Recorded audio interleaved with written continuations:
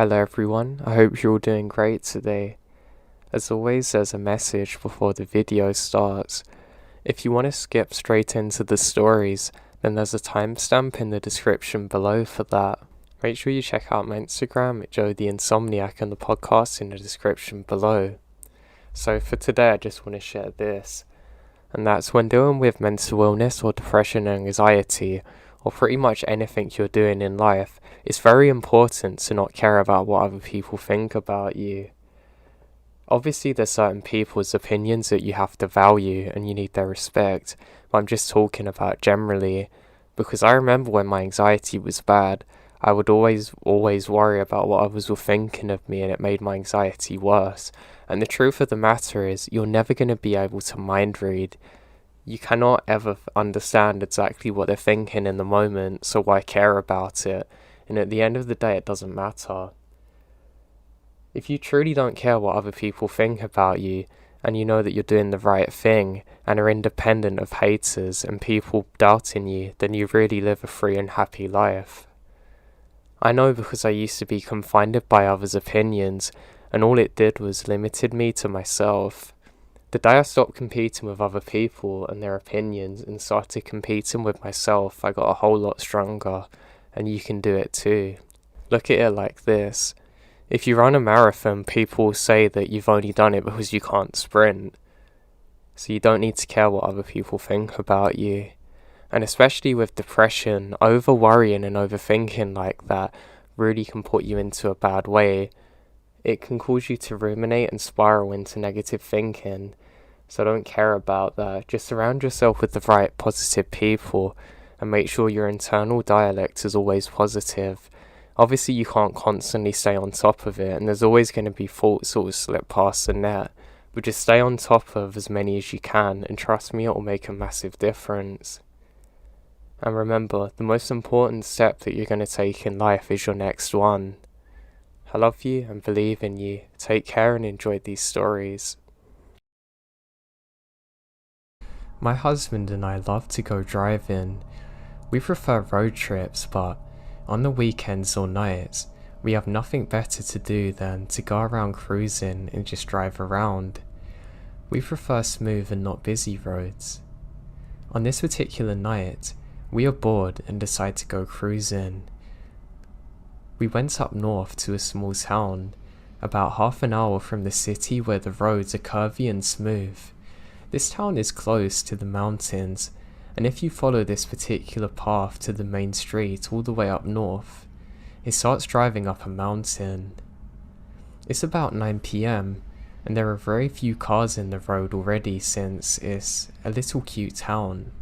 But we kept going north anyway, from the houses and stores, and eventually to where the roads start curving uphill. We drive up for about 15 minutes more, and it's pitch black when we see some blinking lights. As we get closer, we see a truck that's on the side of the road facing us. I'm getting the chills thinking about being all the way up there in the middle of nowhere, and a stranded truck on the side of the road appears. As we slowly approach, I tell my husband it's probably best to turn back. I have a bad feeling, but at this point, we're pretty much at the truck. He pulls up next to us. We see that there's a young blonde guy, probably in his late 20s, who gets up to our window. I get such a bad vibe by this and tell my husband not to put his window down. I think he also gets a weird vibe and actually listens to me. He kinda just loudly asks what's wrong, and the guy just says something happened to his truck and he needs a hand. His phone is dead. Now my husband asks what happened, but this guy insists on showing him and to take a look. He says it's very friendly and even calls him bro, and he's glad we pulled up. My husband says, you know what, I won't be much help because I know nothing about cars, but I can call help for you. My friend knows a lot about cars. The guy's insisting and gets upset. I'm now looking back at the truck, and I thought I caught movement inside the truck. I tell my husband I think we should go. Now, You probably saw the look of fear on my face because he puts the car in reverse, but as he did, the guy is now behind our car, so my husband decides to go forward instead. We drive up for maybe 2 minutes, trying to find a place to turn around since the road is so narrow. The road turns to a dirt road, and there's a little more space on the side, so he's able to turn the car around. I am dreading going back that way now, and our phones have no signal at all. In my mind, I know this could all be someone with genuine problems, but this doesn't make sense. I cannot help the feeling in my gut. We soon reach the area where the truck had been, and there's no truck at all. We drive maybe another 5 minutes, no trace of one whatsoever, and we're sure we've passed the place that he said. We didn't drive up too far to begin with. I am both relieved and terrified that the truck's no longer there though. If it had really broke down, how did it get help working again in such a short amount of time? Calming myself down, I'm telling my husband, hey, maybe they really did get it to work. Maybe it turned on all of a sudden and they drove off. Suspicious, yeah, but not impossible. As we keep driving through, the roads begin to straighten out. We notice far off the truck with all the lights off, and park to the side again and notice movement in the truck.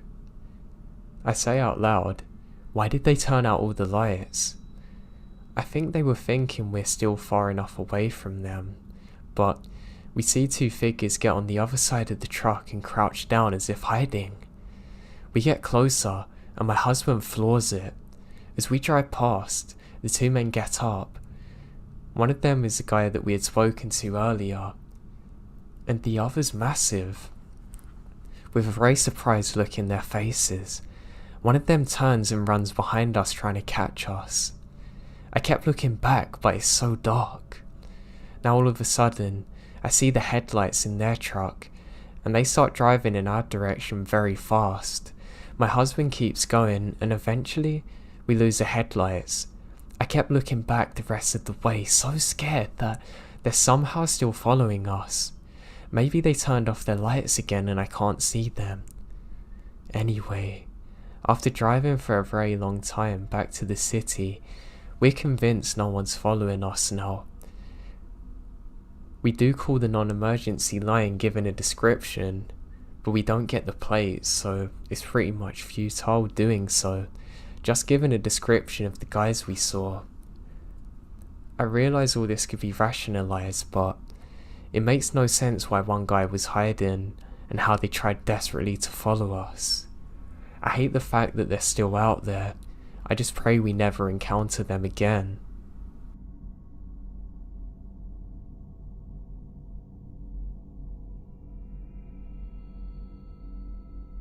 I don't know if this is an Eastern Coast thing, but in my little town, there's a twice the ice station. Basically, you fill up water jugs and get ice bags for cheaper than you can in the grocery store. I went out a few nights ago to get some water, because hey, who wants to be drinking tap water? My husband was home, and because I'm kind of heavily pregnant, he insisted that he go instead, but I really wish that he would have done. I was out at 1 AM, and it's dark for miles in the middle of nowhere. As I get out of my car, I open the back seat to get the gallon jugs and close the door. The moment I do, a dark blue truck van pulls up behind me. I presume that they're doing the same thing as me, and I don't really think too much of it. However, alarm bells start going off, and the alarm bells start screaming at me when the slide door opens up and 2 large men step out. It's about a 20-foot distance between me and them, so the first thing I do is pull out my phone and start making a pretend phone call saying, "Yeah, I'm almost home." As soon as they see me answer, one guy says crap, and they both get in there, tires literally screeching as they bolt out of there. I throw the jugs into my car, empty, and lock all the doors a million times before I broke down, calling my husband. He told me to write down the make and model of the car and colour, and we'd go to the police station first thing tomorrow. Now I don't know if they targeted me because I was a woman alone in the middle of nowhere, but deep down, I know they targeted me because I was pregnant, and I don't want to think what would have happened if they got me.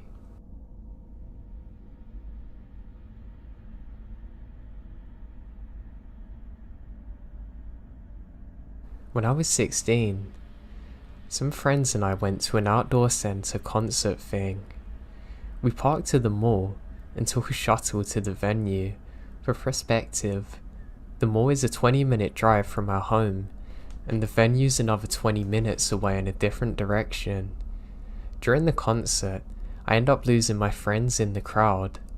I don't care though, as I wanted to get to the front, and I could just call them after the concert ends. Well, of course I lost my phone somewhere in the crowd of people, and don't even notice until the last show wraps up. I search the ground as the people dissipate with no luck. Reluctantly, I just hop on the bus heading back to the mall, hoping to meet them at the car. The car is gone, and I start to freak out a little. But it's 10 PM when I head to the bus station to see when the next bus is coming. Just my luck, it's a special holiday, so no buses until 10 AM. I borrow a stranger's phone and call the two numbers I know, my mum and brother. My mum doesn't answer, but my brother does. He basically gives me the suck it up talk and hangs up. So I'm alone, scared, and a little drunk in a city I don't know. I try walking but quickly give up when I realise I'm basically walking down a random highway towards God knows where. Back at the station, I'm just staring at the map when a stranger creeps up behind me. He asks me where I'm heading and I say the truth. He is conveniently going to the same city, asking if I take a split to a cab. Realising this is my only option, as I said I don't have my own money, we get in the car. Turns out he has less than I do. We barely have enough to get to the heart of the city, which is a 10-minute drive from my home, but at least I know my way from there. During the drive, this guy gets progressively more creepy. He's aware that I'm 16 and he's 25. He scoots closer every minute, touching me, insisting I come back with him, even writing his number on my leg. As we get there, I realise the situation I'm in. We're about to get out at a quiet area at 2 AM, and the cabbie's going to drive off, leaving no one to hear me scream. The second he gets out, I turn to the driver begging him to take me further, so I can at least put some distance between us. The cab driver said he hadn't heard a word the whole way, but definitely heard something odd. He asked me for my address and takes me all the way home, and the creeper stares in frustration as he drives off. When I got home, I offered to wake up my mum to pay him, but he declined, saying he's just glad I'm safe. I broke him through the kitchen window to get to bed and cried myself to sleep. I'm just glad the cab driver was so kind to me.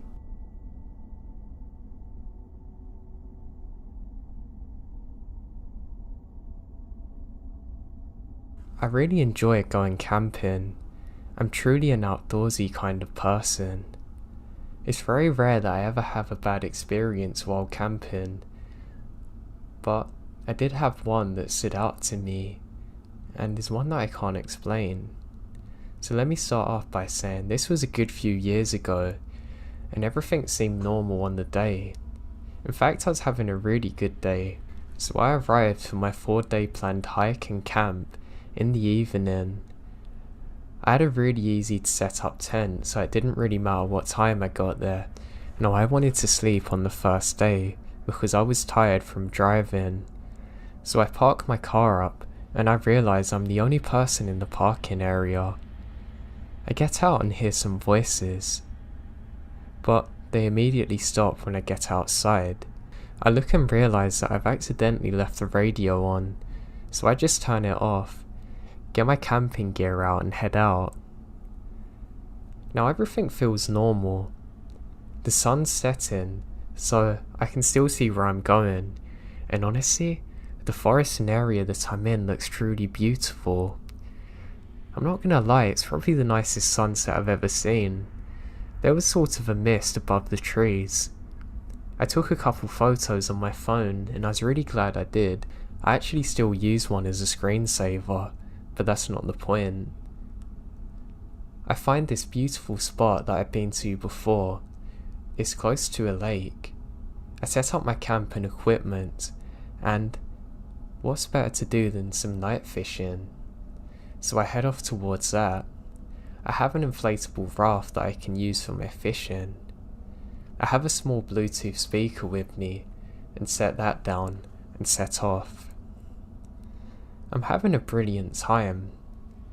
Unfortunately, I haven't caught anything, but I do have this strange feeling washing over me. It's almost like a paranoia that I can't quite describe. Now, the forests and wilderness can be a beautiful area during the day, but at night, even for an avid camper like me, it can be pretty scary. I stay still for a second, and I'm sure I can hear the same kind of voices from before. That's odd. I turn off my speaker so I can concentrate more. I know it's definitely not from what I was listening to previously, but I put my mind on fishing. I want to catch some dinner. Now as I'm fishing, I hear this strange thumping sound like someone slamming something on a tree. It's odd, it's almost like someone's taken a metal hammer to an old oak tree and is smashing it. It's in a very rhythmic manner though, stopping for a few seconds and starting again. Now, needless to say, this confuses the hell out of me, and I begin to hear more voices. I can't tell exactly what they're saying, but I decide that, you know what, I think it's better to be out in my camping site at least. That's where I have my weapons if I really need it, that I've buried now under some leaves. The thought flashed across my mind that, oh god, imagine if they found my site and my weapons, then I'd really be screwed, and I laughed to myself. So I start paddling back. As I do, I've realised that the sound has now stopped, but also that it's coming from the opposite side of the lake. I have a horrible feeling about this. I don't know of any other campers in the area, but hey, it's not the first time I've encountered anyone out there, and I make it back to the shore. As I do so, I get my stuff together, leave my raft deflated on the side, knowing I can come back for it in the morning, and I head out. As I do, the thumping starts again. This time it's louder and closer than it was before. Okay, that's really odd, and I've now picked up the pace. I'm thinking about calling out, but I realise it's not a good idea in case these are actually bad people. I glance behind me for a second, and I can just about make out the flash of a light before it cuts off the second I turn my head. Now, I don't need any more signs, and I literally start sprinting back to my campsite. As I do, I can't shake the feeling that I'm being watched and followed. The thudding sound slowly stops as I'm jogging, but I'm not going to wait around for it. I quickly pack up all my stuff. I decide I'm going to sleep in my car just until I figure out what's going on the next morning. I look and thankfully find my gun, exactly where I left it. I feel a lot more safe now. I start sprinting towards my car, and as I do, I can hear rustling around me. I'm now terrified. I call out, whoever's there, I have a gun and I'm not afraid to use it. What's wild is this doesn't even deter them. I start to think maybe it's a group of animals stalking me like coyotes or something. The last thing I need. As I'm running, I can see the figure of a person near my car. I shine my torch and I can see the reflection of animal eyes. I don't really get a lot of time to figure out exactly what animal it is, but it gives me some relief, knowing it's not a person. As I get closer, there's this disgusting smell. Just as I reach for the door, I can see that this isn't actually an animal. It's just an animal's head that's been freshly cut on the roof of my car. What the hell? I now let out a really loud scream that I don't even have to think about making. I quickly get in my car and turn on the lights. I can see the silhouette of a person in front of me now, who quickly ducks down. I instantly slam it into reverse, but I realise I'm having a really bad panic attack, and I need to wait at least 3 seconds or so before I start driving, before it gets any worse. Just as I'm doing so, I can see the flashes of more torches behind me. I instantly snap out of it, and immediately step on the accelerator and speed the hell out of there. I then instantly call the police to report what's happened. I can't believe that this actually happened to me. How could a nice relaxing getaway turn into this? How the hell did that animal head get there? Who were them people? The police agreed to meet me further up the road, and I agreed to help go back to figure out exactly what's happened. I'm literally shaking, but I feel a lot safer with the police officer there. He says he's never heard of anything like it before happening. When we get there, there's no longer a feeling of being watched. Disgustingly enough, the animal head's still on the floor, close to the exit where it rolled off my car. The officer says that someone must have done this very recently because of the way it sat and the blood around it. He does a quick patrol and can't find anything in the area. I go to the lake and show him exactly where I saw the first torch. I'm now able to retrieve my raft too, but there's no signs of anyone out there. He says he's literally never seen anything like this before, and that whoever done this is long gone, and I agreed to go back to the station with him to make a bigger report. Turns out, there's lots of reports of occultist activity in the area that neither me or the officer knew about previously.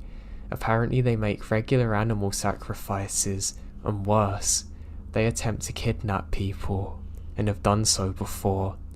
Unfortunately for me, they never found exactly who did this, and I still have more questions than answers, and I never went back to that same area again.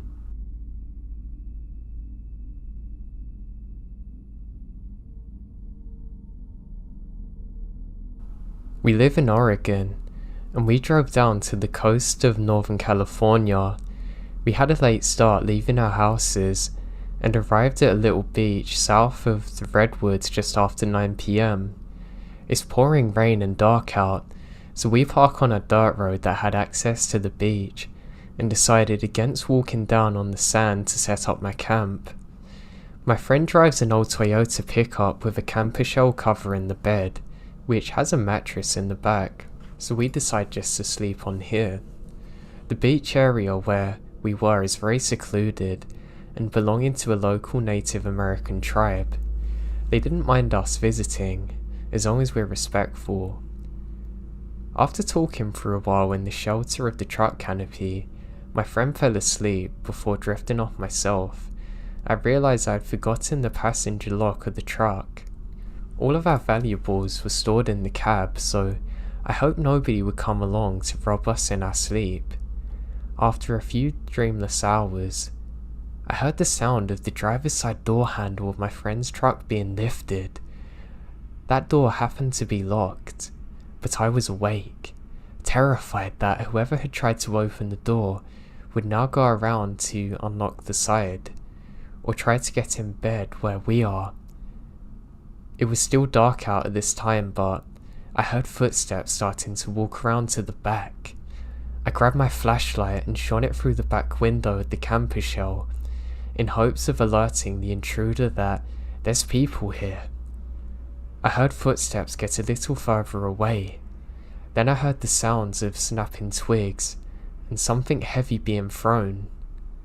Then the man let out a long yell, screaming a swear word at the top of his lungs.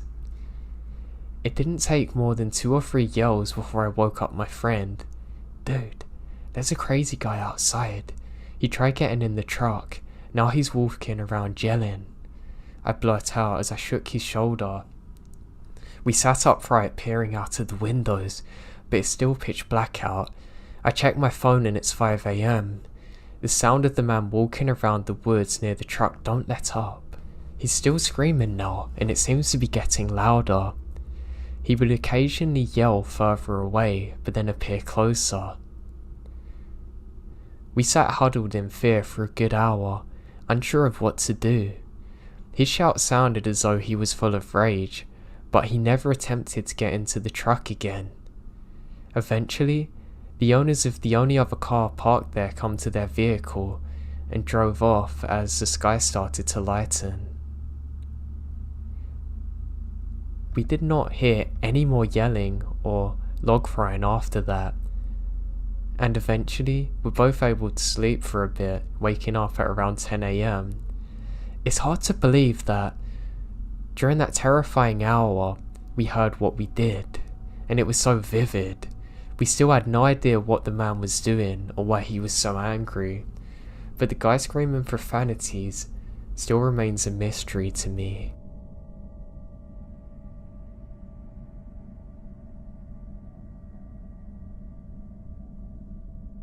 This happened when I was probably 7 or 8. When I was a kid, I lived in a pretty sketchy neighbourhood. We lived in those long apartments. Ones are attached to the sides rather than stacked on top of each other. The front of the apartment faced a main road, and there's a little street to access the park and woods and back area of the apartment. Behind the apartment is a massive field and a forest. Me and my friends and I used to go there to build hobbit holes in the grass. My mum hated it when we went out there because there were some rough people that lived in the neighbourhood. She didn't like the idea of 7-year-olds playing out there in the same place where people do drugs. I'm adding some more details so you can get a picture. Now one day, I was out in the woods by myself, just exploring and pretending to be Indiana Jones or something, and I was coming out of the tall grass. I could see the little back alley in between the parking area and the woods, and I saw something lying in the grass. I believe it's a deer. I think it's just sleeping, so I creep up on it, trying to not scare it. I know, cool. That was quite funny. When I got there, I knew something was off. The deer was too still and smelled horrible. I couldn't see its face, and its back was facing me, but when I got up to it, I nearly had a heart attack when I saw its entire stomach is ripped open. I wasn't a smart kid, but I knew this was messed up. When I turned to run back home to tell my mum, I saw another deer nailed to a tree next to the first. I don't know how I didn't notice this before, but its 2 front hoofs are literally nailed to it. It's a disgusting scene, as you can imagine. As I stood there, staring at it, a car drove past a little alley. I remember it's a white car with tinted windows driving really slowly. I mean, everyone drove slowly on this alley because it's a residential street, but these people were barely moving. I can't see inside, but I got the sinking feeling that they were watching me. Obviously, I can't be sure that they are, but I'm 99% sure it was them. Once they were gone, I booked it home and told my mum the whole thing. She told me not to go in the field again, and I agree. I really hated what I saw. For the next month or so, I saw that car drive everywhere. It would drive up and down the main road I was on while I was playing in the front yard. It would drive down and back towards the alley when I would be back in the yard. I even remembered seeing it at a grocery store once, but They were definitely staking the house out. It was always the white car, tinted windows, maybe they're following me, and always driving way too slowly to be normal. I tell my mum about it, but she chalks it up to a neighbour just going down the road. So one day, my mum was out mowing the lawn. Because of the way the apartment is, she had to push the lawnmower all the way around the apartments to get to our backyard. Being the helpful kid I was going to meet my mum out the back to open the gate so she can put the lawnmower in the shed. As I'm walking out the gate, I see the car come along the back alley. Normally, the car goes slow. As soon as it turns a corner, however, the driver steps on the gas, zooming up behind me. The back door closest to me opens and someone gets out and starts running towards me. I don't remember what he looked like or even if it was a he. I just remembered getting back home as quick as I can, terrified. After that, my dad yelled at me for peeing myself, and neither he nor my mum believed me about the guy in the car, and I never saw him again, and we moved a few months later. That sounds really harsh, Jesus. My parents still think I made up the whole thing, even though they thought how sketchy the neighbourhood was. I don't remember anyone going missing at that time in my town, but I never really looked it up. All I know is it was really messed up, and I have no idea who those people were and why they did that to the deer or what they planned for me. I just hope they never done anything to anyone else.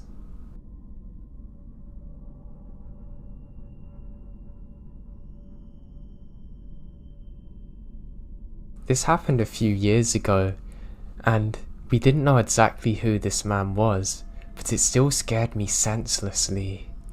When I was about 13, I used to have my bed right under my bedroom window. It was also around the time my dog was brought inside because she got too old to stay out.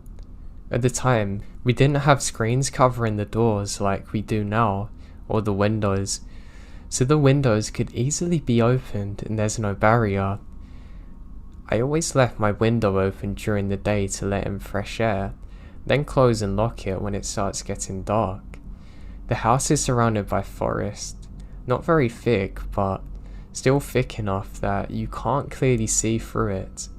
It's completely normal to hear strange noises at night, because things like bears or stray dogs or even former neighbours' chickens would roam around through our backyard. So when I heard something shuffling around my window, I didn't think much of it, and continued playing video games. Not even 10 minutes later, I heard something hit against it. It may have just been a large June bug. When they hit a window, it sounds like rocks being thrown, so I literally ignore it. The knocking kept going, but I just kept ignoring it until finally it stopped. Fast forward until around 2 AM. I was finally settling down and going to sleep when I hear breathing. Very faint, enough to miss if my room wasn't silent. I heard something drag down my window, like a stick or finger. I did it a few times, and that was enough for me. I jump out of bed, running to my dad's room. I told him that there was something at my window, and he immediately came to look. We turned on the lights, and nothing's there. I told him what I heard, and he said he's gonna look in the morning. We did just that, and my stomach churned. Under my window, there were two completely different foot tracks, one back and forth besides the generator, looking directly under my window. There's even cigarette butts laying on the floor, and ashes. Like they'd been there for a while.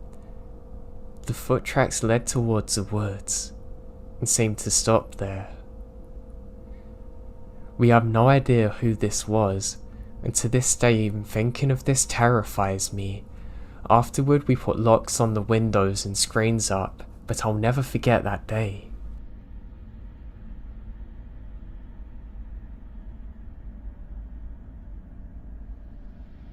Okay, so this was a normal rainy evening when I was 14.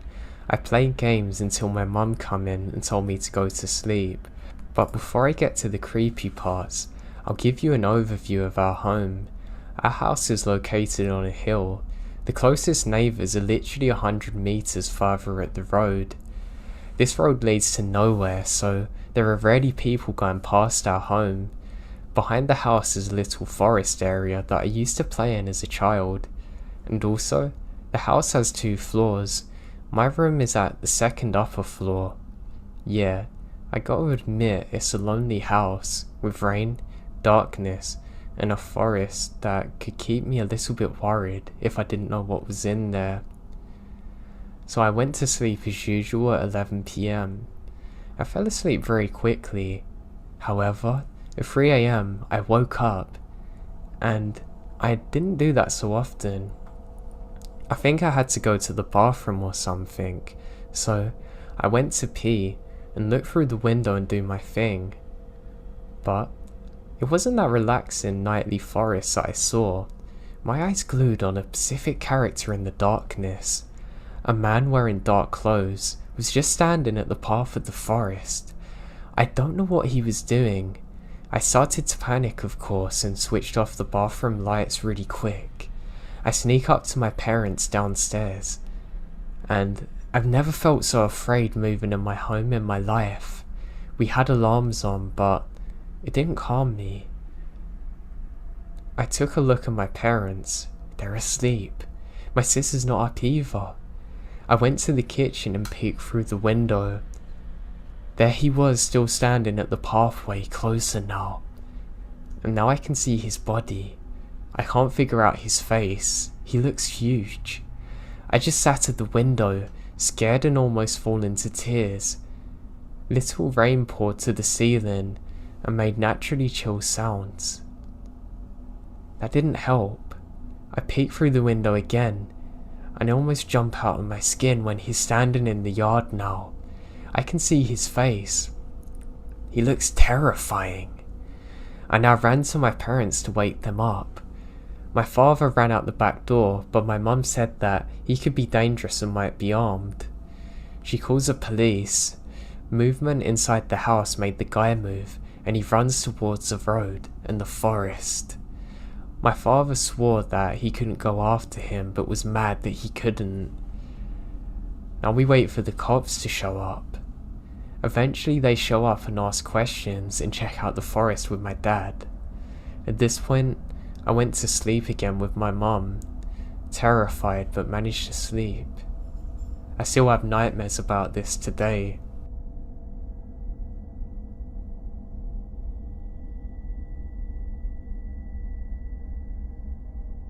When I was young, me and my brother loved to go and play and explore in the forest near where we lived.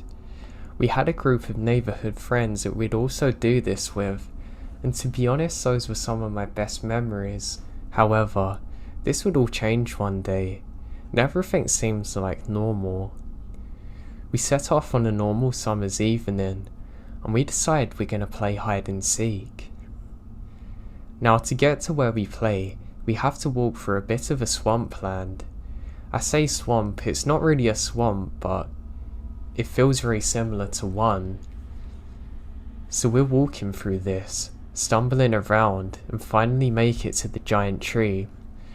This is the exact tree that marks the spot where we play. So, I have to look for people unfortunately, but it's my turn, so that's fine. I hide behind this tree and start counting. I finally get to 1 and say I'm ready for you lot. And I burst out laughing when I see one of my stupid friends has literally climbed on top of the tree, hit directly above me, got caught instantly, then starts panicking that he can't get down. I help him down and I say, "You search the left side, I'm gonna go a bit deeper and find these." He says fine. To be honest, more than anything, I can't wait to tell the others how stupid he was. As I'm walking, I see something up ahead. It's a dark figure. I laugh and start sprinting up there. I stumble on the way and hurt my knee though, so I was quite annoyed about this. But by the time I get there, the figure's moved. Now I'm looking around and Something feels very odd. It feels like I'm being watched, but not like in hide and seek. This is almost like a much darker, ominous presence is there. I've literally never had a feeling like it since then. So I look around when I see part of a hand. Well, it's not a hand, it's a stick that looks like a hand, but I can make out what it is in the shadows. As I get closer, I see it's holding something. I think that's really odd. I get a bit closer and realise that it's a skeleton hand. One that looks slightly degraded, like it's been there for some time. Halloween's around the corner, so I'm sure it's a Halloween prop. I hold up the piece of paper and look inside. It says run. It's not in any of my friend's handwriting. And then, to my horror, I see a shadow appear behind me. I glance back for a second, and there's two giants of men standing there in full camo gear, with smirks on their faces. I drop the paper and let out this blood-curdling scream, and I begin to sprint my way back. I end up going all the way to the tree, and to my horror, I'm met by all of my friends there, who can see how scared I am, and we all sprint all the way back home. When I get there, I explain what's happened, and my brother's so scared he starts crying, where he's younger than me. We're more scared of getting in trouble with our parents, don't even bother telling them. But looking back on it now, I really wish I'd done something more at the time, like told the authorities or something. I hate the thought that there's some twisted, mental people out there that would do something like this. God knows what their intentions were, but I can guarantee you that they weren't good.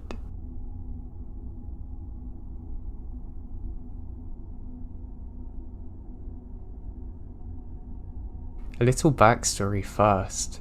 I grew up in upstate New York, about 30 minutes north of Syracuse to be exact. It only made sense that I would return to my quiet little part of the world after I got out of the Marines in 2007. The only problem is that I didn't have much money. The good news is that my grandfather had an old pool behind camper that he told me I could have until I got on my own feet. So, being on my own, I decided I'd spend about a year in the pool behind on a few acres of woods that I bought from a friend of mine while I was in the Marines. Now all my taxes had been paid for the year, so the only thing I had to do was pay for gas and propane. I managed to avoid looking like a crazy mountain man by showering and washing my clothes at a local truck stop / diner, even getting a pretty decent job working security. I filled the rest of my time working odd jobs for extra cash. Alright, so for the main story. It was mid-April. I was sitting next to a nice low fire while listening to my battery-powered radio, watching nightfall in the woods. I had gotten a nice dinner at the diner down the road, so I didn't have any work for the next few days. Generally, I don't see anyone in the woods for weeks at a time, so I wasn't expecting it when I hear a scream to break the silence. I shot up, grab my shotgun, and get out of the camper and check the chamber to make sure it's loaded. I stood on the edge of a small clearing, strained my ears to listen for any sounds. It's generally hard to pinpoint sounds in the dead of night in the woods, but luckily I hear some shouting and car doors slamming, so I knew that the sounds had to be coming from the main vehicle trail a short distance from my campsite. I made my way to the trail as fast as I could in the low light, and before I get halfway there, I heard another clipped scream to my left. I could hear a rustling in the brush. I slowly made my way there, and to where I think the noise is coming from, I come out of the woods right next to a man who had a woman pinned to the ground, just standing over her. Shaking from adrenaline, I leveled the shotgun at the top of the guy, and the woman growled at him to get off. Now I'm a big guy, but I have no doubt that the shotgun was the deciding factor in this whole situation. Each of these guys easily had a solid 30 pounds of muscle on me when I was a 200-pound Marine. I ushered the two idiots back, so I was between them. The woman's now getting to her feet. It was about now I realised we have another problem. My cell phone was cheap and didn't get reception in the woods, and hers had been broken by these two sickos. There wasn't much I could do other than march these two back to their jeep under the threat of shotgun. I get the license number, and I'm sure it was fake, and a description of them and their vehicle. Before the driver gets in the vehicle, I lower the shotgun to his crotch and made sure he understood what a 3-inch 12-gauge shell loaded would do. They took off in one direction. Me and the woman made our way back to my campsite. We drove to the DEC station and reported it as quick as possible. It turns out that the guy I'd threatened was the young girl's now ex-boyfriend. They'd been out having a few drinks when the third wheel in the situation got a little too handsy for her liking. When she said something to her boyfriend, he basically told her to stop and get on with it for once. When she refused, the boyfriend smashed her phone and pushed her to the ground. They both pushed her into the truck and drove her deep into the woods. She had waited for them to become complacent before throwing the back door open and jumping out and taking off. Luckily, the Jeep was crap and the back door didn't lock. It was a stroke of luck that I happened to be outside when she escaped. Fast forward 7 months and that woman I helped is now my wife, and we moved into our first house using the money I saved up living in the woods. We've been married for 8 years now, and I have 2 kids, a 6-year-old boy and a 4-year-old girl. I still go out to camp every year to hunt and haven't seen the Jeep or the guys again. We heard through the grapevine that they had been arrested and actually got jail time. I'm assuming they moved to a different area because I never saw them again.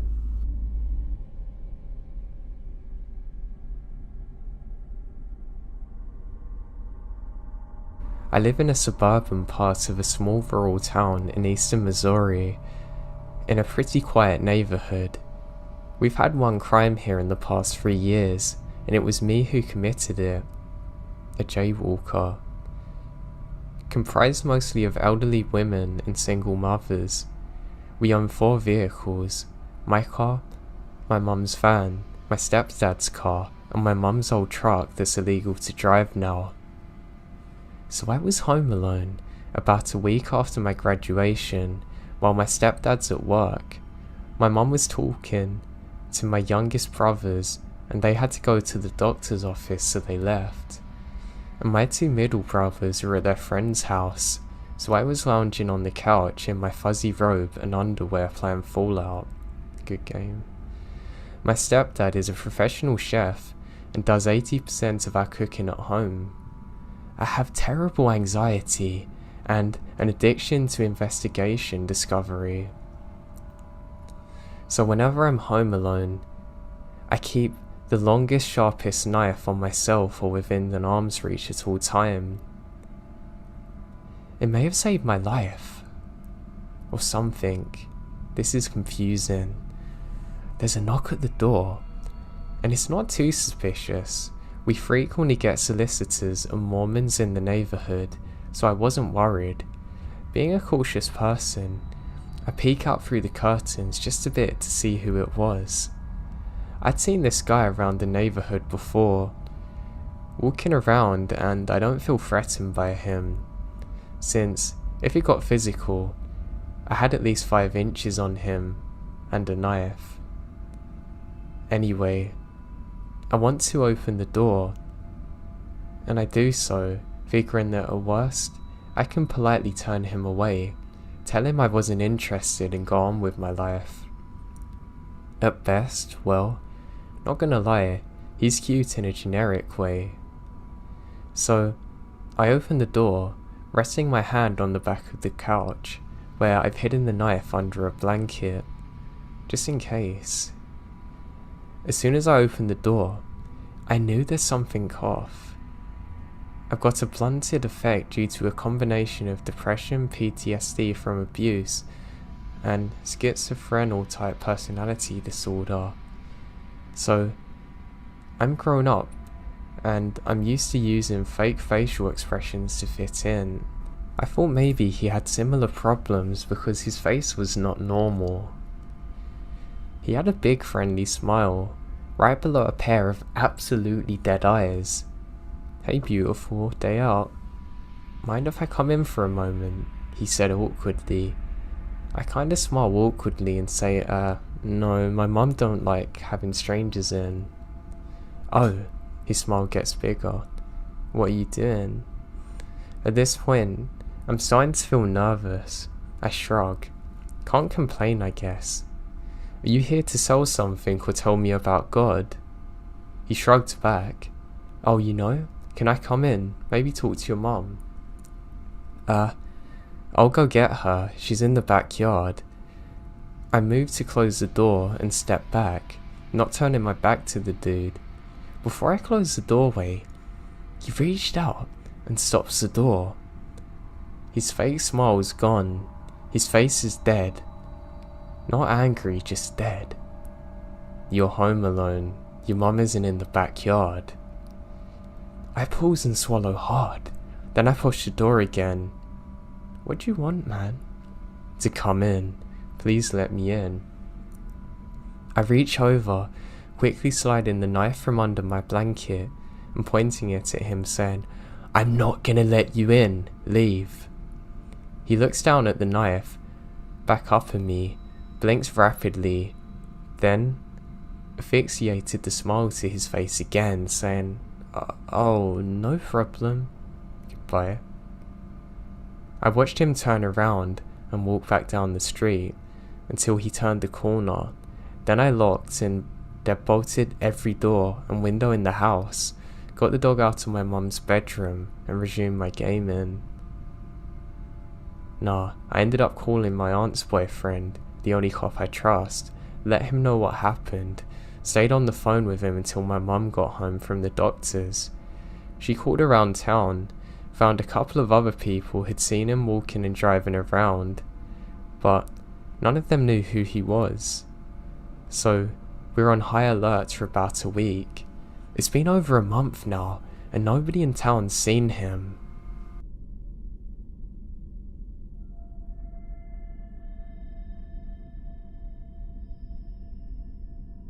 This old memory of mine, I've been talking about a lot because of the recent news of the Delefi murders. As the man I'm talking about looks similar to the first sketch, but this is 20 years ago and the sketch is now irrelevant. But anyway, when I was 12, I lived in Flagstaff, Arizona. If you're not familiar with this part of Arizona, it's not what you think of when you think of Arizona. It's a Pondasora pine forest with mountains, and it snows in the winter. Anyway, across the street from my home was an entrance to some woods with paths. As my parents worked, and I was the first one home after school, it was my responsibility to walk the dog. Usually, I would take him just inside the woods entrance so I wouldn't have to pick up his crap from under the rocks that would usually be in sight. Now, usually, I was too afraid to go into the actual woods, even with my dog, because he was stronger than me and didn't listen to me well when we were outside. The other reason I didn't like it is the wolves, packs of wild dogs, sometimes cattle, seriously, and of course, anything lurking. But this day, I felt adventurous, I guess, and took him over there. We went pretty deep that day, and I didn't see another soul because it's about 3 PM and the people are at work. None of the neighborhood kids really hang out there either. Now my dog was excited by anything that moved and always wanted to greet another person, cat or dog. But this day, on the way back, I remembered him being steadfast, still pulling, walking me along on the way back home, ignoring squirrels and trees blowing in the wind. Then, out of nowhere, a man appeared on the trail in front of me. Now when I say out of nowhere, that's exactly what I mean. The woods are not dense, and usually you can see people from a mile away, as long as they don't surprise you.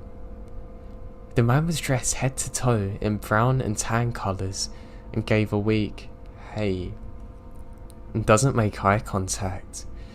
The way he dressed stuck out to me, as everything but the treetops was brown, as there's actually a drought going on at the time. Even the picture I linked is more greener than it was then.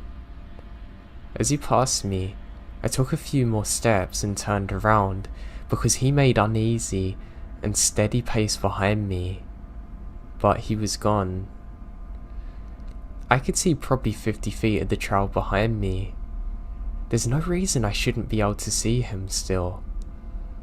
My kid brain starts going, maybe it's a ghost. No, he must be hiding. There's no way I wouldn't be able to see him immediately after passing each other. Maybe he was hiding in front of me, before he came out of nowhere. Maybe that's why he's got all brown on, trying to blend in. The dog didn't want to greet him anyway. It didn't make sense. It didn't take long for my dog and I to take off running all the way home. Thank God I had my goofy dog on me, because he was pretty aloft, but also protective. For all I know, maybe the disappearing woodsman watched me take my dog out every day, saw me wander in that day. I know I let my dog crap in the yard a few weeks afterwards. The reason it was so weird is that he was pretty much in perfect camouflage, and he had no dog on him or reason to be out there. I'm not sure exactly who it was. It definitely wasn't a hunter either, because hunting's illegal, and that's what creeps me out. Why on earth would anyone be in camouflage in the woods where hunting's illegal?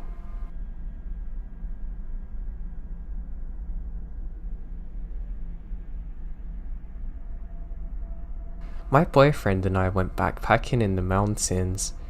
I've been camping before, but only camping in a car, so never had to carry a bag on me for a long period of time. So this is my first time actually backpacking. Now after getting lost trying to find a parking lot, the map swore there was, but there actually wasn't. We drove around the mountains, finally finding a parking lot we could stay at. We'd planned to walk down the mountain, camp, then walk back up the following day. About an hour in, it's maybe 6 PM, and we come across this guy sitting off the side of the trail, cooking in a cheap stove.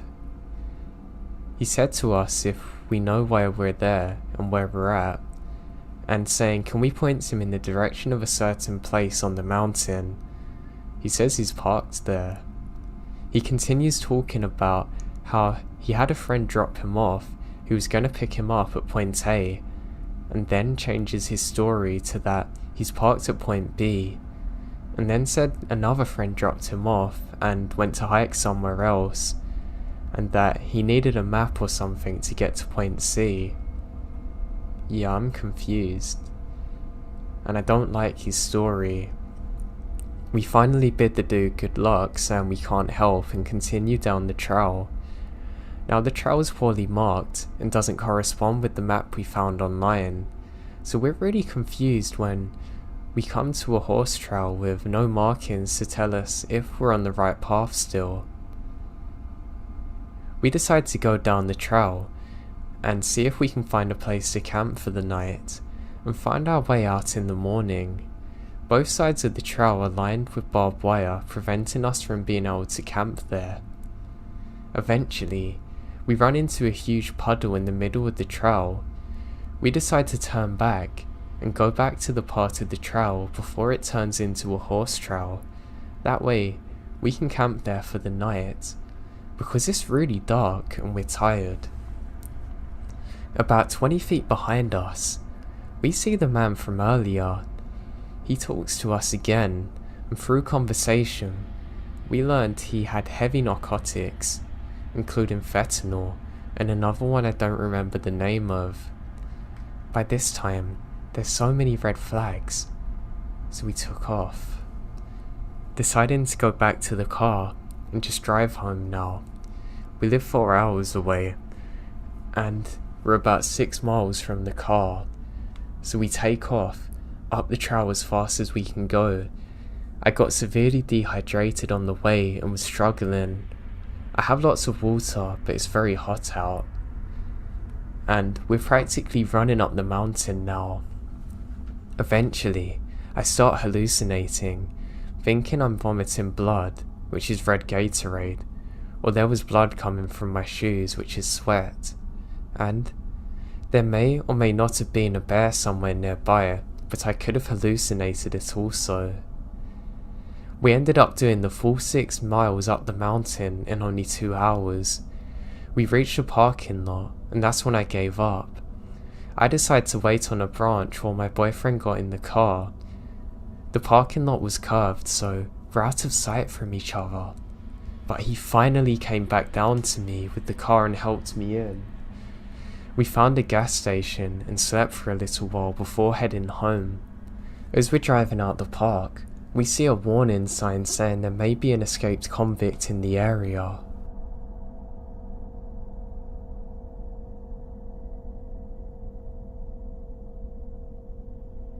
This is a true story that happened to me. Back in the 80s, I was a camper at this place in the Adirondacks, a 6 million acre state park in upstate New York. All camps have their own customs, and I'm not sure if this occurred elsewhere, but if sitting around a campfire and smoke was blowing in your face, we would utter the phrase, "I hate white rabbits," and I swear this worked. The smoke would immediately move towards another direction. And no, it wasn't the breathiness of speaking the words that made the smoke move. It was rumoured to be a voodoo chant though. So things are different in the 80s. Things we did back then might have gotten you kicked out of camp if you got caught, but to be honest with you, these days, you would probably catch a court case and get jail time. Like the time my counsellor locked me in his room with a 6-pack of Budweiser, tall boys, and told me I can't come out until I finished. But that's a separate story. This camp was right on a very large and pristine lake, and periodically, there would be hikes and canoe trips to some of the islands on the lake. You choose your adventure, basically. So we're on this canoe hike to a large, huge, massive island that's not too far from camp at all. We're all slackers, smokers and stoners on this hike. My kind of people. The island was so big. It had a pretty wide running trail that went around the perimeter of the island, wide enough to comfortably ride a 4-wheeler around. Were they allowed? Wider than I was tall at the time, wide. So I mentioned this is in the 80s, right? That first night, some of us campers were partying with the counsellors, beers were being drunk. Now at the time we're sitting around a fire, of course, and when the smoke blew into someone's face, they said the phrase, "I hate white rabbits," and the smoke moved. The next reciprocate of the smoke said the same words, and so on. And the smoke was being moved around fast from person to person. At the height of the frenzied chanting, the smoke almost looks like a vortex. The next morning, I opened my tent to see lying on the ground, spanning the width of the running trail, the biggest dead rabbit I've ever seen in my life. It was dead. It had eyes that were glazed over blue and white. I've really never seen anything like this before. I know it could have just been coincidence, but it was crazy.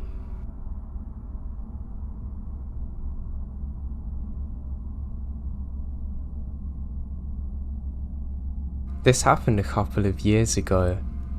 I wanted to go to the local wildlife trail to walk in the woods. I'd gone several times to hike and jog. I normally went with my boyfriend at the time, but he was working and I wanted to go, so I decided to go by myself. I felt pretty comfortable going. I park at the far end of the parking lot in case anyone else appears. The trail continues straight from the parking lot for about a mile until it curves up a large hill. Where I wanted to go was the abandoned parking lot with a lake. The turn off to this part of the trail was about 400 yards down to the left. Once you turn left, you have about 200 yards of flat trail before it inclines. This inclined section is loose gravel and it's quite noisy when you walk up it. The last section is about 100 yards.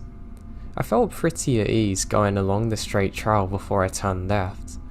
When I hit the incline, I began to feel uneasy. I brushed it off as being overly paranoid and continued. As I went about halfway up the incline, I began to hear crunching and snapping of twigs in the woods to my right. It sounded about 100 yards off.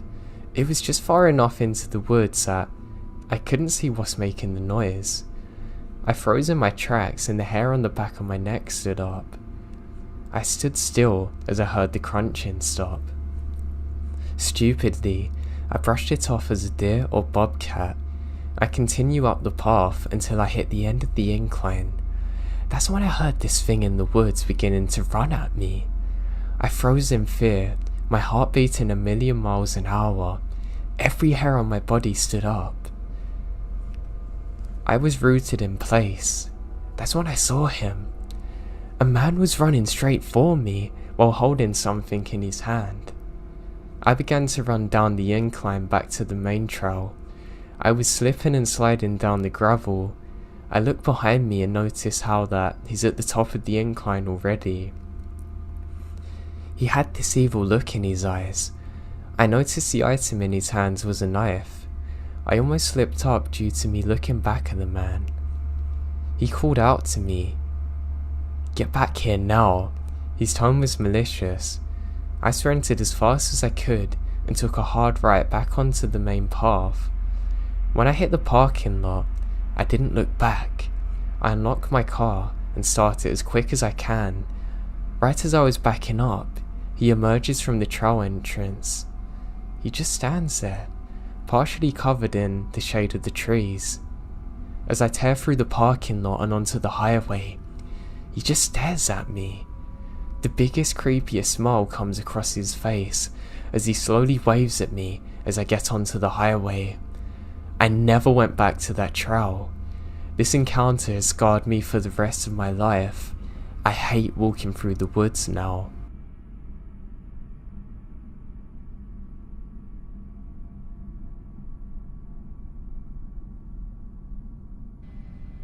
Okay, so I have no idea exactly what I saw that night. I have searched everywhere for sightings or even myths around that area we saw it and found nothing. If anyone has any idea what we saw, please let me know. My husband and I think it could have well been a Wendigo, but I don't know. I haven't heard anyone else say they've seen anything like it. I guess more than anything I want to know what I saw and have some closure. So anyway, my friends and I go camping a lot, and my favourite place is the Red River Gorge, Kentucky. We go there often. I've been going there since I was an infant. I'm 28 now, married with a kid and still go. It's the coolest place to go where I live, and you can actually see the Milky Way pretty much every night. I mean, it's perfect for stargazing, and I've seen a shooting star every clear night that I've been there. When we go there without our kid, we might have a hike and stargaze for hours. Our first experience happened when we were night hiking, and we would go on trails we knew well, and we used frequently during the day. Ones with log fences and gazebo resting places. The most used trail is in the National Bridge State Park that leads up to the Natural Bridge. The trail is around 2 miles uphill depending on where you're starting. Now I've done this trail every summer of my life and could do it blindfolded. It has wooden steps, carved rock steps, log handrails, multiple sitting points under a roof, trash cans, but after reaching the main trailhead, there's no lights at all. It's used often, and while it's uphill and the difficulty is low, as long as you have a good grip on your shoes and water, you'll be fine. My friends have done it with me multiple times and we're confident as hell at it. Hiking this trail at night is not allowed, but the woods have never really been a problem for me and no one really cared about the closure times. When we use this main trail to hike to the top, we would park in a lot designated for the pool and hoedown island. You walk across the road that leads to the pool and you're at the first trail marker. You go up the gravel for a while and past a natural bridge state park lodge.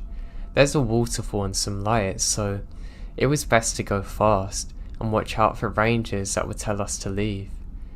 Then walk across another road and there's a mini shelter to sit on or a small rock where you can rest your legs. Then it's the beginning of the top of the trail. The night was weird to begin with.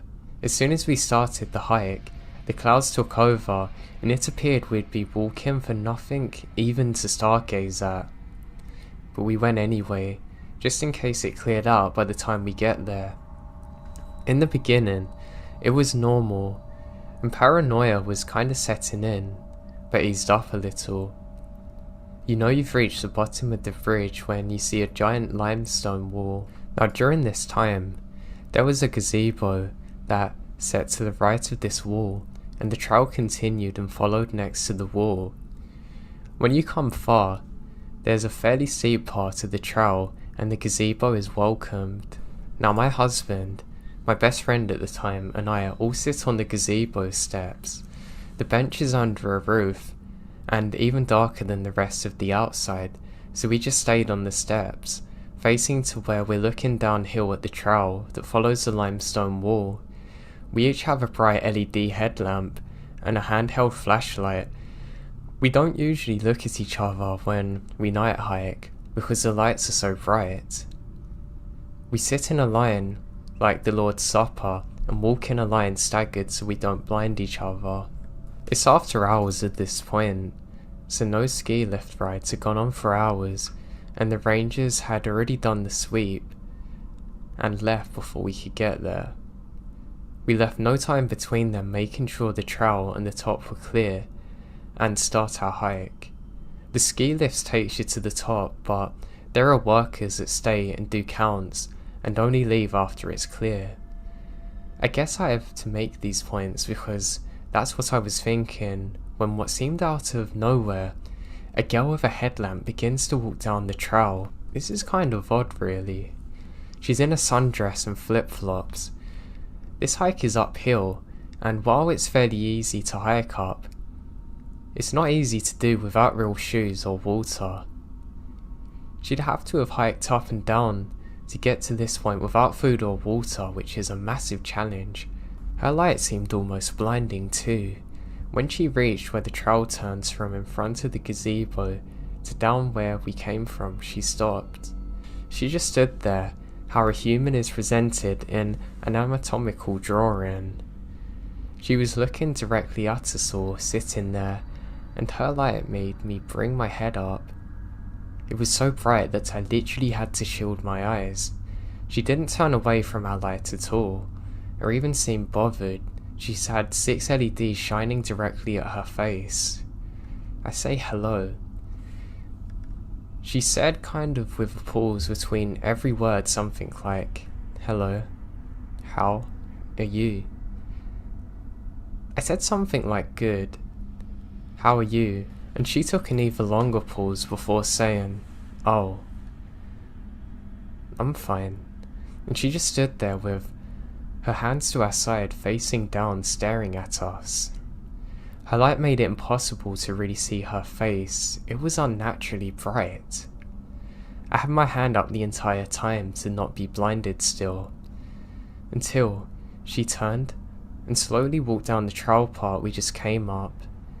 She got to the part where the trail turned, and we saw her light just stay in that one spot for a minute, until she turned and the light faded out of sight.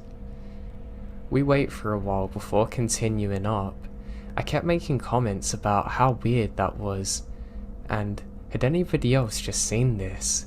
And was I being overly paranoid with my fear? And why did no one come after her?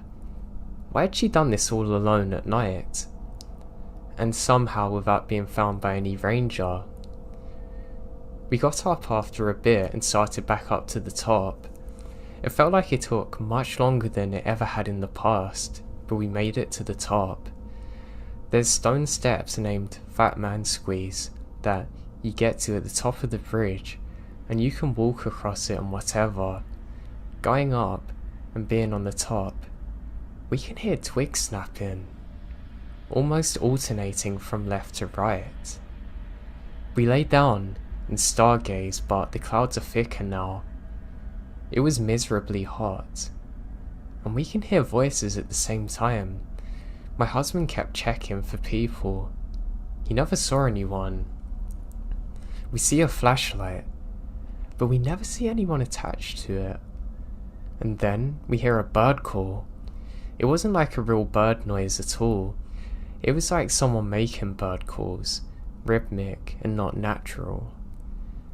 I'm convinced now that we're not alone, and hadn't been alone at all during this. And to say this is a lot because I'm not easily spooked. I asked to leave as soon as they're done. They then tell me that they're ready to go right then and there, and that scared me. It showed that I wasn't imagining all of this and they're just as scared as I am.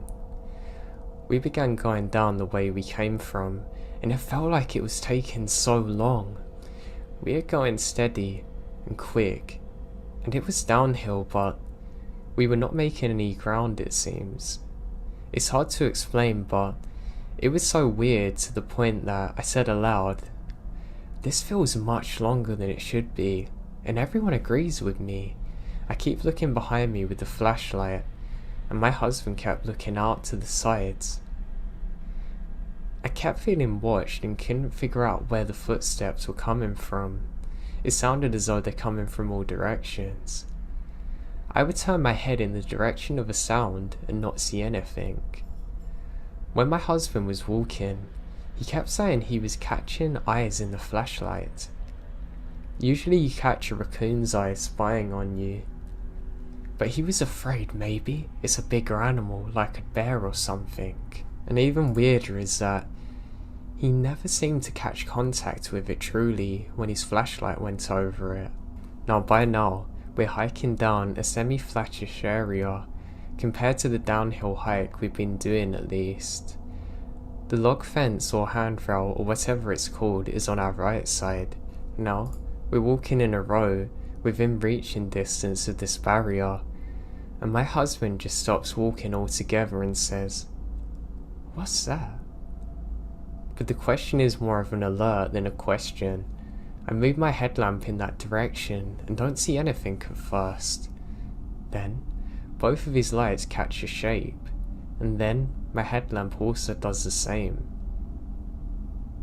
I move my headlamp to the center and catch it while my friend simultaneously finds it in her lights as well.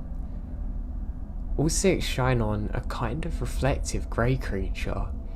It's bent in a crouching position, kneeling on its front leg, and it starts turning towards us. It starts to turn slowly, and my mind is racing. It looks like a human, but it's too big. People mistake human shapes for what's actually bears, but this is skinny.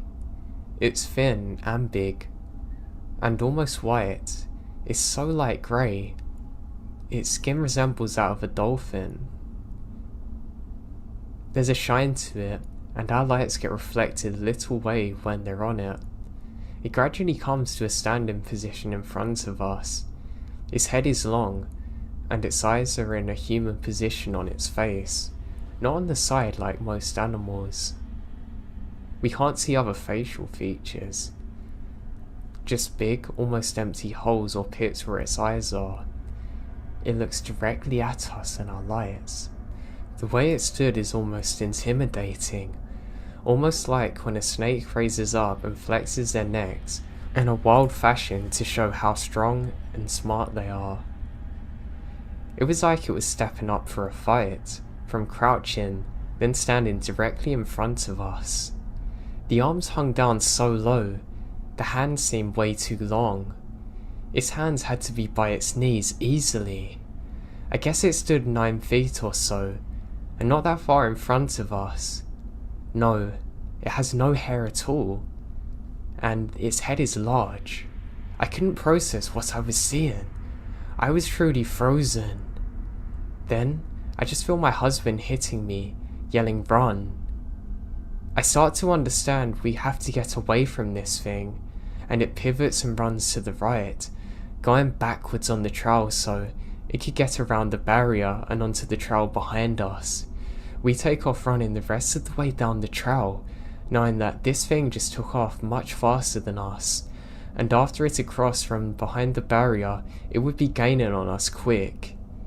We didn't talk at all because we tried to figure out what was going on and knew it wasn't good to draw attention to us.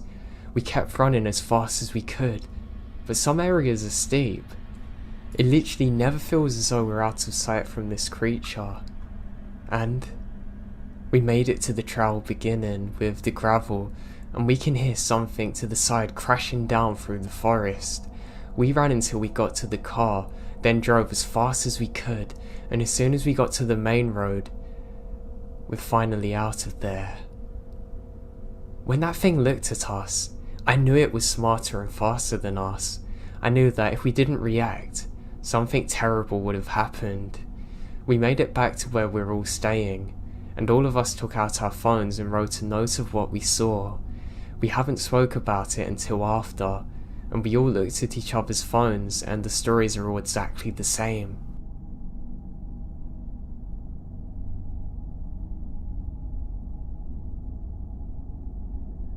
When I was 12, me and a group of my friends would play hide and seek in those woods where we're on the edge of our neighbourhood. We would always play at around 6, but had to be home by 10:30 at the latest on a weekend, and we weren't allowed to go so far that we couldn't see our houses. Those are the only rules our parents had for us. Well, one Friday, we're out playing in the woods as usual, and I, for whatever reason, decide to go in the woods deeper. I can't remember how far I went into those woods, but I do remember coming across an old shack.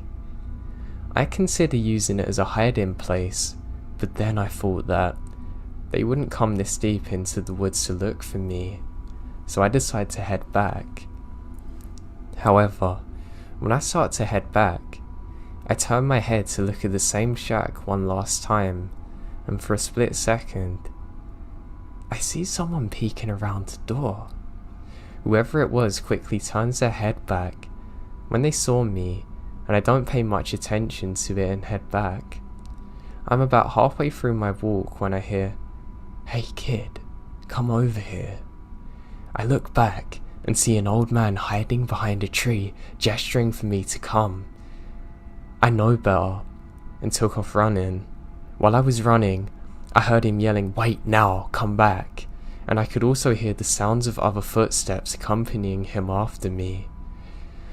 When I got to the end of the woods, I ran into my friend's house, who was wondering where I was. I told them to get out of the woods, and we ran to our friend's house. I told them what happened, and eventually, I told my mum what happened too.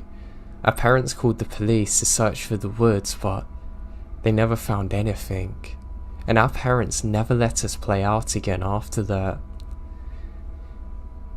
Old man living in the shack, you could still be out there. I just hope you get caught and haven't done anything worse.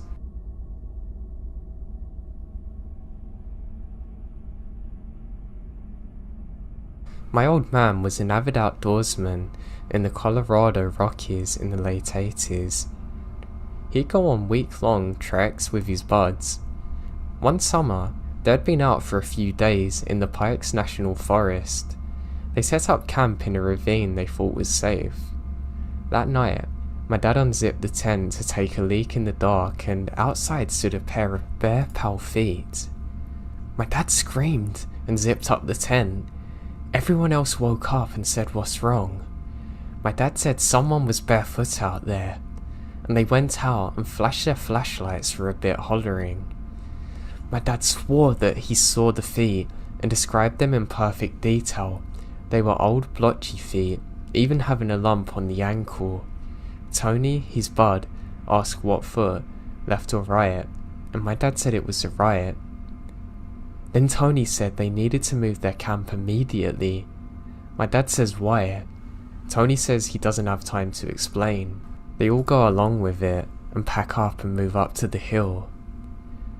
The next morning they woke up to find a flash flood had torn through the ravine that night. It would have surely killed them.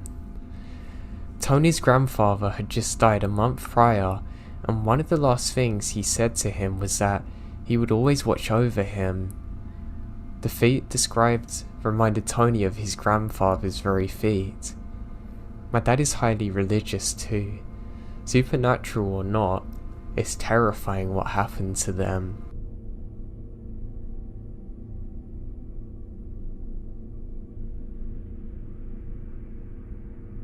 So this happened to me when I was about 7, and I lived in Portland with my grandparents. Now my grandma and I would always watch Lost together every night, and then the news would always come on afterwards. When we saw there was a sniper that was going around our area, in the woods somewhere, and they were looking for him, and lost his location, it blew our minds. I remembered one day at school, the whole school had to go on lockdown, because someone reported seeing him near the school, and so everyone had to go to the hall and wait out the entire situation to clear. I don't think we left school until 7 PM. The police caught him and took him in for questioning.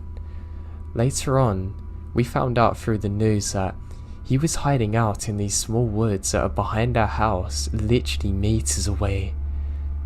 Now my grandma and I would go for bike rides and walks most evenings. The only reason we hadn't was because of the shooter. I refused to leave the house for a good week or so because I was scared that he'd still be out there, and I wouldn't let my grandparents leave either because I was so scared something bad would happen to them. To this day, I still have a mini panic attack every time I go near them woods. Just the thought that at some point in time, only meters away, there was a killer waiting in the woods in camouflage terrifies me.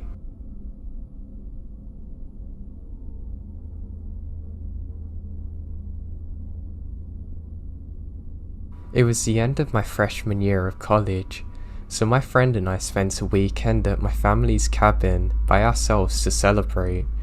The weekend was fairly uneventful. The most exciting things to happen were burning a pizza on a grill and a chipmunk trying to join me while I was in the outhouse, which was pretty funny. But then, we had to leave. Even though I'd gone to the cabin every summer since I was born, I still didn't know very well how to get from it. We had been using my friend's dad's GPS. It was pretty old and probably hadn't been updated in a while, which is likely why it took us where it did. The route we took was fairly unfamiliar to me, but what do I know? It's a GPS. I trusted it enough to bring us wherever we needed to go. It ended up taking us down a twisted side road that I knew was wrong, but I kept going, thinking that maybe going through the woods would be faster. That's when it told me to take a left. I obeyed, but was extremely confused because it looks to be a dirt road. I slowed down to look at the GPS when my friend lets out a horrid, "Oh my god." I look up and realise we're not on the road at all. We're on someone's driveway. Then I saw the dolls. They were worn by the weather, full of dirt and faded from the sun. The ones I took note of were clowns, and bodiless and beheaded. There were so many, I can't even make out how many there actually are. Every single one's hanging from a tree. My friend and I were both shrieking at this point. Her yelling at me to back up and get out of there, me yelling what the hell over and over again. We safely got back to the main road and followed that until the GPS gave us a different route, which took us home without incident. Although I didn't see the person living in that rundown house, it was one of the most terrifying things that ever happened to me. It didn't even feel real when it was happening. It felt like I'd been dropped into the middle of a horror movie about a serial killer with some doll fetish or something. Sometimes, I wonder what would have happened if the person who lived there actually saw me pulling up. But I try not to let my imagination get the best of me. I hate to think of whoever's responsible for that house, if they still lived there.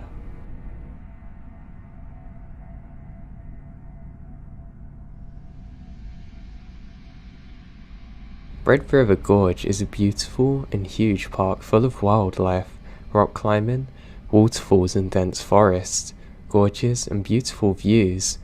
The place feels truly isolated, disconnected from the rest of the world. One evening, my boyfriend D and I decided to go camping at the gorge. We went out and tried to find a campground that was as backwards as possible. Sites were spread far from each other. Our site, that was on the edge of a very steep drop-off. We arrived at sunset and quickly set up. By the time we fully set up, the sun had set and we began making a fire. About 20 minutes into relaxing, we began to hear howling that doesn't go away, and it doesn't sound like it's far from us. We're both freaked out by the realization that there were wolves nearby, but we tried to not overreact and continued to sit by our fire. 10 minutes later, I start hearing a faint yelling about 15 feet away past the cliff's edge. Now, I told Dee to be quiet and listen, and we're both frozen out of fear. A woman was now screaming. I couldn't make out any words at that point, but it was a deep, gurgling shriek, a noise that I've never heard a person make in my life before. Then I heard it. She was screaming, "Help, please someone help.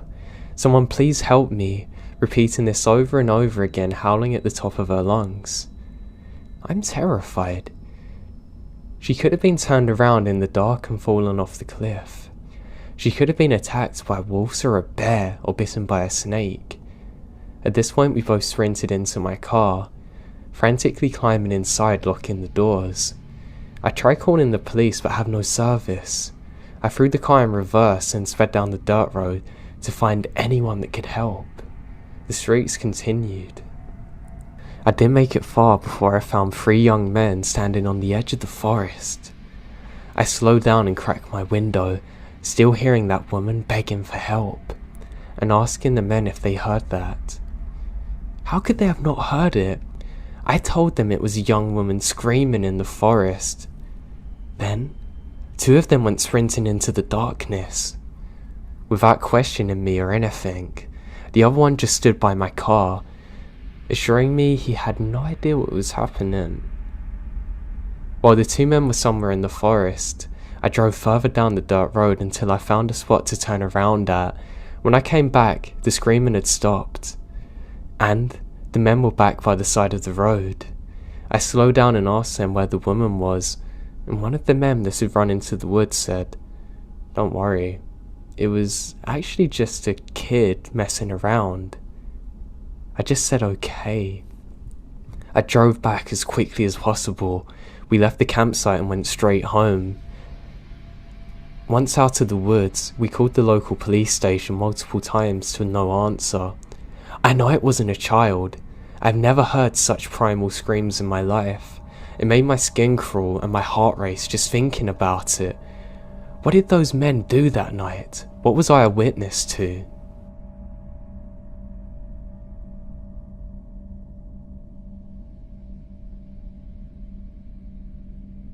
I live just where farmland meets the edge of the suburbia, on an island off the coast of BC. The climate here is sub-temperate rainforest, so The natural and untouched landscape is incredibly wild, dense and lush. I'm keen on endurance cycling, and I take full advantage of the trail network in the forest surrounding my area. I work long hours, so most of my winter rides are in complete darkness with my trusty trail light. One section of my home trail winds through a rainforest bog full of hundreds of trees. They're huge. It's absolutely beautiful in daytime. It feels like a magical place with shafts of sunlight piercing the fog, hundreds of different species of flora, and there's so many wild animals out there. It's really beautiful. Now at nights, my gut starts tightening as the thought of passing through this mile-long section of trail appears. One day about a year ago, I was lucky enough to get a chance to go for a ride through it, so I took it. It was cold and very rainy, with few other people out on the trail. I had packed thermos of hot coffee in my backpack, and I thought the rainforest-style bog was the best place to take a rest as any.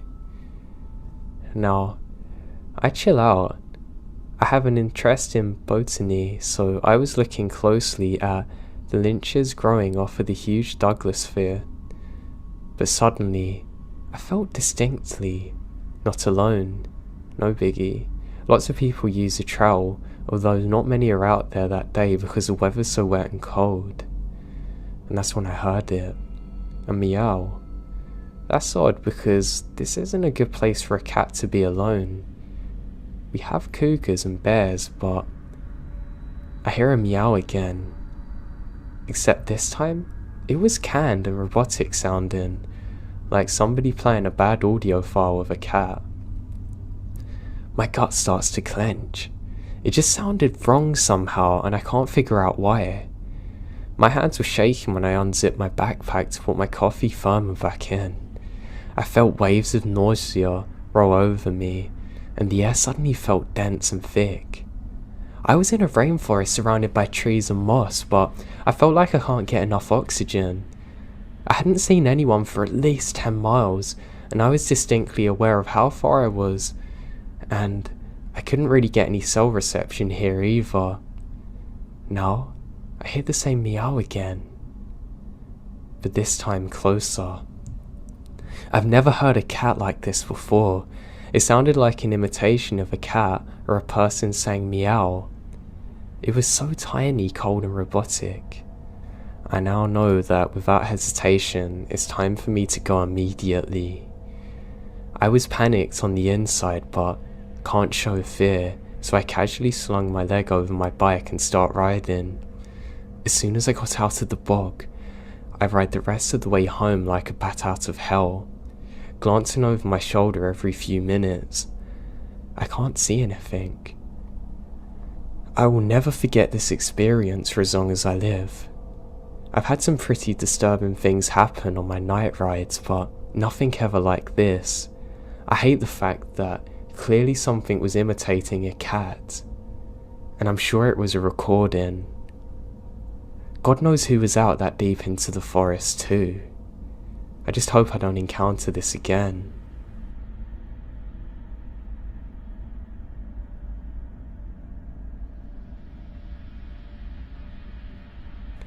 I used to love going for long hikes in the forest near where I live.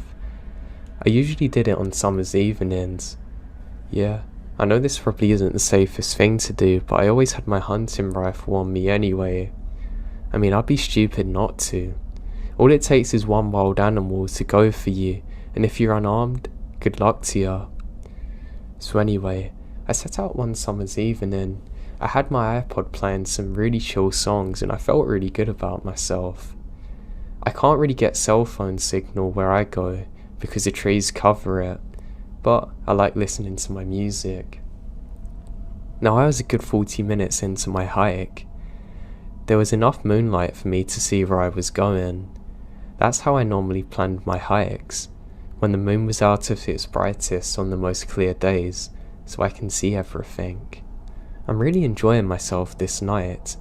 I found true tranquility. I decided to stop for a minute, take off my headphones, and just pour out some of the hot chocolate I had in my flask. Now the second I do this, I have the feeling that I'm not alone, and I can't describe this feeling. It's almost like I'm comfortable in my own presence, but I don't want to be joined by anyone else, and this unsettles me. I just think I'm just being a little paranoid. I say to myself, thank God I've got my rifle, and I could have sworn I heard a laugh afterwards. No, it must have been just an animal, surely. So I go about drinking my hot chocolate. As I do so, and I'll never forget this, I hear someone whisper behind me, "Mind if I have some?" And a terrifying laugh follow. Now the next few seconds is a complete blur as I fumble, fall over getting up, grab my rifle, and scream myself and sprint in the complete opposite direction to where I heard the voice and back onto the trail. I try and scream out that I have a gun, but I can't get the words out. What's worse is I hear rustling behind me. I continue sprinting up the trail, only to slip temporarily again, and now on my back. I lay there wondering whether it's better to pretend I'm still. I look behind me, and I can see what appears to be the butt of a cigarette lit in the distance. Well, looks like I'm going to keep moving then. I get up again, and scream I have a gun and I'm not afraid to use it. What's worse, I'm sure I hear laughter in the distance after saying this. I sprint all the way back to my car. I don't even bother going back for my flask or anything. I immediately get on my radio and call it into the park rangers in the area, who say they're going to check it out and they want me to show them exactly where it is. I say you've got no chance and speed out of there. And the whole drive home, I can't stop thinking, who in their right mind was out there? How long were they stalking me for, and what on earth did they want? They clearly weren't mentally sane, whoever or whatever this was. Now I don't believe in the paranormal, but this could have easily been something like that, because why would you be out there with no torch or anything? Maybe it is an insane person. All I know is that I never got to the bottom of it, and I never went out on my own in the woods at night again.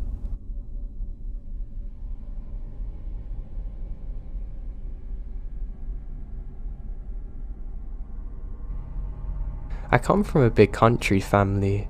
We live on a farm. We raise our own food and meat animals, and we hunt and process. My dad's first cousin is even a licensed taxidermist, so we get a lot of hunting in. For a bit of backstory, on the homestead I grew up on and that we still live in, it was my parents, my pop's first cousin and his wife, me and my 4 sisters, and my 4 female second cousins. So 4 adults and 9 kids. And sometimes my pop's brothers come to stay with us too, especially during the hunting season. So hunting season is on, and my pops and his brother and the cousins we live with are all getting ready to go hunting. Some of the kids decide to tag along with me, my sister and my cousin. We get permission from one of my uncle's friends to hunt his lands away, and it's basically on several hundreds of acres of forest. Now an important fact, during the time we're setting up, my pops and uncles are quiet while the 3 of us kids talk, and my voice hasn't changed. This is important. Us kids keep chatting away while the adults are just getting louder and feeling more energy while they check out the survival equipment, making sure the guns are clean and working, etc. Now there's a rustling in the thick brush around us, and suddenly 3 creepy looking guys enter the clearing. They literally stop dead. One of them has a hand on his knife on his belt. They're clearly drunk as hell. They kept looking between A and S and my pops and uncle, like debating something. My pops and uncle stand up. Last bit of backstory, every guy in my family is huge. I'm 19 and 6'5". My dad is 6'10" and 280 pounds, Jesus. Just deeply intimidating men. And so are my uncles. The guys laugh nervously as my Uncle V picks up one of his rifles, pointing it at them. The dudes start running off into the clearing like the devil's after them. My pops immediately says we're clearing out. My uncles don't question it, and neither do we. We're freaking out, and we're totally scared now. I mean, we're taking things down really sloppily, but my pops doesn't say anything about us messing up the camping equipment. When we get back, we instantly call the police, who unfortunately don't take it serious. We also told the owner of the land to be careful of his kids. The craziest thing is that, at that moment I realised A and S and me, with my unchanged voices, are the only voices that these guys would have heard, so they clearly come across here, trying to find some children on their own.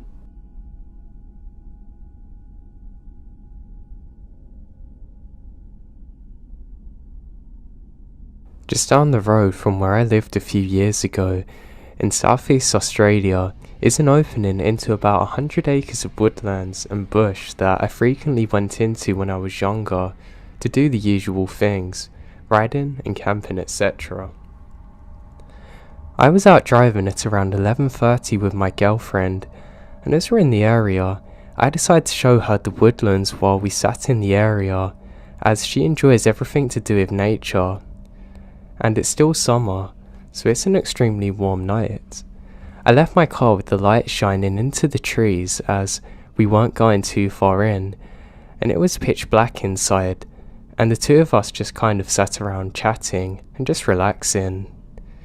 She was sitting on a sort of map of the area that had been used before, and there was some plastic around us.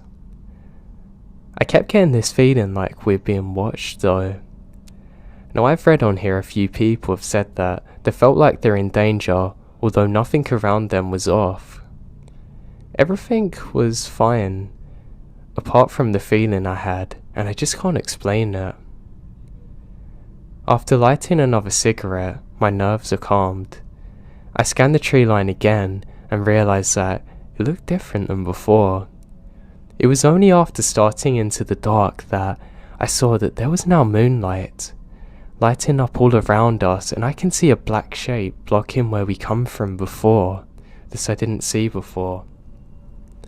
I've got goosebumps just typing this, but the only way to describe it is that all sound just ceased and everything went dead silent for a few seconds. I had this disgusting feeling of dread coming over me as I saw motion in the dark path, as something literally crawls towards us on all fours.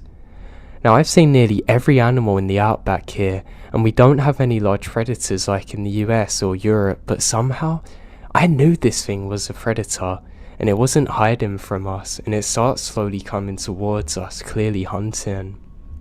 Now I don't know if my girlfriend saw it or not, as it was kind of dark, but I saw that thing get up on its two legs, just staring at us. Now I'm 6'4", and this thing was about another half-meter larger than me, with arms that were far too long. I mean, they're literally reaching the ground. I'm terrified now. All I can make out was an off-white, almost yellowish fur colour it had, and a strange wolf-like head. I wasn't able to move as it stared at me, but it's at this point that my girlfriend gasped, which seems to break the silence between us. I grab her arm, and we sprint to the car, slam into the doors. This thing is tearing after us too. We both screamed. We tear out of there quick, not even looking back. It took us half an hour to calm down enough to talk about what we had seen. We both discussed it many times and know what we saw wasn't fake. We still have no explanation to it to this day. It's really scared me, and I've never went back to that area since.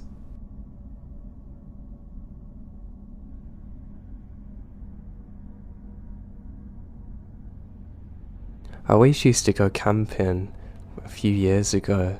I stopped doing it as much recently because of work, but I still get out there on the odd occasion, and I love it. I never had anything weird happen to me while I was actually camping. Some of the strangest things would happen when I was driving. It was never too bad, I'd just see strange lights in the sky, but I was sure that was just because I was tired. There was one thing I could never explain though, however. So I was driving back from a camping trip one summer's evening when I see somebody standing in the road. I don't know what they're doing, so I slowly drive up to them. They're not facing me, they're facing directly away from me. I turn my lights on to try and let them know that I'm there, but they don't move. I stop my car and get out and I say, "Hey bud, I need you to move out of the road for me please, is everything okay?" And I'm not kidding you, the second I finish my sentence, they fall to the ground. Well, I say they, all of their clothes do. It's almost like somebody just disappeared. I rub my eyes and I'm sure that I'm just sleep deprived and hallucinating, and I get back in my truck and slowly drive towards it. To my horror, I can see only a pool of blood exactly where I thought the person was standing, but it's dried blood like it's been there for weeks. I have no idea what it is. I immediately do a U-turn, scream to myself for what felt like an eternity, and get the hell out of there. To this day, I still have no idea what happened or who that was. There was nowhere for them to have run, and if they did, I would have saw footsteps in the dirt. There was neither.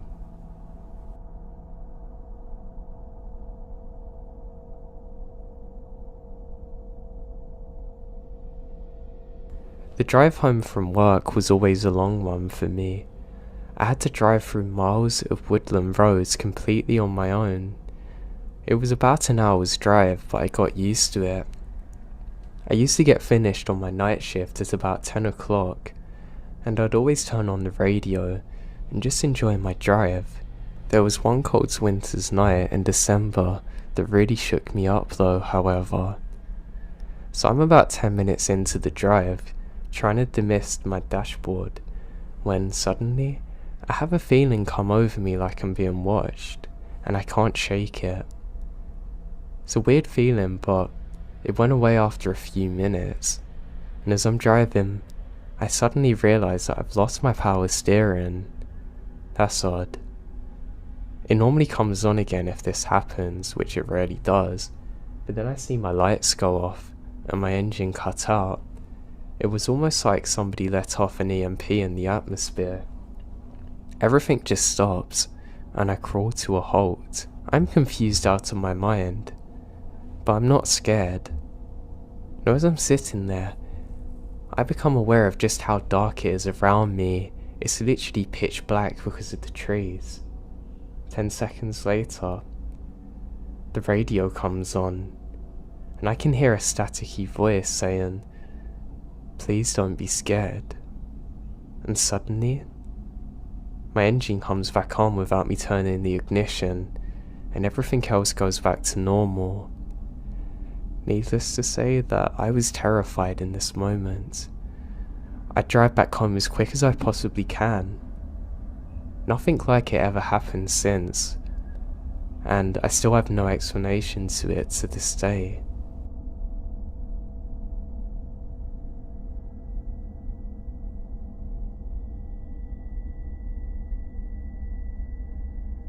I grew up in the south. There's tons and tons of beautiful places to see that haven't been taken over by concrete yet. It's nice. But along with that, it's pretty boring. Being a teenager and wanting to go out and have fun led to mostly improvising with your buddies and hoping that something good can come out of the night. There wasn't really a local spot to go and hang out at, like a club or cool bar, and the places that were close to us were boring, because we'd went to them so often. I'm sure if you've ever lived in a rural area, you can understand it. Something that I found a ton of enjoyment in as a teen was just cruising around super late at night listening to music. I would fill up my gas tank, grab something to drink, and I'd just drive off until the sun comes up. It was a way to clear my head and relax. Those country roads are always fun to drive down at 2 AM, and was just also the right amount of spooky. I don't know why that made me laugh. Well, one night, I absolutely got more than I bargained for. I can't remember what month it was exactly, but I knew for a fact it was in the summertime, because I was out of school, and I also remember it being a comforting, chilled night. So, if I was to guess, it was probably around July or August. I was cruising around like I always did, and was completely worry-free. I had music blaring, and I'm in my zone. I decided to head down and park just out of boredom. This particular park is at the end of a very long stretch of desolated country road, but it is a really pretty drive because of that.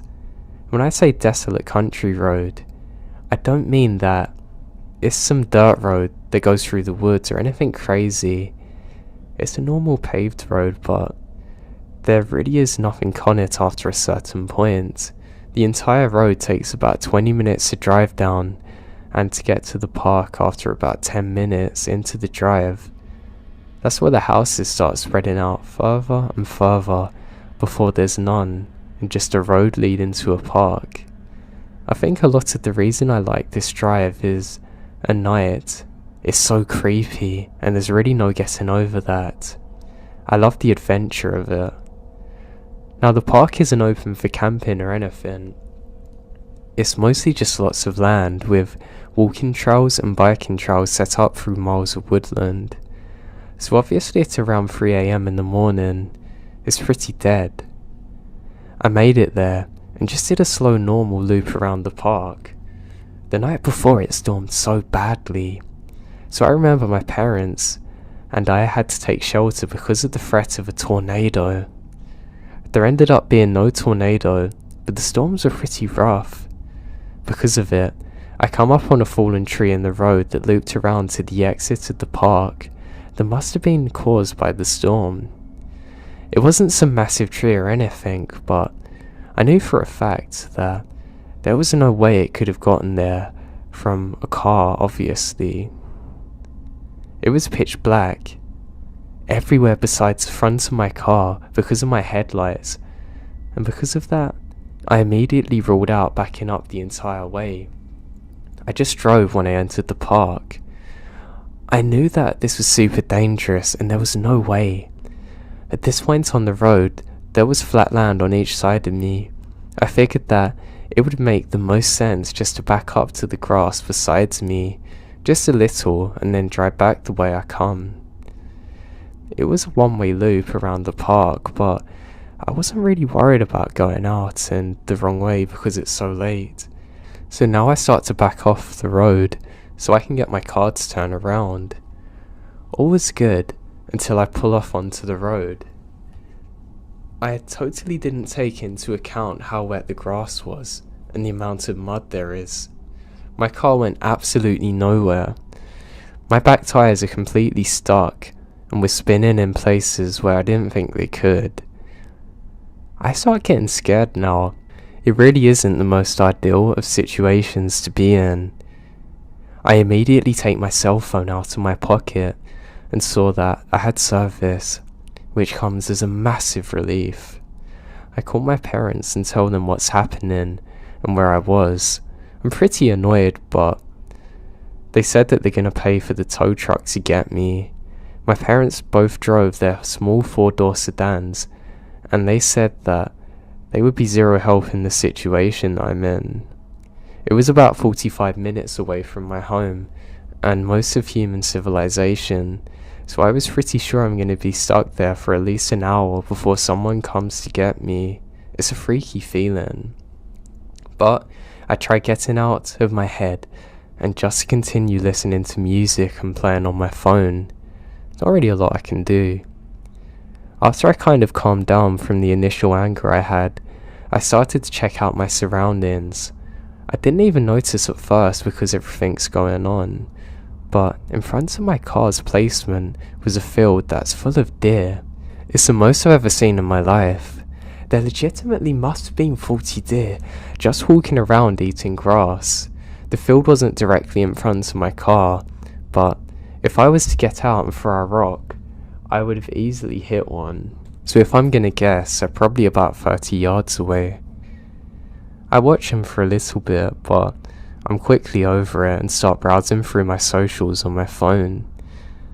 They seem to have been over it quicker than I was, because they all go back to eating grass after figuring out I'm not going to attack them. After browsing my phone for 15 minutes, I finally get a call back from my parents letting me know that the tow truck guy's coming. He's about an hour and a half away. Still to this day, I remembered hearing that and thinking, "You've got to be kidding me." I understood that me and only me is the reason that I'm in this situation, so I can't complain. But I mean, come on. I decide that the smartest thing to do now is to make sure all the doors are locked and lay back and sleep for a bit. So that's what I do. Okay, here we go. So I wake up 45 minutes later to the feeling of being watched. I'm not sure if anyone has ever experienced it before. I don't know how common it is, but it's almost like a sixth sense was going off in my head telling me I need to wake up. Now. Waking up to that feeling in that situation is horrifying. I sit up and immediately check my surroundings to see nothing. I look through my car very quickly for any kind of weapon and find a pocket knife. A pocket knife. Great. I'm really scared now, even though I haven't saw or heard from anyone.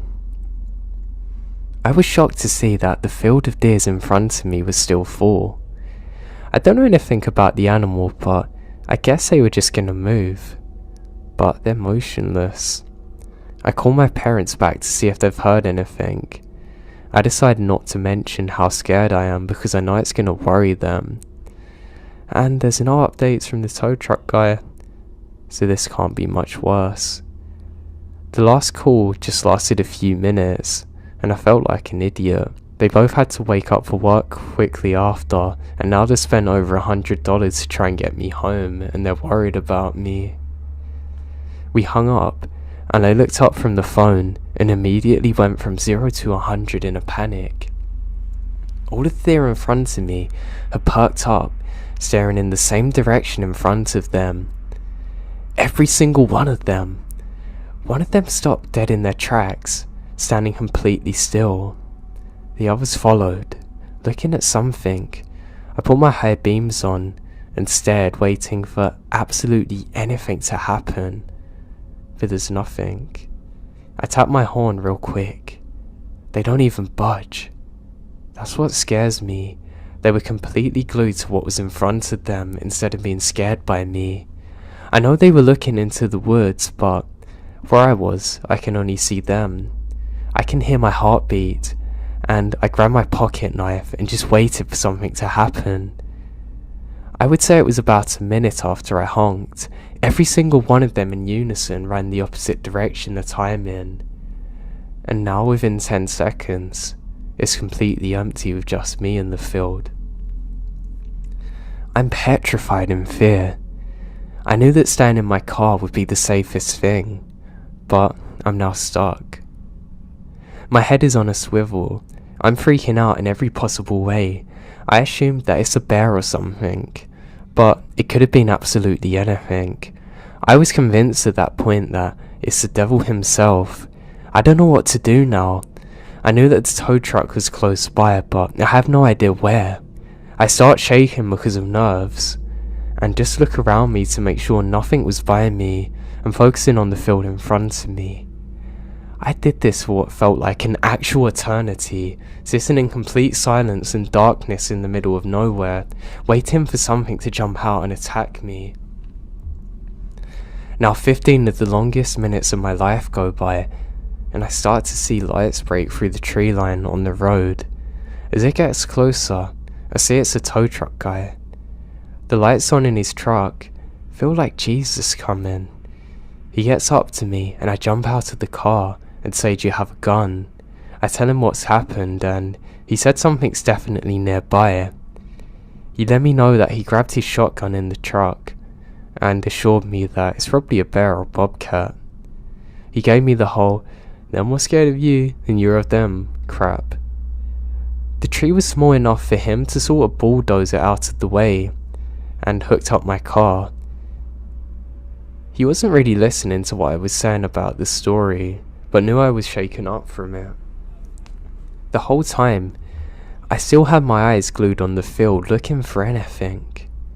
He was completely done with everything in about 15 minutes, and he told me that to follow his truck out of there and onto the main road's the best bet. I got in my car and was ready more than anything to get out of there. We start to move away from the spot I'm in, and I still had my head on a swivel, completely shaken up. As we're driving away, I look in my rear view, and just out of the way, I could see the partially lit up spot where I was from the vehicle lights. I watch in my rear view mirror as a man comes out of the tree line behind my car and walks into the middle of the road watching us. He's a huge person too. My heart stops. I legitimately start bawling out of fear. I can't see any details of the man. I don't care about that, honestly. The feeling when we're driving away was the worst of my life. He stands there the whole time. Now, he was there watching me, creeping up on me when I'm completely alone for a very long time. Maybe even coming up to my window watching me sleep. That's a feeling that I can't quite put into words. The entire time we're driving off, as long as I can see him, he doesn't move. He just watches. A million things are racing through my mind now. I was scared that there might have been multiple people waiting for us. I was trying to figure out if I should start beating on my horn or what. I decide all I want to do though is get out of there, more than anything. The second we finally got out of the park and was able to be on two roads, I drive past a tow truck driver doing at least 70 miles per hour. I run inside, quickly saying sorry to my parents and nothing more, run into my room, not sleeping for a single second that night. I was searching everywhere for what could have happened, escaped convicts, whatever, and I've come to the conclusion that I'm never going to know who was out there or what they were planning to do to me. I never told my parents this story either until years after, and it freaked them out when I told them it, even in my older age. I never went back to that park ever again, and I never will for as long as I live.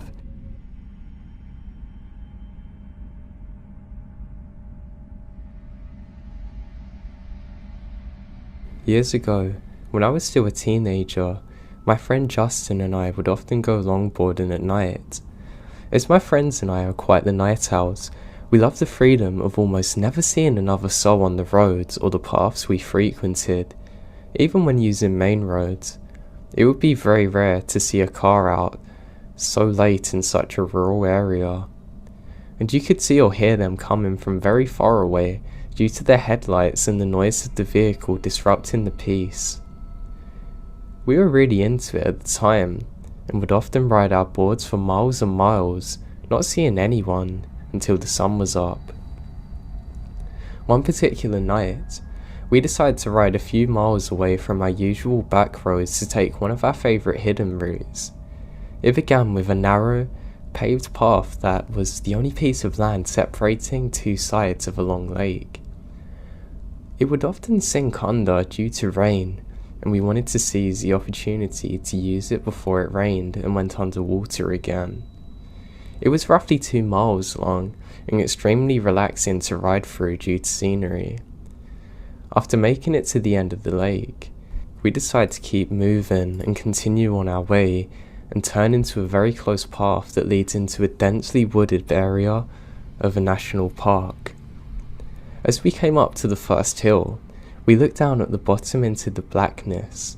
We both noticed what appeared to be a tiny ball of light moving down there. At first we think it's a park ranger, but it moves so strangely, and it was extremely difficult to make out what it is. Rather than shine our flashlights down, we curiously watched out for a few moments, whispering to each other what it could be. And all at once, that small light turned into multiple blinding lights and extremely loud revving sounds. Overwhelming our senses as to become accustomed to the darkness and silence, Acting purely on fear, we instantly turned around and ran as fast as we could, hearing yelling and revving gaining behind us. By sheer luck, we managed to run off the path into a very dark, very overgrown hole in the side of a hill overlooking where we just come from. We decided to hide in the natural dugout of this hill, hoping the plants and darkness would be enough to protect us from whatever was happening out there. We watched our pursuers right up to where we originally were standing. There were 4 men, 2 on 4-wheelers, 2 on motorbikes, each other yelling something, but we can't make out what they're saying due to the distance. We felt safe enough to whisper softly to each other and speculate who these people could have been. Our first thought was that they might be park rangers of some kind, although we've never seen any in here, and we've been here a lot of times.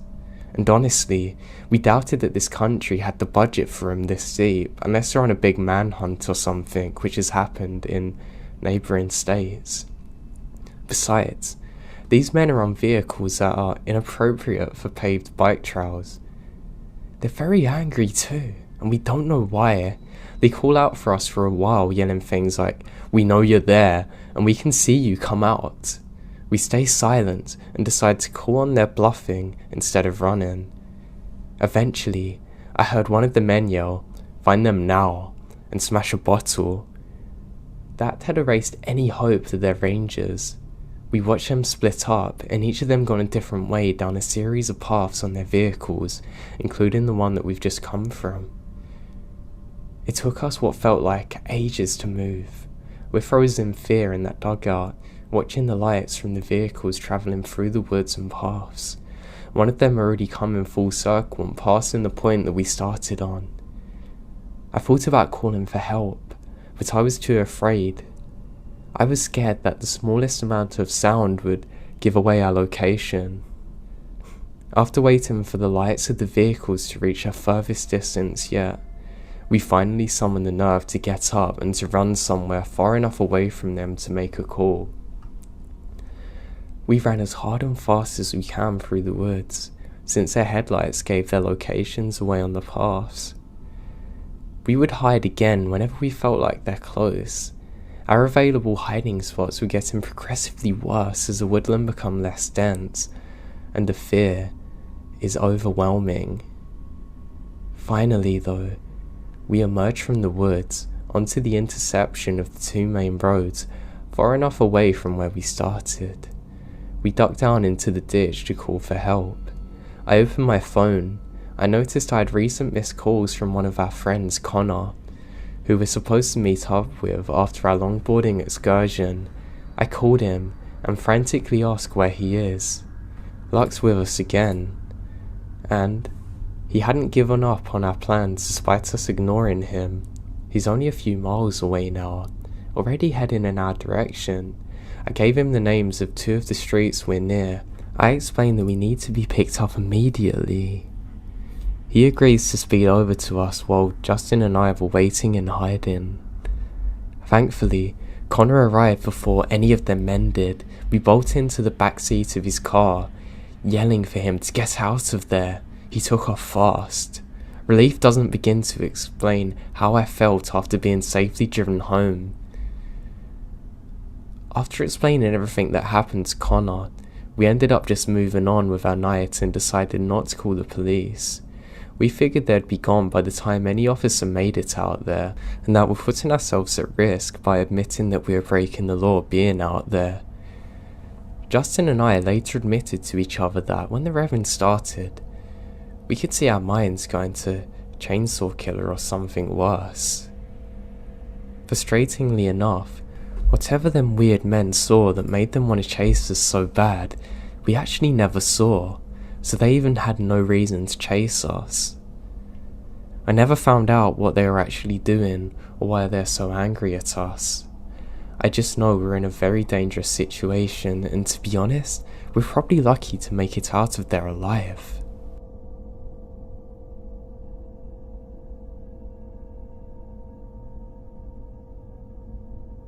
Me and my friend John loved to go for hikes in a national park that was a couple of hours drive away from where we lived. We'd often end up camping overnight. We'd always bring our camping gear in case we didn't make it back in time off the trail and it was dark. Now, we usually did this in summer evenings. Oftentimes we'd never encounter anyone else except for the odd park ranger. It was normally nice to see them, and we'd have a good laugh for a little bit. I always respected park rangers and embraced them when I saw them. Now, we set out on this one hike during one summer's evening 2 years ago. We're having a really good time. We're just talking about life. My friend's talking about not really liking his job much, and he's complaining about the hours and the work they have him do. He works in a hospital and really doesn't enjoy it, and I felt pretty bad for him. He's only starting and they're making him do all the dirty work pretty much. I wasn't too happy in my life either at the time. I had some big changes coming, and I was waiting on people, and I hate waiting. I really can't stand it. So we're talking about this for hours, and honestly, it's like a therapy session, and I really enjoy it. We keep walking and we're talking about the highs and lows of life, things that are coming, and things that we just want to see change. We're both saying it's surprising how that this time next year, we have no idea where we're going to be or what we're going to be doing. We're just putting the work in now. As we finish talking, we realise it's nightfall and there's already moonlight illuminating around us. I love moonlight, and we say, hey, how about we set up camp? John agrees. We walk further down, and just as we think we found a good camping spot, we see another tent further up. Now there's this horrible smell there, so we're sure that whoever this is has hunted an animal, and they've left it out there, which is kind of disgusting, but they might be skinning it, getting it ready to eat. My friend goes over to say hello, and just say that not to worry about us, we're going to move further away so he can have his own space. And what do you know? A park ranger appears. You can see his hat from a mile away. As we go over there, we realise that there's something not quite right about this ranger. We can't really tell what. He doesn't have a normal uniform on. Well, he has a hat at least, but he has a big coat on. It's not cold enough for a coat. He says very few words when he speaks to us. He just says, yeah, I'm just setting up camp. We're out looking for someone, and that we should leave. I end up talking to him for a little while, and a lot of what he's saying doesn't make sense, and I get this really weird vibe from him, like he's looking at me but he's not, and he's trying to look through me at the same time, if that makes sense. He says, are we armed? And we say, yeah, we've both got hunting rifles, but we got a permit. He asks to see it, and my buddy shows him his. He says, that's okay, you haven't got to get yours out to me. And then John says that we need to get moving and should probably set up camp. He says fine, and the second he turns around, my buddy John grabs me hard by the arm and starts walking really fast, guiding me. Now I'm confused because, well, we're out in the middle of nowhere in a national park. There's going to be lots of places we can go and set up our camp. But there was something different about the way he grabbed me. It felt really urgent. I can't describe it. I don't need to know any more about the situation, and I should start to lightly jog with him. The second we're away from the camp, I turn back and I can see the ranger still watching us. He's standing in the exact same spot as before though, which is something I find very odd. The second that we get over this hill, John says run, and I don't question it, and we start sprinting as fast as we can back the way we've come. He starts telling me, I don't think that's a park ranger. I say, what? You're kidding me? He says, no, just run. And we run for miles and have to stop eventually to catch up with our breaths. He says, I don't think that was a dead animal we could smell, and that guy definitely wasn't a park ranger. I said, how'd you know? He's just wearing a coat. He said when he looked at our permits, he didn't even look. And then he said it was fine, and a park ranger would have to check both of us had permits, pretty much. I got a horrible sinking feeling in my stomach as I remembered turning round and looking at the park ranger just standing there staring at us, and a lot of what he said didn't make sense. God, it all clicked now. We continued hiking into the morning and eventually make it back to our car. We drive immediately to the park ranger station, and the park rangers there say that nobody's out in that area and they're definitely not camping. Eventually, they sent out some people to go and investigate and got the police involved. It turned out that they suspect that this guy had murdered someone, and where we encountered him, he moved everything and hid the body. The police are still out there looking for it today.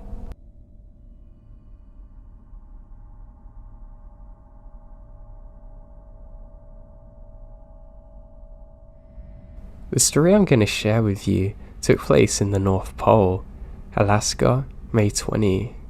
The incident I'm going to describe was the wrong place, wrong time, and completely unprovoked. Another note, I was still only 20 when this incident occurred, and could not legally own a pistol yet. Also, I was in the army, and if you live in the barracks, you have to keep your weapons in the arms room. So it's not like it's convenient to get that out and carry it, as compared to a guy living off post who can keep his gun in his safe or in his closet. Anyway, it's on the night of Cinco de Mayo 20. I attended a party at a friend's house in the North Pole, AK. North Pole is about 20 or 30 minutes outside of Fairbanks. It is a somewhat rural area and community. Lots of houses at acre or 1 or 2 acre lot, mostly dirt roads off of the main roads. I was designated driver that drove 4 of my friends, but 3 of the friends I brought decided that they're going to spend the rest of the night at that person's house instead of going back to the barracks. Only one friend that wasn't drinking a lot decided he wanted to go back to the barracks when I was ready to go. We ended up leaving at about 1:30 AM. As we're pulling out in the front gate, I got a call that there had been a fight at the party. They said that after the fight, everyone was going home instead of staying the night and continued drinking. They said to me, can you come back and pick them up? But said they had to go in a different friend's house that lived in the same area because everyone had to leave after the fight. Well, the GPS doesn't work that well once you get out of Fairbanks and onto the main roads. You could get in the general area, but not the exact location. When we went to the address that was given, it came up as being in the middle of the road, so we took a turn down a side road to turn around and try and get service so that we could make a call to figure out where the house was. By this time it's around 2:30 AM. As we turn down the road, there's an old red minivan with fog lights mounted on the top just idling there with 2 guys that looked to be in their late 20s. I remembered thinking that it looked like something you'd see in a TV show or horror movie. Just a creepy looking van, especially at 3 AM in the morning. We had to pass them to turn around, and they looked at us in a way that really gave us a bad feeling. So we turned around and then had to pass them again to pull out onto the main road. As we passed them, the driver was leaning in his head and had it out of the window partially, like he wanted us to stop and say something. Being it's almost 3 AM, we know it's best to keep driving. My friend wasn't able to get a hold of anyone, so he tried mapping it out again. The GPS was delayed due to poor signal and we missed our turn again. We saw a small clearing to pull over, so we decided to pull over to the side of the road to verify where we're going. About 10 seconds later, the red minivan with fog lights pulled up next to us on my side and rolls down the windows. I roll down my window and they initiate conversation saying have we seen a white pickup Dodge truck. We say we hadn't and they say, alright, thanks. We then asked if they knew where Meadow Rue was, the street we're looking for. They said it's on the first street on the left, if we headed back the way we come. We were suspicious, but when we looked at the GPS, it showed that this is on the road that we're on. We now start heading towards Meadow Rue, which is about half a mile away, and saw them pull out and start heading that way behind us. We made the turn into what we thought was Meadow Rue, and this road is a bumpy dirt road and immediately forks off into two directions. One side goes straight up and the other goes up a hill. The other is to the side and left that drops down about 2 feet and flattens out. We turned left and dropped down the small incline. The road was narrow, only big enough for one car, and lined with trees on both sides for a good distance. Now the first thing we notice here is a dead end sign, and that's getting us a bit worried. We drove about 20 feet and then we see the minivan with fog lights turn in, dropping behind us. At this point, my blood goes cold and I feel a sinking feeling in my stomach. At this point, I know they're following us. I try to be positive and hoping for a split second that they're just going to turn back and go away from us. But then I saw them speeding up again. Now, this is a bumpy dirt road and there's no reason to be going fast.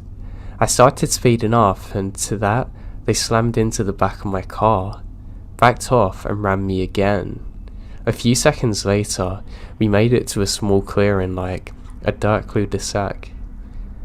I had enough room to pull forward and then reverse, so that I'm facing the direction I've come in. While I'm doing this, they stopped and blocked the road on the one-lane dirt road. They hop out of the car and one shouts, "This ain't Meadow Rue, idiot. Get out of the car." The one guy had positioned himself directly in front of my car, about 10 to 15 feet away between the trees and his van. The other guy started walking up to my passenger side where my friend is, and they kept shouting at us to get out, but I gun it. And the guy just stood there. I'm trying to run him over. He managed to jump out of the way.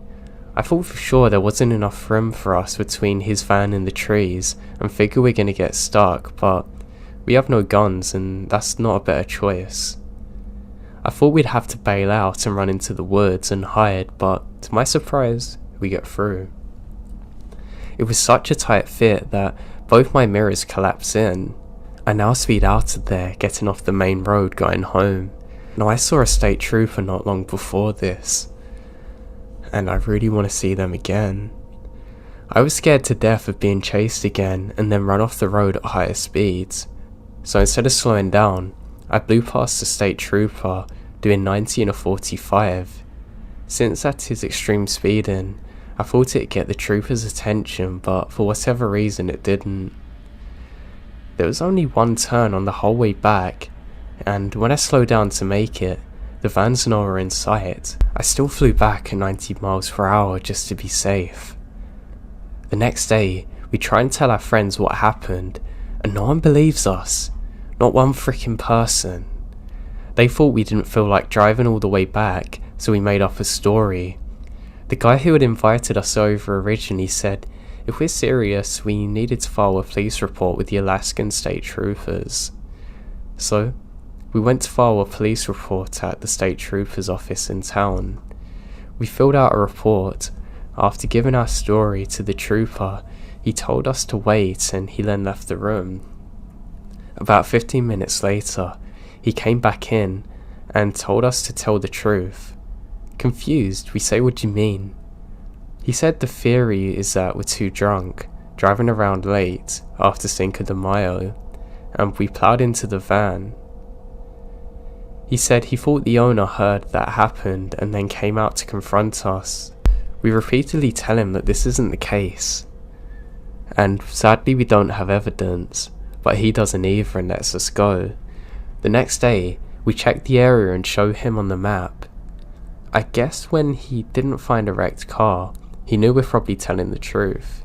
He said to meet him again and verify the area, but we told him we didn't want to go near there. After 2 weeks, he called us again to come in and ID the vehicle. He shows us a picture of a minivan, and I'm sure this is the one we saw, but I can't really know for certain. Now to this day, no one really believes my story. They think we did it just to provoke the incident, or we just made it all up to sound cool. But this did happen, and it's just a case of being in the wrong place at the wrong time.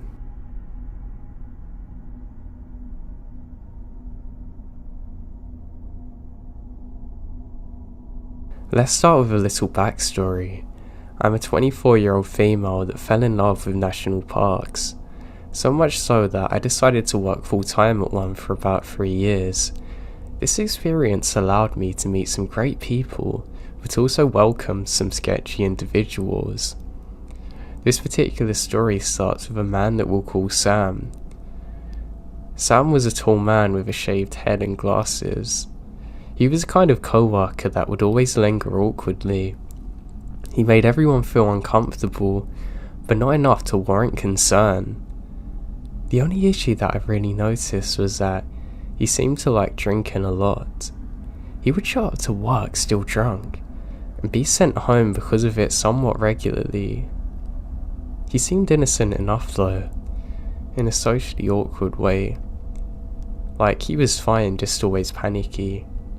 I only worked with him for a few months before I'm transferred to a new location. A few months after starting the new position, I was in the employee break room browsing my newsfeed when I get 5 new messages in 3 minutes. I didn't even realise people could type that fast. The messages are from Sam. Something caught me off guard because I never spoken to him outside of my last position. The messages consisted of vague threats regarding my friends and myself. He seemed upset to find out that I had gay friends and thought that I was trained but tainted from association. I was less upset at his foul perception of me and more annoyed that he targeted my friends, who are truly lovely. I am bad when it comes to taking the high road and decide to give him a piece of my mind. We weren't friends. Hardly acquaintances. So I didn't feel that his behaviour was appropriate, and I quite frankly was angry. Through our exchange, the original rude context of the messages became obviously threatening. He told me I should go and die with my friends, and that he'd be happy to see our misery. I'm shocked. His anger didn't make sense to me, and I realised that I wasn't going to be the reason that this lunatic ended up getting to HR. We worked within the same company, so I think my best route to prevent further harassment is this. HR advised me to block contact from him while they investigate, but also alert the authorities in case he acts out on his threats. Authorities are involved and are not fazed by the messages. They almost seem annoyed that I bothered them. I fill out a statement and was told to contact them if it progresses. The next day, I woke up to find trash all over my front steps. This is odd but not too strange. I actually thought it's a raccoon since I'm in a national park. I then saw a piece of paper though with some words on it next to it. It says "Watch your back." I look around to see the other neighbouring cabins, but nobody's watching. I clean up the mess but save the note. I wanted to show my sister who lived with me. When she got back home later that morning, I called her up on the previous night's events. She didn't even know Sam because, like I said, we're not friends. Why would I mention him in my personal life? God. I gave her a brief description of him in case she saw him lurking around and headed to work. Halfway throughout my shift, I get a phone call from Alexa. She sounds shaken when she tells me that a man matching Sam's description come to our cabin asking where I was. She plays dumb and pretended to not even know me. He then says, I'll be back later, and walks away. She said he sounded and acted like he'd been heavily drinking. and had some intense coldness to him, like he could just kill and not care about it. I'm not messing around at this point, and I've watched enough crime shows to know that you shouldn't underestimate someone. So I called the company's security team and asked to have someone check out on my sister and for her to be escorted home immediately. I'm home within 20 minutes of her phone call. She gave me some security information and they're able to find out which cabin he resided in. And great for me, it's only a 2-minute walk down our street, which is really unnerving. Park rangers are called again, and they get more statements from the both of us and decide to pay him a visit. They seem to be taking the situation more seriously now that he knows where I live. They come back after talking to his roommate. It's confirmed that he lives there, but he hasn't been home since the night before. Authorities put a word out to keep an eye out for Sam. They offer to have a unit keep an eye out for us, which we gladly accept and go to sleep. I then wake up to 34 messages from an unknown number. It's Sam again. He got very angry that HR and Rangers were involved. He said, "You're gonna pay for this. You mess with the wrong person, I'm gonna end you." I email HR presenting them screenshots of this, and I demand they resolve this immediately and want to set up a meeting with our directors to discuss termination. See, in national parks, you're hired and the company provides cheap housing on site, and when you're fired you have to leave the national park within 24 hours. So I thought this would be a resolution to the majority of my problems. They seem to agree with me and try to locate Sam for a meeting. No one has seen him since the first messages began 2 days prior, so the park's on a manhunt. The park is huge and it's easy to hide in if you don't want to be found. Thankfully for me, his roommate alerted officials when he stumbled in drunk the next day. They're able to speak with him sober and get him into the HR building a couple of hours later. After the meeting, I'm mortified that he's been given a first and final write-up and will continue to work and live on my street. He's apparently given a sob story about his personal issues and promises to leave me alone. I was baffled that, even with him threatening to kill me, they aren't gonna fire him. Thankfully, the Rangers are equally surprised and still offer surveillance just in case. I was quiet for 3 days. I thought it was actually over, and started feeling bad for him. I thought maybe he was going through stuff and I was just his mental punching bag. I didn't agree with it, but I no longer felt as threatened, if that makes sense. This is until I get a knock on my door and find 2 Rangers wanting to speak with me. According to the Rangers, a few people from the HR department, Sam's roommate had to call the emergency line when he started acting bizarre after the meeting and tried to convince him to lure me to a secluded place so Sam could take care of me. Thankfully, his roommate wasn't a psycho and reported the situation immediately once Sam went to the bathroom. Rangers were on site within minutes and had him restrained in order to search the cabin. They ended up finding a loaded firearm and suspected suicide note that stated he was going to kill me, then himself.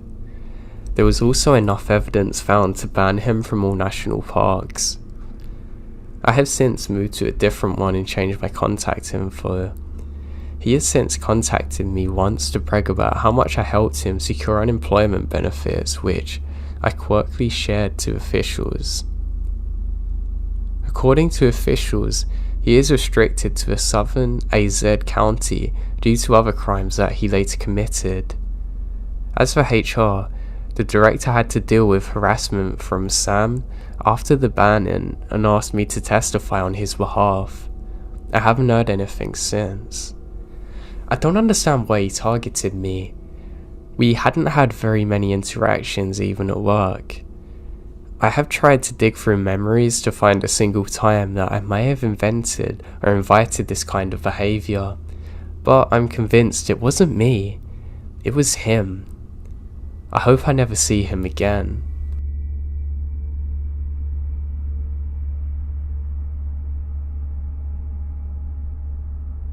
A number of years ago, I was up in the northern end of BC, in the islands out by Port Hardy. I set up camp right by the beach close to the shore, did the normal catch of fish and cook it for dinner over my campfire. It's pretty perfect really. A few hours pass and it's getting dark. I climbed into the tent and fall asleep quickly. I get woken up by extremely heavy breathing on the beach from something big in the area of my fire, but the tide was in now, so the waves would have covered it.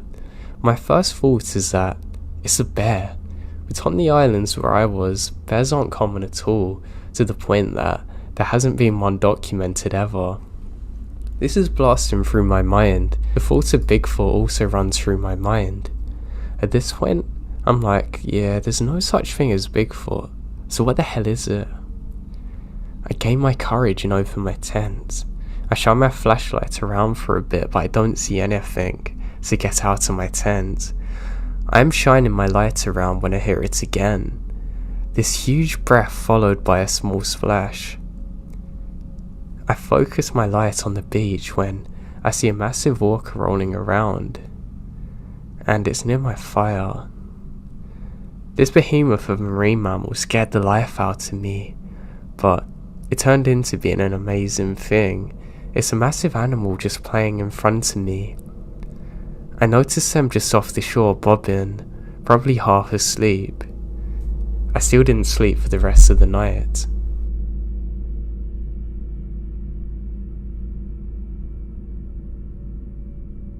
This happened when I was maybe 9 or 10 years old.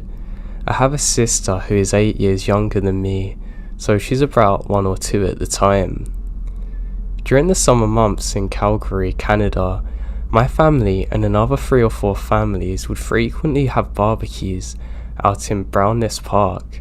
For those of you unfamiliar with Browness Park, it's a very large public park in Calgary that has a lot of picnic areas, playgrounds and fountains for the kids to play at. The area is so large that you'd have to walk 5 or 10 minutes between playgrounds and picnic areas and bathrooms. So often us kids would have to leave the adults to go and play in the fountains on the playground, and it was generally safe enough that we never had any issues. I recall one time we went and we were playing in our bathing suits when I see this tall guy with glasses and a large cowboy hat sitting on a bench outside of the fountain area just watching us. I was a naive kid who never had any prior talks about stranger danger or any of that stuff, and his cowboy hat made me automatically assume I'm dealing with a park ranger. After a couple of hours, we leave the fountains to eat with the adults. My babysitter announced she needs to use a bathroom. She was nearly potty trained at this point, but not completely.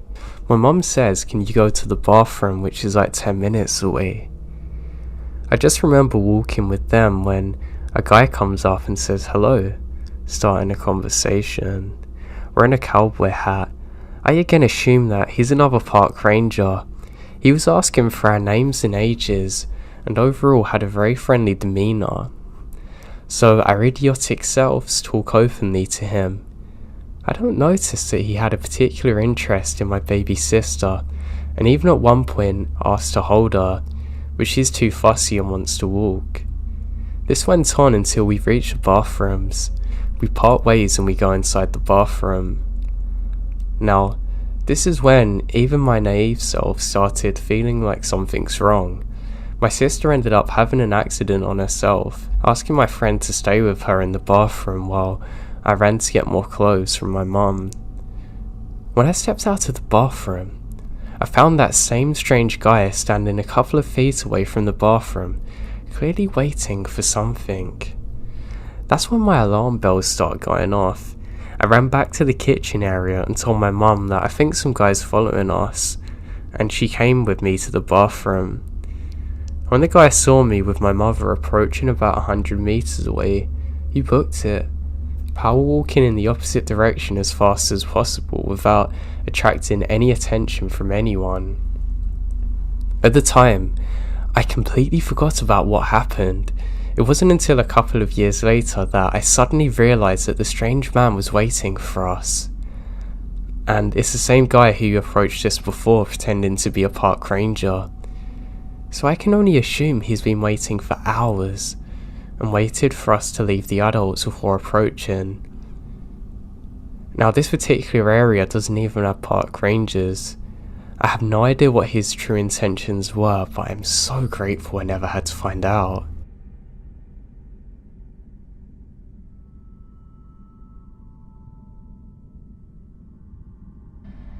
In December of 2002, one of my best friends, R, was getting married, and I had moved off the peninsula a couple of years ago and had never met her, but apparently they had been together for a while.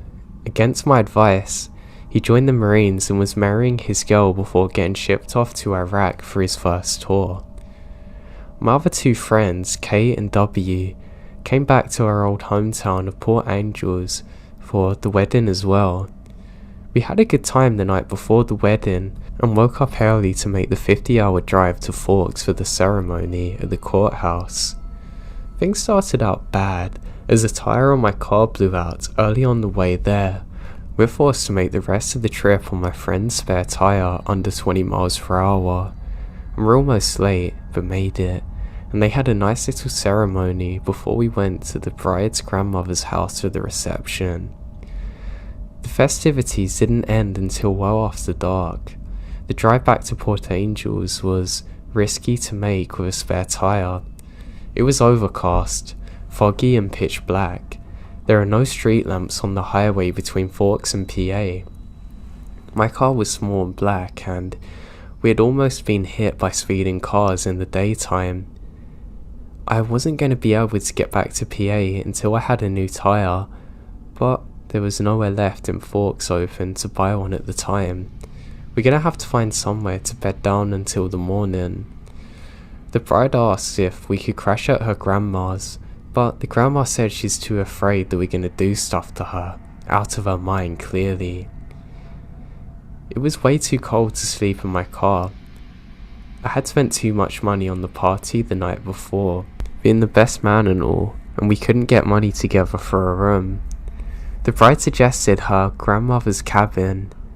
Her other grandmother had passed away a few months ago, and the cabin she lived in is out towards LA Push was vacant. My friend Kay inexplicably said, "No way. I'm going to take the last bus back to PA, see ya," and walked out the door without another word. That should have been a huge sign that something was wrong, but I'm not going to be sleeping in my car. I grabbed my things out my car, and Dar and his wife drove us out to her grandmother's cabin about 15 minutes out of town. It was called a cabin because it's in the middle of nowhere, but it was really just a small 2-story house. There was a lamp in the driveway, but other than that, everything's pitch black out. Now R and his bride let W and I inside have a look around. Most of the furniture has already been removed. There was a card table and a couple of metal chairs in the kitchen and a wardrobe still in my bedroom. The wardrobe's completely empty, however. Its contents are in a pile in the middle of the room and formed a man-sized nest. My uncle uses this place as a hunting lodge sometimes. Now he's a bit crazy and hasn't got over my grandmother's death. She volunteers. If he finds you here, he'll be mad, so hide. Honestly, but we have lots of Pepsi and beer in the fridge, so help yourselves. W and I felt exactly as you'd imagined, but at this point, it was either stay here in the cabin or try and camp outside where it's below freezing. R and his wife went to have their wedding night while W and I figured out exactly where we was gonna hide if said uncle come finding us. There was a set of retractable stairs, and this went up to the attic where we found a couple of dusty, stained single mattresses covered with handmade quilts and husks of thousands and thousands of dead insects. We decided it's best to retract the chair and hide out in the attic for the night. Apparently, the crazy uncle preferred to sleep in a pile of his dead mother's clothes. The kitchen's devoid of knives, but I found a wood splitting maul on the back porch. We kept it upstairs just in case. In my backpack, I still have a couple of malt liquors left over from the night before. Without a TV or radio, we have no other form of entertainment, so we sat there drinking. Without any clocks available, we lose track of time and had a decent buzz going. What we had heard though sobered us up quickly. We heard a noise that sounded like the doorknob downstairs being shaken violently. With wide eyes, we look at each other and listen carefully. The noise occurred a couple more times. I slowly move to a window and try and quickly peek out to see if there's a car in the driveway. Nothing. We began to talk again, but once again, are violently interrupted by what sounded like the refrigerator door slamming shut and chairs moving, but no voices. I grabbed them all and went to the top of the stairs, just terrified. As suddenly as the noise started, it stopped, and we began to wait in silence and heard nothing. We're freaking the hell out. We couldn't go to sleep, but we got bored and began talking again in whisper. Without a clock or watch, I don't know how long after we heard the chairs move, it was when the phone began to ring. We waited for the phone to stop, or somebody downstairs to answer it, but it kept ringing. It kept ringing beyond any normal duration. I figured the crazy uncle, if he is there, was gonna pick it up long ago, so we're probably alone. The only people we knew who were there was R and his wife. With the number of rings, I assumed it's an emergency, and I lowered the stairs and took them all with me just in case. I braced for an attack, but no one came. Nobody was waiting for me at the bottom. I could see the kitchen was clear. I walk over to the still ringing phone and pick it up. The ringing stopped, but there's not even a dialer tone. The phone's dead. I pick up the phone and looked at it. It wasn't plugged in at the wall. It was an old rotary phone with mechanical bells that looked like it had been made in the 60s, and it sits there in silence. I used the bathroom and went back upstairs and told W about the phone. He says I'm messing around. I say go and check. W's scared. He needed to take a leak but's too scared to go downstairs, and peed out of the second floor window instead. The window stuck open and was freezing. I was freaking mad and worried. The phone starts ringing again. We sat and counted the rings. It got up to 170. I wasn't going back downstairs to answer the unplugged phone. I lay on the mattress, listening to it until I passed out. In the morning, W and I woke up freezing. We had no idea when I would be coming up to us, but decided we would search around for a phone. The night before, I heard the unplugged phone. We can't find it now. There's only one phone in the property. It's still unplugged in the kitchen. I look over it. There's no batteries or anything, not even a dial or tone. Nothing.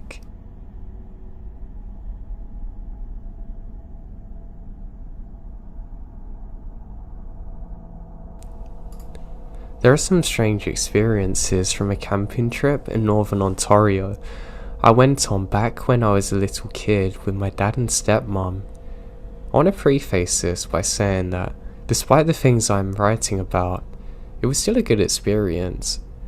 My parents split amicably when I was very young, and I didn't actually live with my dad. I still get to see him though, and these kinds of trips are like a bonding experience and pretty fun, to be honest. I just don't want this to overshadow that. Okay, time for my story. My dad and stepmom rented a tiny cabin in northern Ontario one summer for a family friend. I don't know exactly where it was, but I'm certain it's in the north of Midland. The cabin was on a lake, and the owner ferried us there on a tiny motorboat. This wasn't an island, mind you. I think there were only a few roads to access it. Some strange things happened on this trip, and while there isn't a single cohesive timeline here, I am not an experienced writer. So the first experience, the owner had left a canoe at the cabin, and we took it out on a lot of trips to the lake. Usually later in that day. I was obsessed with frogs and fish and wildlife as a kid, and this lake was loaded with marshes, so I loved these outings. I remember one in particular. It was almost sunset, and we're heading back through one of the marshes, and I hear a faint humming sound, similar to that of a transformer from the tree line. My dad/stepmom noticed it too as it grew louder. It stopped all of a sudden a few moments later, but so does everything else. The sounds of birds, frogs, etc., and any wildlife has completely stopped, and everything went silent. Then suddenly, all of the sounds started again. I have no explanation for it, and it is creepy as hell. My second experience was the cabins on the shoreline, but there wasn't a beach or anything close to one. It was actually very steep and a rocky shore around the entire area, but once you got in the water, there was sand, mussels, crayfish around there. My dad got the idea to catch some for cooking. My dad isn't a woodsman by any means, but he's a very resourceful guy. So we canoed to a sandy area close to the shore, and waded out to catch mussels on both sides of the water here. The shore's very steep, and it's like 2 floors up with thick forest at the top. At some point during our escape, I caught a glimpse of something along the tree line on the shore. I can't make it out very well, but it's white, almost like the texture of a birch, and lanky. I remember thinking it's definitely not a person, but it wasn't too far from the general shape of one. It staggered around, lethargically and slow. If it was an animal, something was wrong with it. I waded over to my dad and told him to look up, but now it's gone. I never saw anything like it again since. My third experience is one that I don't actually remember. Instead, my dad told me about it. On one of our canoe outings, my dad and stepmom decided to visit this little peninsula on the other side of the lake close to the marshes area. We got there and dragged the canoe onto that little shoreline there and walked single file. There wasn't a path, but the trees weren't particularly dense either. Enough so where you can see the water when you look back. Pretty soon after, he noticed that the entire place is covered in mushrooms, and live trees had given way to downed and dead trees further inland. This is unusual, because it didn't look like there had been a fire or anything. They're just dead. It also started smelling really bad. Not wanting to endanger us by going further, we all turned back. He didn't want to let on that he was very nervous, but he told me it seriously freaked him out, and he never saw anything like it again, or could ever locate that again after. On to the fourth. This is something my dad told me that happened to him during a trip a couple of years ago. He went hiking by himself at some point, and when he was deeper into the woods, everything around just stopped. No sound whatsoever. No movement.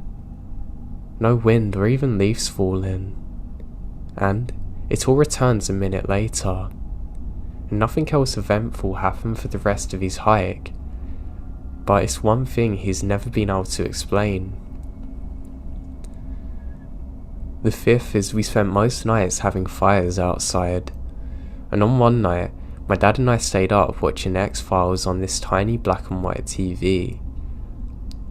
I'm actually not sure of how this place even had power since it wasn't accessible by road. Maybe it had a generator.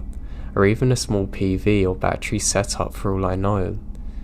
There wasn't much other than a couple of lights, that TV, and a small water pump at the lake. Anyway, I was young and X-Files was spooking me out. During one episode, we both heard that humming coming from outside. Like when we were on the canoe, it was faint but there. We go outside with flashlights to see if we can identify it, but we see nothing. We didn't want to go into the woods this late either or to canoe out, but it wasn't far away. We just went back inside.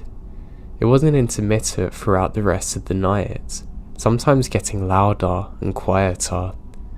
In the morning, our water wasn't working.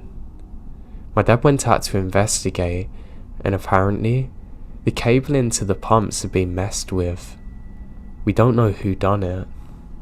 For my 6th experience, this is probably the most unsettling one that I remember. I'd woken up earlier than everyone else, because I was hyped to go out and catch toads and frogs and whatever else I could find. I even set a trap for the chipmunks there. I remember one morning, I had woken up just before sunrise and was still in bed. In the window adjacent to my bed, I saw something that usually wasn't there. It was half a face poking around the edge of the window, staring into the cabin. Sickly pale orange with giant black holes where the eyes are supposed to be. Obviously not human.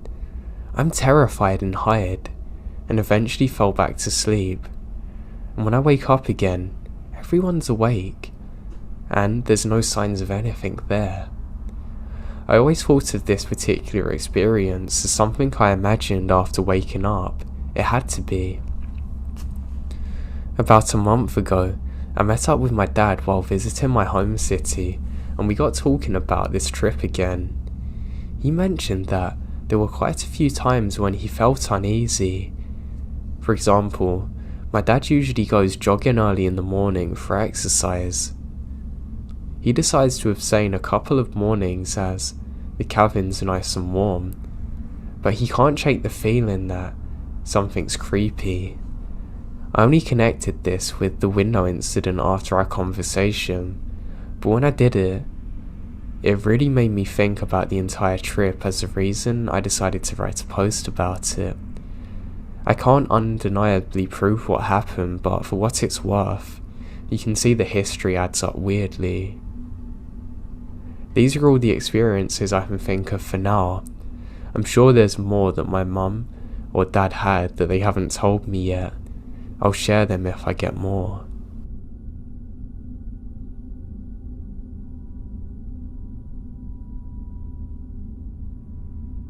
So my story begins in the sticks of Missouri at an old campsite. For a few years, everyone on my mum's side of the family would meet and stay at the campsite owned by a family friend. It lies in Mississippi and is miles away from any town. It's on about 20 acres of overall mostly cleared land, but with woods lining the perimeter, and has a pool, cafeteria/mess hall, gymnasium, and about 10 cabins. It sits next to an old plantation house that was turned into a shop on the Underground Railroad. It has a secret room behind the fireplace that held people. Anyway, my mum, her siblings, and my grandmother all went to the camp when they were about 10 to 13 years old. So this place is about 90 years old. There are signatures all over the cabin interiors from the past campers dating from the early 20th century until present. The aunts and female cousins stayed in one cabin while the men all stayed in another, and my brother and one cousin decided to be bold and stay in one up the hills by themselves. Needless to say, they didn't get much sleep that night and were pretty creeped out the next day, but that's not their story. On one side of the room, we had pushed the beds together to make a giant combo bed. I was on the bottom of a bunk bed at the edge of the combo bed furthest from the screened wooden door. My cousin A was on the top bunk, and two other cousins were to my right in the next beds. So after the last day, we're all winding down from activities and fun, telling stories until eventually we fall asleep. A few hours later, I wake up for no apparent reason, but when I looked towards the screen, I saw a blonde/whitish hair bounce outside. I didn't think much of it because my cousins are blonde and have a blonde cousin. I figured they were just messing around and went back to sleep. A bit later, I woke up again and I saw a complete apparition of a woman standing in the centre of the cabin, rapidly surveying the rooms. She's almost completely opaque white, I'd say about 90%, and dressed in 19th century working class garbs. She was looking around the room, and to me, she seemed confused as to what we're all doing in there, but I don't feel any negative presence. At this point, I was still in a stupor from having been awoken in the middle of the night, so grabbed my flashlight, shining it on her, and said, "What?" in a whispered yell. Had I been completely conscious, this wouldn't have happened, but it's a reflex. As soon as the light hits her, she vanishes. When she vanished, I felt unable to comprehend what had happened, and I just rolled back to sleep. Now, the next morning, I had somewhat of a realization/remembrance of what happened, but I didn't want to tell anyone what happened at fear of having it dismissed or no one believing me. We were all getting ready for the day and walking to the mess hall for lunch, when my cousin asked me if I'd seen anything weird. Shocked and relieved, I tell her the story. Apparently, she had woken up before and saw the woman in her room. Not knowing how to react, she slowly turned over and tried to fall asleep again. Moments later, she heard me click my flashlight and exclaimed. She said she also didn't feel that she was a negative presence, but was shocked by what she saw. We eventually went back over the story together, and it turns out we both experienced unexplainable things throughout our lives. We had just never talked to anyone about it, because we've assumed no one would understand or want to. She suggested we possess some sort of negativity or sensitive thing that makes us aware of presences and energies around us. I agree with it, and we don't often share these stories with anyone. We did tell the story to the rest of the family, but they never believed us.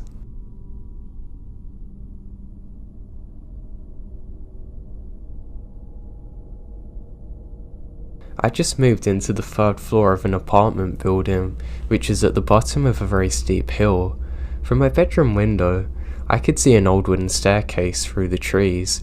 It wasn't easy to access, and there was nothing behind the apartment except for the hill, which began only a few feet away from the back of the building. It looked like the kind of steps you'd see on a nature trail, except they started several feet up on the bank of the hill, with no easy way to get there because of the climbing. So I did. I slipped and fell at least once and had to grab onto a little tree trunk to stop me falling.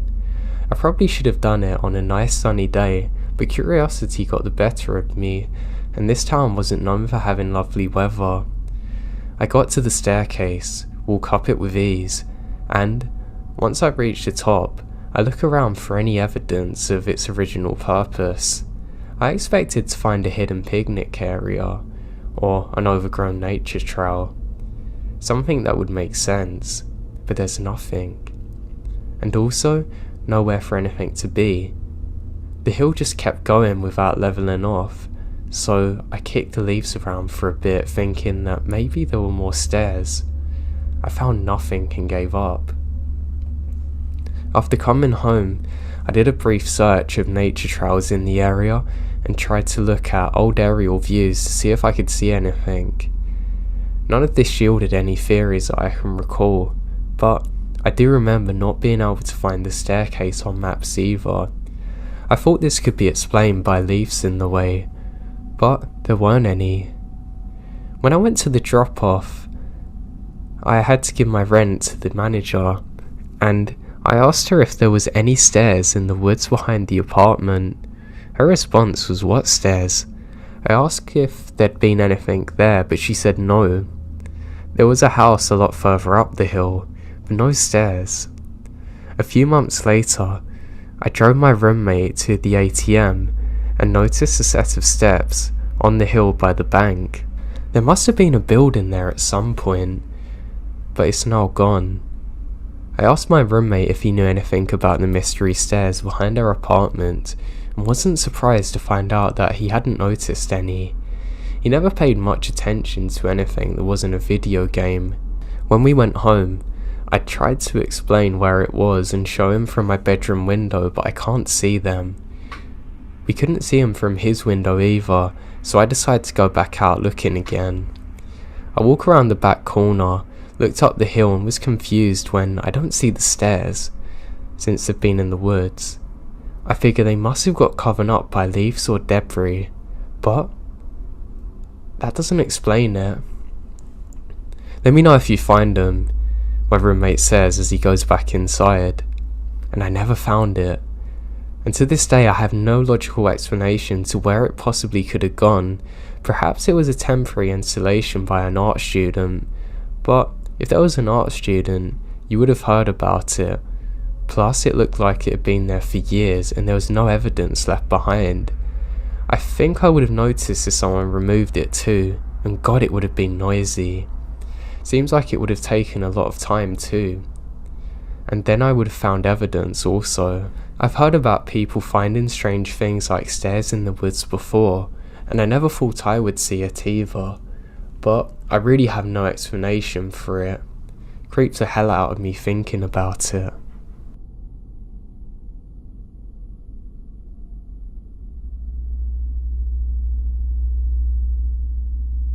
So my house is on the biggest chunk of property in this area. It's on about 110 acres and was originally kind of a park. Unfortunately, people from all over didn't get that memo that we moved in, and therefore continue to party, hunt and fish whenever they want. Over the years, these problems began to go away, minus a few. Before we talk about the perpetrators, or at least their leaders, we should discuss what was behind the property. It's an asylum near the woods, mostly housing psychopaths, schizophrenics, and those who have suffered mental breakdowns. Now it isn't rare to hear some random screaming for no reason over there. So back to my story. There were 4 men who kept coming back and hunting in the middle of night. We let some people hunt in the night on Saturdays, but for the most part, hunting's off limits. We're never able to catch these 4 men, always wearing masks. I mention that because the leader always wore a creative mask, a scary one, most of the time wearing a pig one. These men were sneaky, smart, that's what made them scary. Now I had 3 encounters with them, the first being in June of last year. A few friends and I decided to go on an adventure throughout the woods, and we discovered something frightening. We found a fortress, covered in beer cans, with a chair on top. Being the teenagers we are, we decided the smart thing to do is to destroy all the hunters' hard work by kicking the whole thing down. Oh God, have we messed up. We later returned to the fortress, and it's rebuilt, almost like a shrine to the last one. And spray painted on the ground was "Try again, we dare you." Encounter 2 happened during a simple walk at night. Sometimes when I get upset, I walk through the woods. This time was at night, and it just so happened that the hunters were also out. So I was walking along, minding my own business, when I see the man in the pig mask. He sees me. He now knows my face. I hear a deep laugh and he turns his gun towards me. I have no idea what he's gonna do, but I book it out of there. Encounter 3, in my opinion, the most blood-curdling. It was only about a week ago. I was walking home from my cousin's house in the dark. I had my flashlight shining, and I felt safe. But something's off. The barn lights are on, and they're never on. No one ever goes in there. The floors are falling through. I simply brush it off as a technical error. But then, in the middle of the field, I see someone in the same pig mask, and he saw me. His words have haunted my dreams since then, yelling, "Get out of here, before I make you." The way he said it terrifies me, so vicious, like he wants to kill me, and I haven't been there since. It was later discovered that in that barn, they'd been setting up shop for some time. I'm so glad that nothing ever come of it and they never actually truly come for me.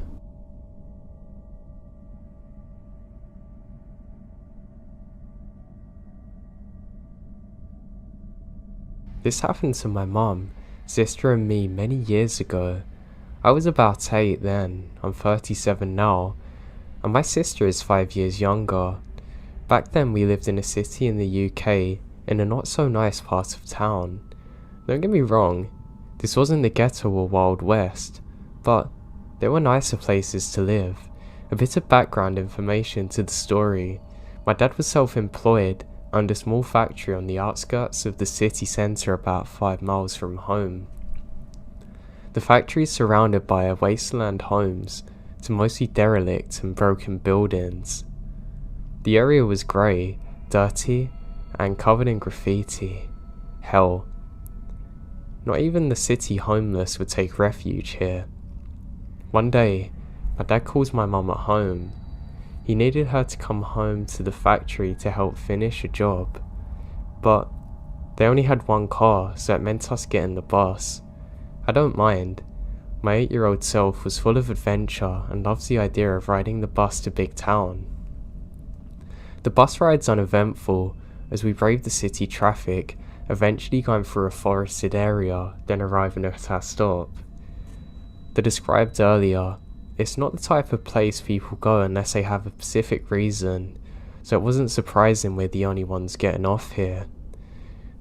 We started in the direction of my dad's factory, which was just under a mile from the bus stop. My sister's asleep in the pushchair as I was jabbering away, when suddenly I become aware my mum's preoccupied. I look at her, but she said, "Keep walking." I noticed she glanced over her shoulder, near the tree line. I slowed down, but she tugs my arm and says keep going. I remembered feeling anxious as my mum walks faster, pushchair bumping over uneven slabs. Then I heard him. First the footsteps, clumsy and heavy, then his raspy voice. He was muttering incoherently, having a conversation with, I guess, himself. Suddenly my mum crosses the road, holding my arm tightly, while steering the pushchair. He crosses the road too. My mum's cursing under her breath. We cross again. Whenever you think you're being followed, there's always a nagging doubt you're paranoid. But when we cross the same road for the 4th time in 5 minutes and this guy's still following us, I knew it was on. This was back in the 80s, no mobile phones, no internet and no SOS texts. You're really off grid. But now I can feel adrenaline. We're approaching a T-junction. My dad's factory is only around the corner, but it's about 500 yards away. If you didn't know where you were, you'd assume you're heading further into the ghost town. As we turn the corner, my mum told me to run as fast as I can to get my dad. I hear my mum and the pushchair thundering behind me. My heart is pounding. I ran like my life depended on it. My feet are crunching on broken glass. I don't dare slow down. I could see the small road ahead leading to a car park at the factory. I knew what I had to do. I shout for my dad as loud as I can. My throat is burning as I gulp for air. Hot tears stain my red cheeks. I burst in the door crying and my dad comes out running. He grabs the nearest object and ran towards the car park. I stood looking out there, watching my dad sprint across the car park. I see the pushchair too. My mum told my dad where we'd been followed and points in the direction, and my dad took off. He come back 10 minutes later. The creepy guy's nowhere to be seen. My dad said he probably ran off when he heard me shouting. With all the old empty buildings and wasteland, it's easy to disappear, even into the woods.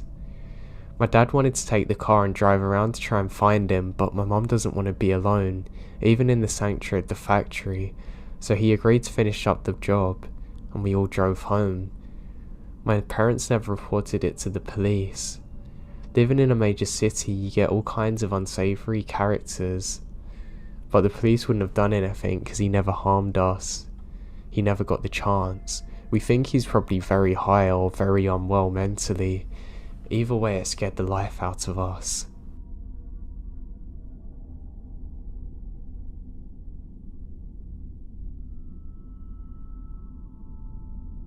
My father sadly died and I needed to clear my head, so went on a solo trip to a cabin in Oregon with my dog. Now I had a couple of weird things happen. My Pop-Tart incident still trips me out, but I think I can write that one off as maybe someone messing with me. But here's my story. I'll be the first to say that all of this could have happened in my head, like with anything. The mind's a freaky place and can play tricks on you. Now whenever I was scared as a kid, my dad always told me that in life, you shouldn't be scared of ghosts. Fear the living, they'll hurt you. In my late teenage years, I come into some money after my father committed suicide and I received an inheritance from him. Near the time of my dad's passing, he and my mum owned a cabin in Oregon. The cabin had been put up for sale by my mum, who could no longer afford the payments or renting it out. The cabin was set to go on the market for sale in less than a month and was in the process of finalising a paperwork with the realtor and lawyer. So for that month's time, the cabin was not going to be rented out any longer and was going to be vacant. I saw this as a chance to get away for a while and clear my head in light of all things that were going on. I quit work, packed up snowboarding gear, grabbed my dog and headed up in my dad's car that he had wheeled to me to the cabin. Now, this was our family cabin that my parents rented out throughout the year when they're not using it. I had keys to the cabin and also had the code to the alarms, so I didn't feel the need to stop at the rental management company and advise them of my stay. That has nothing to do with my story, but I felt the need to mention it anyway. The first few days of the cabin are normal, and nothing seems unusual. I spent my days playing with my dog in the snow, snowboarding, and in the evenings I played PlayStation or listened to music, drinking and smoking on the balcony. I already stocked up on food, cigarettes and liquor, so I was pretty much shut inside apart from the occasional venture out to the shops or the slopes. With my dog as company and my DVDs and PlayStation as entertainment, I was content and started to feel relaxed after all the drama that preceded my outing. The cabin itself was 2 stories. Bottom store had the living room and a side guest bedroom, along with the small kitchen. Upstairs had another 2 rooms, along with a walkout balcony attached to the master bedroom. Most of my time was spent either in the living room, kitchen or master bedroom. I never ventured into the other rooms and always kept the doors leading into them shut. Open doors to darkness scares me. Anyhow, the 3rd day came around. I was going through my usual routine of playing with my dog, playing games, etc. It was pretty heavy snowfall out, and I didn't feel like trekking down the hill to the main road in my car and decided to stay in. That's when things started getting a bit weird.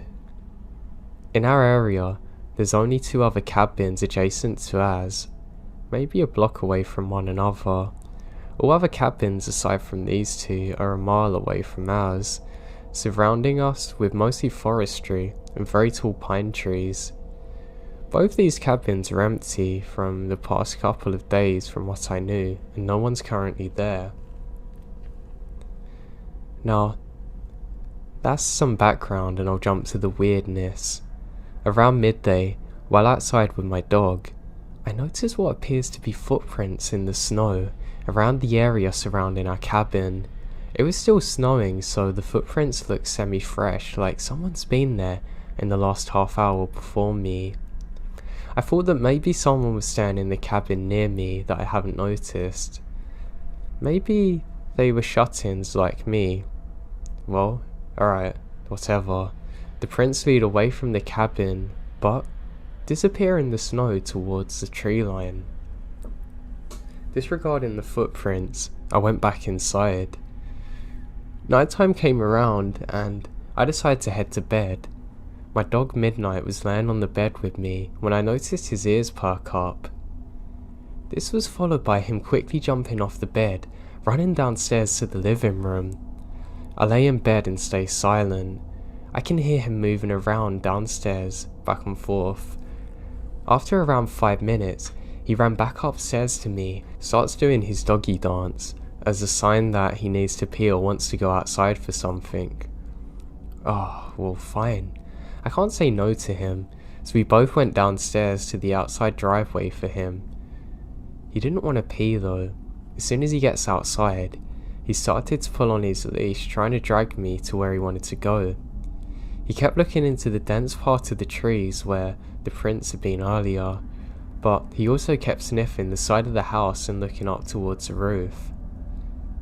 That's really odd. After he figured out that I'm not going anywhere near it, he sat down and just stares into the darkness. This is a bit unusual for him, but alright. Maybe there are forest animals out there that he wants to chase down, but screw this. Do not want to chance anything, so I pull him back inside and we both head back upstairs. Around half an hour later, I was lying in bed when I hear what sounded like hoofs walking on my roof. It was only a series of around 6 steps, and I rationalised that it could have been a pine cone falling from a tree onto the roof, or maybe a kind-hearted forest animal running around. But here's the thing, the footsteps aren't spaced apart like a man's stride would be, so that was freaking me out. Midnight, I also heard the noise and was quick to run to the balcony screen door, expecting to see something, but there's nothing. Alright, you know what? I'm a tough guy and at the time considered myself fairly well built and strong enough to handle myself. I grabbed my coat and shoes along with my cigarettes and flashlight and went out on the balcony. Screw it, right? As soon as I was outside, I lit up my cigarette and started wondering what this could be getting onto the roof with my light. Nothing there, and snow on the top was undisturbed. Crazy. Maybe this is all in my head. What about the midnight before? I'm paranoid now. But I think it's in my mind and calmed down. My eyes started to adjust to the darkness, and I kept smoking and just staring at the stars and trees next to our cabin. That's when I saw it. In a tree that was little taller than our cabin, around 20 feet from the balcony, I saw what looked like a man crouched in a squatting position in between 2 branches. It was squatted on one branch with its arms extended above its head, holding onto the branch. Wow. What is that? I wasn't sure if I was really seeing that thing, and just stared motionless. I noticed Midnight stand up and start pacing behind me and lightly barking at the same time. The thing still did not move. I pulled my cigarette out and was debating on shining the light in that direction, but something in my head told me, don't. So I walked back towards the inside, pulling Midnight with me. Once inside, I locked the door and shined the light in the thing's direction, but nothing's there. I shut the curtains to the screen door and retreated back to bed. But later on in the night, I heard light tapping on the screen door like someone's tapping on the glass with their fingers. It was consistent and didn't stop for nearly an hour. Midnight stared at the door, but even he won't go near it. The craziest part for me is that I had the feeling that someone's inviting me to the door, but at the same time, I kept hearing my dad's voice in my head telling me to stay in bed and to not do it. I listen to my dad's voice and stay where I am. Eventually, I pass out and wake up and everything's normal. The rest of the week I spent there was uneventful, and nothing else out of the ordinary happened. I totally admit that it could have all been in my head, but the fact that my dog was acting up too makes me really worried about the whole situation.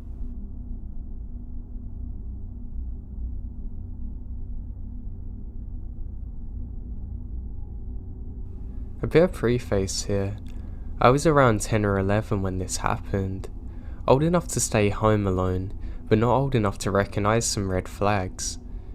I attended camp over the summer, the typical 8 to 3 route. Now my house sits at the end of my street, which forms the U, but for some reason, the bus driver would never drop me off at my house. I would always get dropped off at the end of my street, where I would toddle myself all the way back. Both my parents work late hours, sometimes not getting back until 8 PM, and it would be very expensive to hire a babysitter for 5 hours a day, 5 days a week. So, starting 6th grade, when the bus dropped me off at home, I'd be by myself. I'd do the usual middle school routine, play games online and watch TV. Occasionally, my neighbour's cat would come into my backyard and I'd feed her or play with her.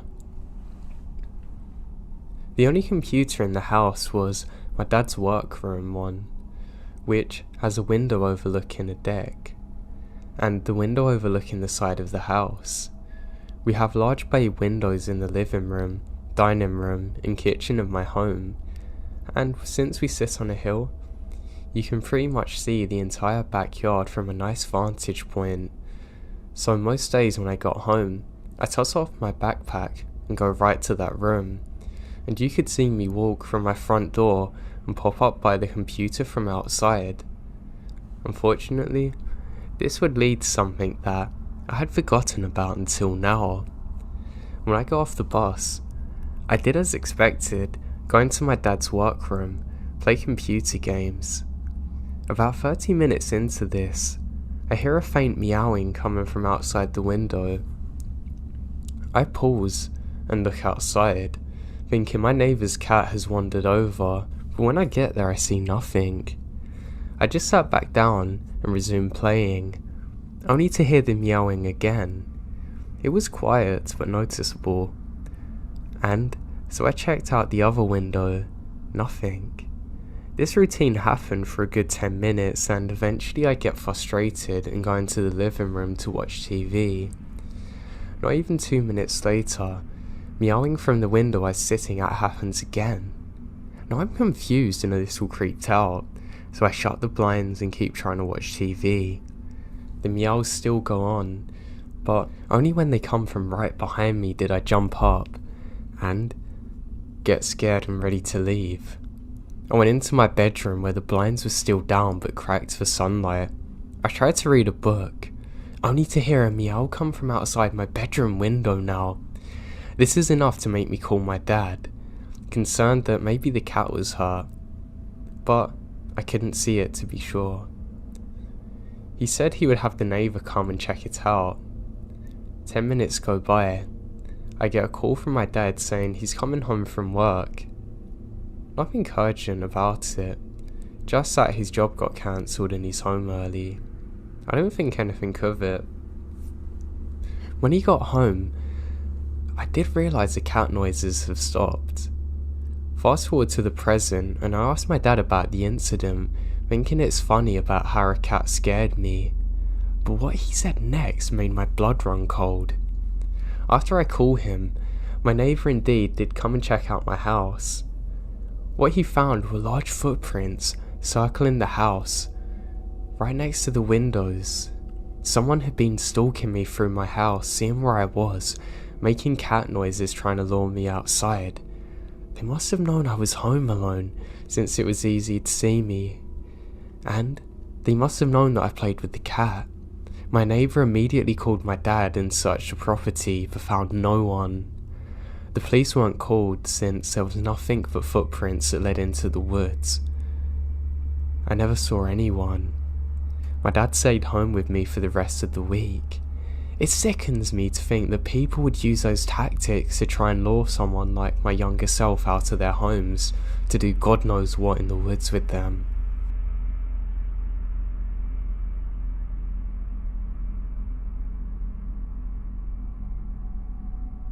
I was driving to work. It's about a 5-hour drive. It was already dark, and about 3 hours of driving in, I start getting really tired. I bought myself a coffee and some snacks at a gas station and continue on, but snacks and coffee can only keep you awake for a certain amount of time, and I feel really dozy. This part of the road is nothing but thick pine wood around me. There's no other cars on the road or anything. Only insects smashing into my windshield now and then on the empty road. Now I'm extremely tired, and at one point I nearly drove off the road, for almost falling asleep. I have to sleep now. I can't wait for a gas station. I must stop or I'm gonna crash. Now, I have such an urgent feeling to find a place where I can stop. It felt like an hour, but it was probably about 5 minutes to go by, and I spot this little pocket in the road. It's like a parking space for quick stops, like peeing, switching drivers and stuff, not a resting area. I stop there, turn down my windows to check if I hear any weird noises, and there's total silence. I turn up my windows again. Nothing bad's gonna happen. I haven't seen a car for like 30 minutes and the road's empty. If someone's checking out my car, I bet it's the cops checking on me to see if I'm okay. I leave my keys in the ignition and lock the doors, just to be safe. I adjust my seat a bit and make it comfortable to sleep in, and I take off my shoes and put them on the passenger seat to the right. It was so nice, and I close my eyes and instantly fall asleep. Now I don't know why, but something wakes me up. I can't explain it. I can't really see anything. Some kind of bright light hits me in the eyes though. First I think it's a flashlight, but now I realise that it's the high beams of a car in my rear view blinding me. I look to my left and I see a dude walking up beside my car. Maybe he wants help with something. Should I make it clear to him that I'm here? He's right beside my left back door. Should I step out and ask what he's doing? I didn't have to. The dude proceeds to jerk and pull on my left door. I almost have a heart attack. He's trying to force his way in. My seat is adjusted to lay down, and I push it back as far as I can. I can reach the pedals, which makes it almost impossible for me to drive my car. I slam the horn and it breaks the silence with a roar and the dude jumps back. That gives me like 2 seconds to push my seat and reach the pedals, but it's still out of adjusting, and I'm pulling myself really hard towards the steering wheel. Because my seat is lying flat, it's not supporting my back and it kind of hurts. Anyway, I start my car and drive, kinda, with a cloud of smoke. It's hard driving a car with nothing holding you up properly, but I manage. As soon as I look in my rear view, he stands up looking at me. And what's worse, I can see 2 more guys next to him. I can see the silhouette of their high beams. One of them has something in his hand like a crowbar. I drive super fast, way over the speed limit. I'm terrified. Then, I stop at a gas station to sort my seat out and put my shoes on. I figure out I was only asleep for like 10 minutes, which makes me worried that they were following me. I'm really worried now. I told my boss the next day, and he actually said he's heard of problems like this all over Sweden before, where criminals will stop you and rob you or do worse things. I've never had anything like it in my life, and it makes me terrified to stop when I'm driving again.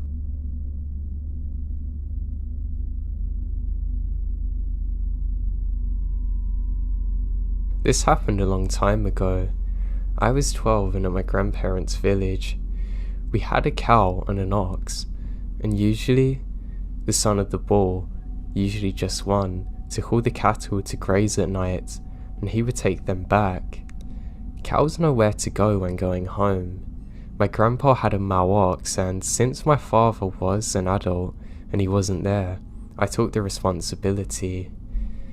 Basically, my job was to go around the village with the ox tailing after me, calling the people to open their doors. Our ox would grunt, and to call the herd, and all the females would then come out. From then on, I had to take them to a clearing up area in the mountain, and then take them by the river. It was easy. The animals knew where they were going. They were calm, and our bull was a gentle giant. All I did was have to ride him with thin rope on his horns. If any of the females wandered off, all I did was call in or occasionally poke her with a stick in the right direction. My grandpa said that if I see a wild, very rare boar or fox, I should just stay on the ox. Not many animals dare to go near an ox herd. There is a dark part of the forest where it's very quiet, and even the bravest hunters won't go. It is slippery and dangerous. They said that even the deer and boar don't go there. I was forbidden to go there and honestly never wanted to. So during this event, it's during the morning and everything seems fine. I was on the ox going up the mountain. I was glad he let me because it was a hard trek up. I saw that one of the females was wandering off. I followed her and left our ox and the dogs to guide the herd. She went into the forest and I ran to her. I tried steering her away, but she continues. She went in the dark part and stopped. I didn't want to go off just in case she ran back and left me there. And then I heard a crunch and turn around, and a very old man is walking towards us. He looks frail with dirty clothes and has a long beard. I was scared. I'd never seen anything like this my entire time out there before. Now, I laid on the ox clinging to her, not wanting to fall if she ran. Oxes aren't like bulls. They don't jump or kick when scared. They either attack with their horns or run. I was ready to hold on no matter what she chose. Our oxen don't take kindly to strangers, and before I took them out in the mornings, they're always paranoid. Now that's a good thing though, because they trusted their owners. But knowing her, I knew she would either bolt or attack. But weirdly, she just stood there. The stranger then came to us and petted her on the head, whispering something I didn't understand. He looks at me, and his eyes are completely white. Then he turns around and disappears into the trees. Suddenly, the female grunted as though she had woken up now. It was crazy. I'd never seen her act like it before. She suddenly bolts away with calm, and we found the herd. I quickly got on our rocks and yelled water. He knew that command and went down towards the river. I then ran into one of the houses and tried to explain everything. The couple there stayed with me and sent their daughter to call my grandpa. I literally couldn't sleep for days remembering those white eyes. My grandparents wouldn't let me out of the house after that, even if it's just to play in the trees. Later I learned they were protecting me from a lesnik, a forest spirit which can take the form of a man or an owl or wolf. It hates when people go to his part of the woods and can kidnap you. I later learnt that the ox which took me there fallen ill and died almost immediately after.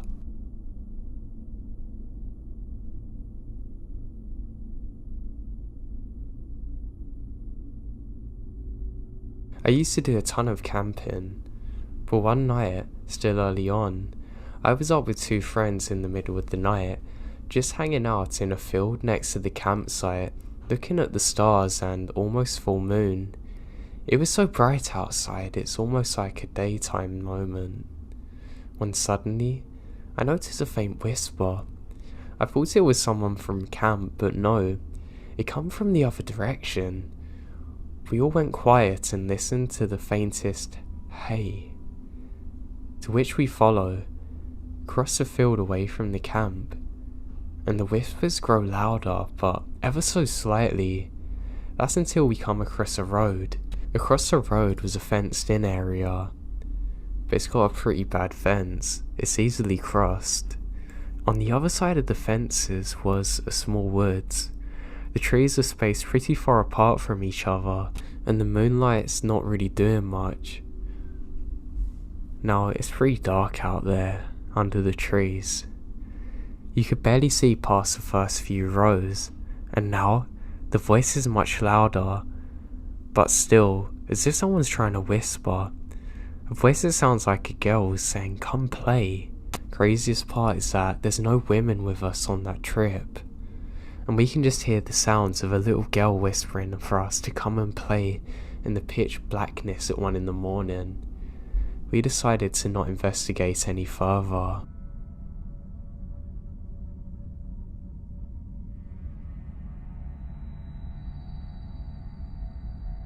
My father's family is from northern Peru.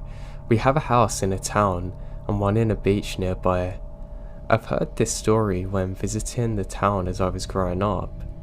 This happened to my father when he was 7 or 8 years old in the 70s. He had climbed a tall tree on a grove near town and was sitting on top of a big branch eating fruit. It was in the afternoon.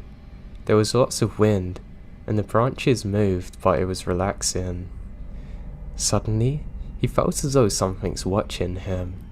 He focused and saw 2 eyes looking at him from a branch on another tree. He first only saw the eyes. He says that they're much bigger than a person's, hypnotic looking and intelligent. He then saw the rest of what appears to be a monkey or small person, and it looks terrified. He immediately jumps off and starts running into town. When he told his grandfather what he'd seen, he said it was a junda, like a goblin, and that they take away little children, especially those who have not been baptized. His grandfather was a farmer and saw many strange things on the fields out of town. This story happened in the 30s. The generation of my father's grandfather, a group of 4 men, had gone on horse to the Mont, like wild forest in this dry area, and were returning to town at the end of daylight. The paths were such that they had to go one behind the other. Suddenly, they realize that the last man is missing. They decide to backtrack and first find the horse without the rider, and then him, on the ground passed out. They took him to town and he was babbling and crying but not coming to. A priest was taken to him. When he finally come to his senses, he said he had seen a bolto in the road. Bolto would translate into blob. This is just a mass occupying space that's much darker than its surroundings and far bigger than a person.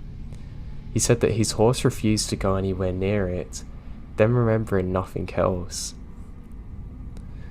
Finally, this story was told to me from an uncle of mine. It was about a man walking back from the beach to the town at the end of daylight. The beach is separated from the town by a desert area with dunes and some small mountains. I think it's 500 meters, so it's about a 20-minute climb.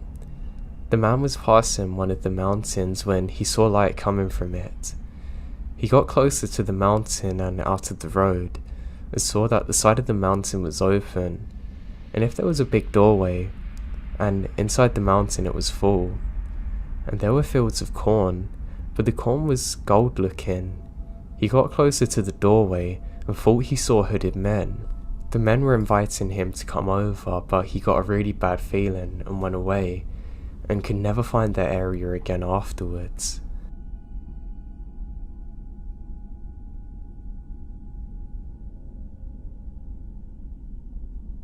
I guess I'll write what happened in chronological order.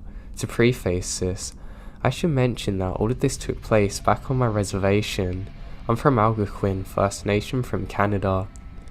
Another thing I should mention is that on the res, traditional beliefs and legends of the paranormal are still a big part of our community. The attitude of most people towards the paranormal is one of assurance. To us, the paranormal is a regular part of our life. We believe in a spirit world, and we believe that sometimes these beings can cross over from their world to ours. Well, I tell paranormal stories to my non-native friends. They're always in disbelief of what I tell them, but they've had no paranormal experiences, unlike me having a bunch. And most everyone I know on the res has had one. I don't really care to explain it, but it is what it is. Anyway, here's the story. This happened in the fall of 2011 when I was 16 years old. I was living in a nearby city with my mum, so I can get a better education than the one I can get at home. But we'd go back every single week to see my dad and little brother. One Friday, during the drive back home, I got a text from a friend of mine. She told me about a party that was happening that night, and she said to me when am I going to be home so they can pick me up. I gave her a time and that was that. When we got home, as soon as we stepped inside the house, I see my dad and cousin sitting at the kitchen table drinking. They're both cops on the res, so usually beers with his partner on a Friday evening happens. Means that they had a particularly tough week at work though. Typically, the toughest cases they deal with are ones around children. So a part of me felt sad immediately that something bad's happened. They both look tired and drained, but they're happy to see us. We say our greetings, catch up a little, and my dad asked me if I have any plans. I tell him about the party and where it'll be, and he and our cousin share a weird look. Why are you guys making that face? Did something happen? I say. I dunno, should we tell her? My cousin said, looking at my dad. He laughed and said, yeah, we probably should, because I'm gonna have to be going to a cottage pretty deep in the woods later that evening. They start off by saying the first strange call they get is on a Monday night. There's an elderly woman saying that there's people outside of her home knocking on all of her windows. She can't see anyone, but there must have been at least 3 people, judging by all the different locations of the knocking. They arrive at the woman's home, inspect all around the house, even the woods, but find nothing. They tell her that it's probably some teenagers playing tricks on her, but sadly there's nothing they can do really, besides patrol the area in case they come back. On Wednesday night, the same woman called again with the same problem. It had been raining that day too, and there was mud everywhere, so they figure at least they're gonna know where they went. But they don't find a thing. This is when they start feeling like something is off, because one of the windows where the woman was, she's adamant that there was someone there, but it's completely impossible to get there without going through a huge puddle. This is when they start to think she's lying, but they just told her the same thing they told her friend a few nights prior. By Thursday night, everyone on the res had been talking about these strange experiences. It turns out that she wasn't the only one experiencing it. She was just the one to call. I mean, all of this is taking place on a res, so it wasn't long before people were linking it to the supernatural. My dad still wasn't sure if it's just a group of teens playing a prank on people, but they get another call from the same woman for the same reason. They rush over there, but are met with the same situation, except this time, the neighbour walked over looking pale as a ghost. That's saying something for him. He says, "Is this about the knock-in?" They notice he's a little shaky. "Yeah." "Did you see something?" They ask him, and he nods and said, "You guys are gonna think I'm crazy, but yeah." And he goes on to explain what he saw. He said he stepped out for a cigarette on his front porch when he heard knocking. He looked around to see where it's coming from, and when he looked to his neighbour's house, he saw it. there's a black figure standing outside of the woman's window. The same one with the puddle, looking at her home. He said it looked humanoid in stature, but completely made out of a shadow. You could tell it was something solid-ish, but you cannot make out any features on it. He stared at it completely in shock, and watched that thing as it knocked a couple of times, then darted around the house knocking on every window, moving so quick it's like a blur, and it went around the house a few times. The man ran across the road into the tree line behind one tree in particular. The man was frozen but couldn't look away. It then leaned out from behind the tree, staring directly at him with yellow eyes that reflected the light similar to a cat's, and then it smiled, showing its small but numerous pointed sharp teeth. "I almost had a heart attack," he said while it happened. Fast forward to Friday. Stories are being exchanged all over the res about sightings and experiences people are having. On top of that, multiple people are experiencing the knocking. There's also quite a few sightings with everyone describing the creature in the same way. One woman was bringing her trash to the side of the road, and she thought she saw the woman somewhere in her peripheral vision standing near the trees. She walks back up the driveway and into her home, feeling as though she's being watched. Right before she's about to open her door to go back inside to her home, she looked back and saw two reflective yellow eyes staring at her from the trees, saying it's about 5 feet above the ground. Another couple was driving at night and said they saw a humanoid figure too. "You sure you still want to go to that party?" my dad asked. But my friends were already pulling into the driveway. I gave my family hugs and kisses goodbye, and they told me to be careful, but I felt fine. A common belief among native people is that negative energy attracts negative energy. Therefore, an evil spirit will draw to people with unresolved issues, traumas, and sinners, I suppose. If you're someone who's spiritual, self-aware, and basically a good person, you're pretty good. So I get to the party, and within 20 minutes, the conversation shifts towards the paranormal experiences everyone's having.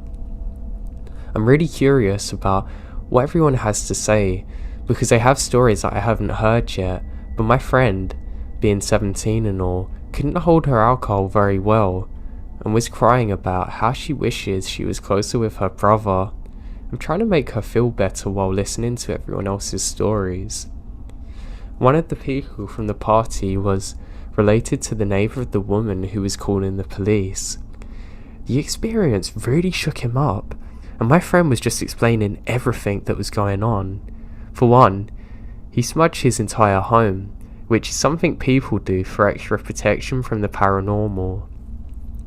He also went on multiple visits to the elders around the community asking for advice. What we do know about paranormal experiences on the res is that they don't happen as much as they used to. If you talk to one of our elders, they'll have endless stories and even more advice to give about how to protect yourself.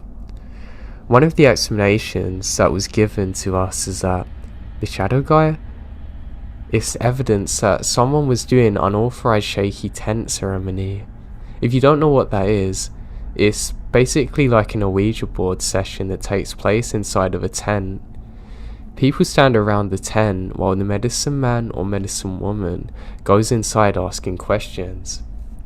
The tent begins to shake and you hear voices of the spirits coming through.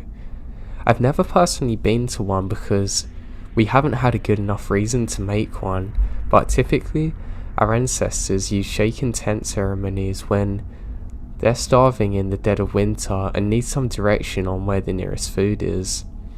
My mum's been to one. Her story's crazy. She described hearing multiple men and women only speak in native tongue, and they're upset that people were doing a shaken tent ceremony when they're not on the verge of death. The people there had to explain that they're only doing the ceremony to prove that it was real, as we'd been losing our culture as a result of residential schools. But the spirits are angry, saying that the bridge between the two worlds should never be opened unless necessary. because you don't know who you're talking to. It could be evil spirits. You don't know. Anyway, the elders told him that this spirit crossed over into our world because of a shaken tent ceremony. Someone on the res has been doing them without consultation of the elders, so we start thinking about who would do that without the proper guidance, and so. Then, two of the drunkest dudes say, "Oh, I'm not scared. That thing can't do anything."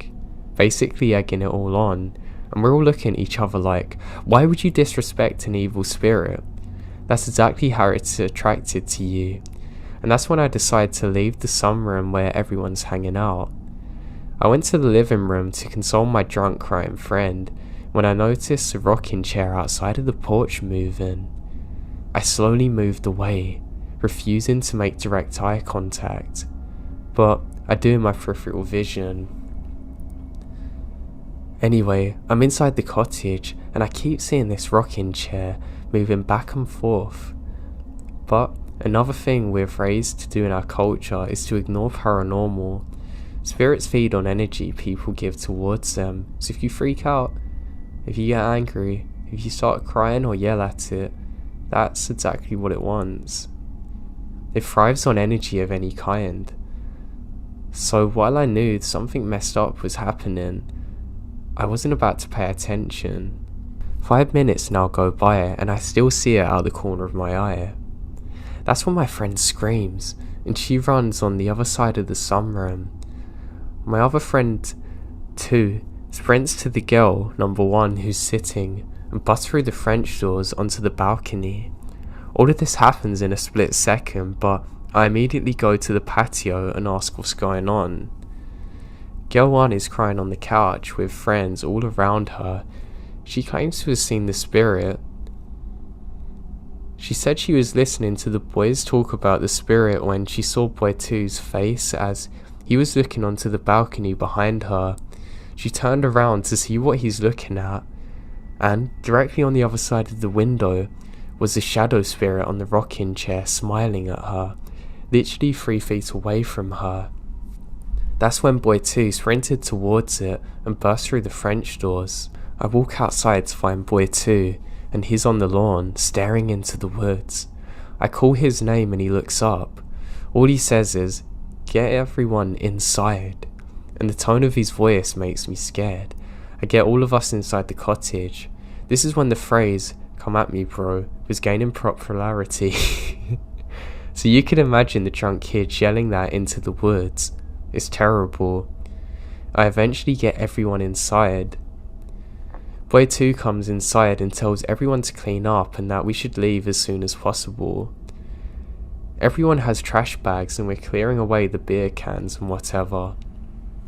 Everyone goes inside the cottage and it's only me and boy 2 in the sunroom now. I look to him for answers and he says, "It's outside." I nod and start cleaning faster. The sooner we're out of here, the sooner we get away from that thing. As we're cleaning in the sunroom, we hear knocking on multiple windows. The entire sunroom's made of glass, but it's dark out, so you can't even see. And he says ignore it. I'm really scared now. Within 2 seconds, someone comes running out of the bathroom and says, "I'll kill whoever's knocking on the bathroom window." But everyone's accounted for. Someone else comes running out of the bedroom saying that there was knocking on the window as well. Everyone's freaking out, and me and boy 2 and our one other friend are the only sober ones now trying to calm people. We get the place clean and get outside and to the cars immediately. Everyone's getting into the trucks and I'm standing there. The guy looks relaxed, then all of a sudden looks worried and shoves me inside his truck. We peel out of there quick. A few days later, I end up hanging out with boy 2 and he tells me the story from his perspective. He said that when the boys started talking about the spirit, it appeared on the rocking chair behind girl 1. He said he made eye contact with it but couldn't look away. They were staring at each other, and that's when girl 1 and boy 2's expression changed. He said it was instinct to defend the people he's with and ran towards it. He said that the feeling he was getting from the cockgee was almost like daring him to do something. He said the second he got up, the cockgee stood up and ran into the woods, disappearing into a blur of the tree line. Boy 2 ran off the porch, looking around the lawn, when he saw it standing there, right next to the woods. It was smiling at him, and he heard it mocking him, calling his name, then disappearing. He didn't see it again until everyone was getting inside the trucks, which explains why he suddenly pushed me inside. He said it was standing on the far end of the truck, super close to us. Later that night, when he dropped everyone off, they realised that they never locked the doors. So he went back to the cottage, but his friend was too scared to go in, so he goes in on his own. But the second he opens the door, he sees that thing standing inside. He locks the door as quick as he can, and they peel out of there. The sightings continued for a few days after that. We definitely weren't the only people on the res to have them kind of experiences. It was the talk of the res. Everyone was curious about what happened. Would it come back? What was it? All I know is that it terrified us, and it's 2018 now, and no one else has seen anything like it since.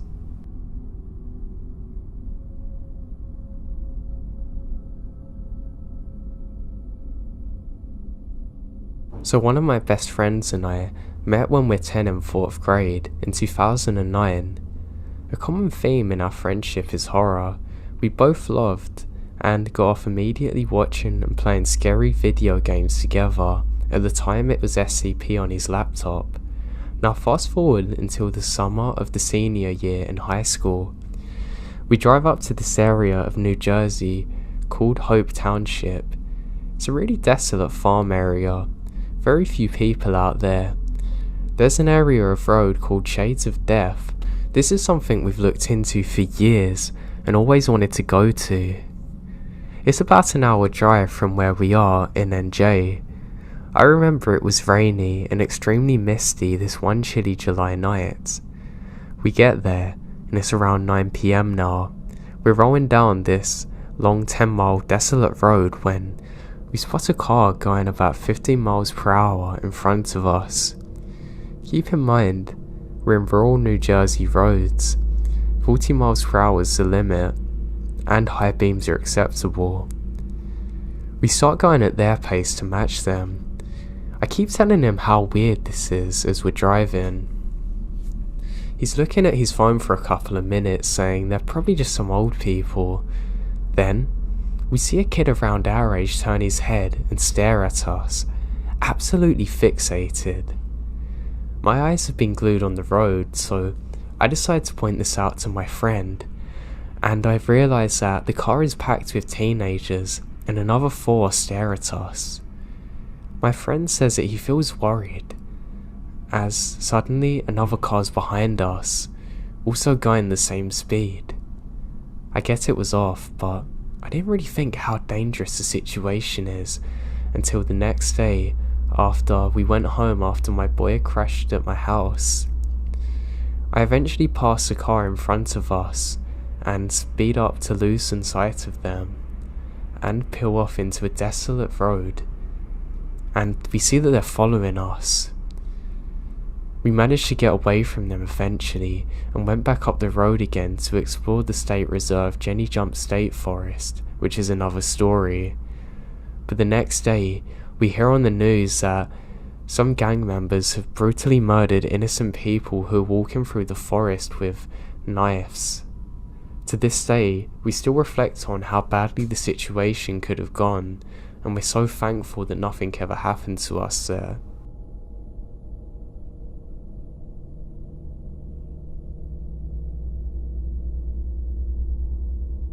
Back when I was 16, me and my friends spent a lot of time together at a caravan site on the outskirts of my town. One of my friends, Jack, had a little cabin there that his parents owned. We spent most of our evenings at the cabin, drinking and hanging out. We'd have the occasional barbecue or party, but mostly it's just a chill place to relax. Now one night, it was one of my friend's birthdays, so naturally we head there to go drinking. It was about 10 PM, so when we realised we'd run out of alcohol, the oldest one of us, or looking the oldest, Nathan and Tom, both volunteered to pop to the nearest corner store to get some drinks. While they were gone, we listened to music and play Xbox and have a good time. Just less than an hour went by before we heard a loud banging on the window. I pulled back the curtains with a wide grin on my face, thinking it's Nathan and Tom back with the drinks trying to scare us. So I decided to stick my tongue out and close the curtains. They can come in whenever they wanted, the door's open. Suddenly, a bang come from the window again, followed by a series of loud and violent bangs on the other side of the cabin. We then heard a man's voice shout out angrily, "Are you in there? And this isn't Nathan and Tom's." Jack's kind of worried and gets up to see what's going on.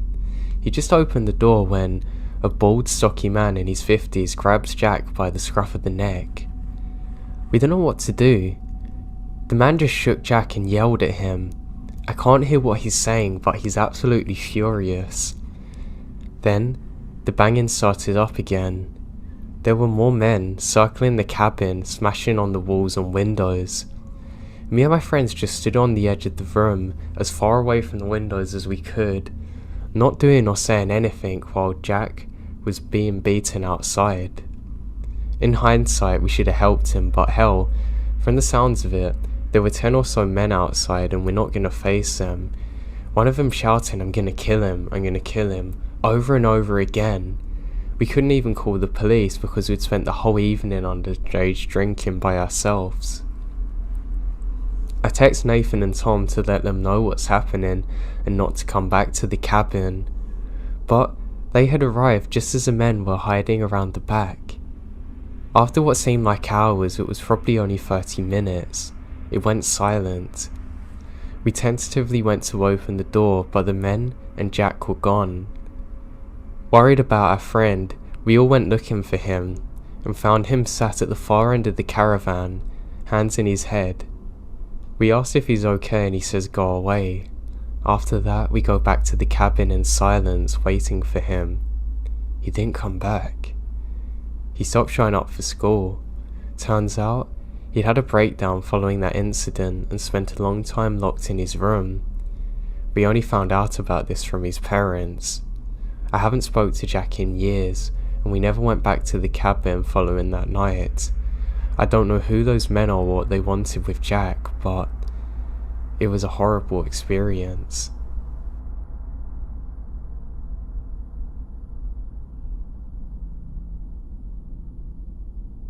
I remember a time when I was almost abducted as a kid. I lived in my grandmother's house out in the middle of nowhere in Texas. Our neighbours lived closer to the main country road, and my grandmother's house is at the back of a 5-acre lot. Across the street is an army depot. There's nothing but woods surrounding all of this.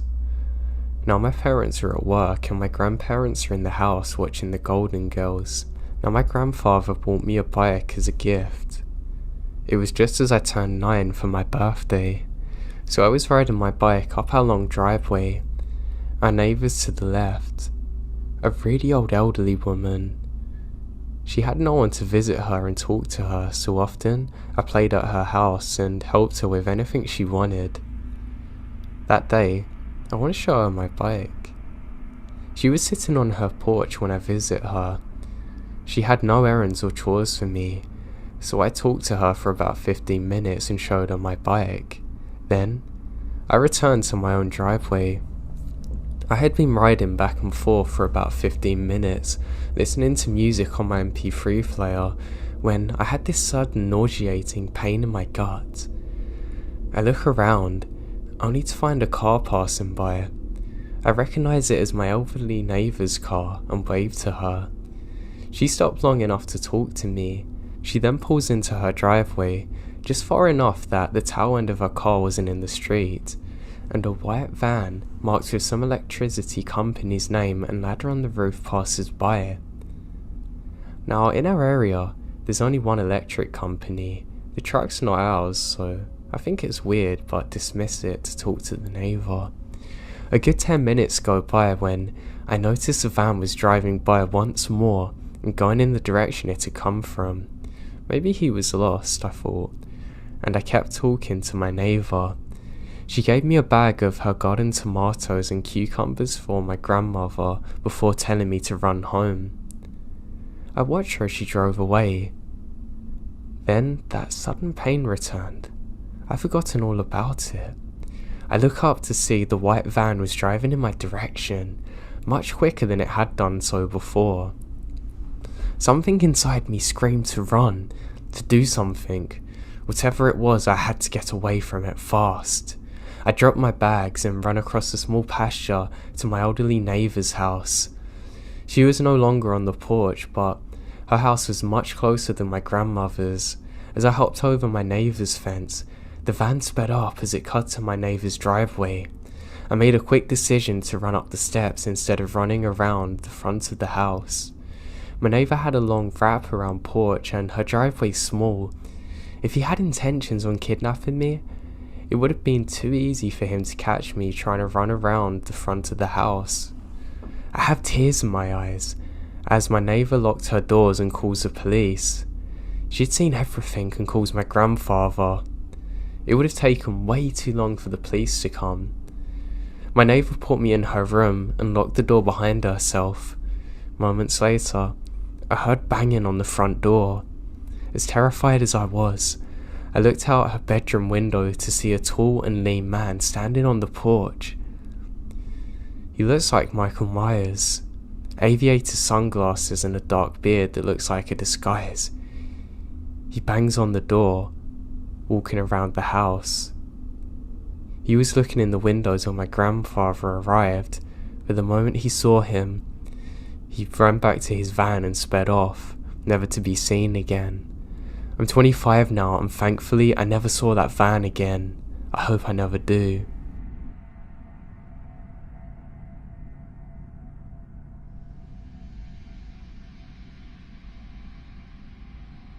I'm a child of the mountains and my hometown was completely mountainous, so I spent most of my childhood running through the forests and stuff, and one event that happened when I was 10 remains unexplained.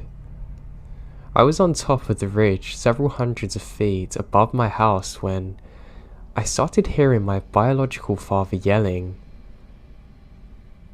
In a very redneck area, he had a very distinct voice with no accent, so it's not really possible to confuse him for anyone else. His voice was coming from the other side of the ridge, which is a bit weird in retrospect because nobody over that way actually lived in that area and everyone avoided everyone in there. Even when hunting, we'd go around. The train was worse to deal with, but it's what we done. He starts calling my name, so I go down there. But the voice isn't getting any closer. I start feeling dread washing over me, and I suddenly remember my father's on a trip to Germany. I've never ran so fast. I didn't realise it until I got to the other side of the ridge, but the forest had been completely silent on the other side of the ridge, which never happens unless there's predators or the wind picks up. Normally, I'd think I was just getting closer to black bear territory, but the voice obviously makes it confusing. Unlike a number of stories like this I've heard over the years, the experience didn't really stop me from going into the woods. It just made me more curious. I've never had an explanation for it since, and it kind of worries me. The closest thing I've heard it could be is like a skinwalker, but I'm not sure. It may even be a person who is trying to stalk me in, but I guess I'll never know.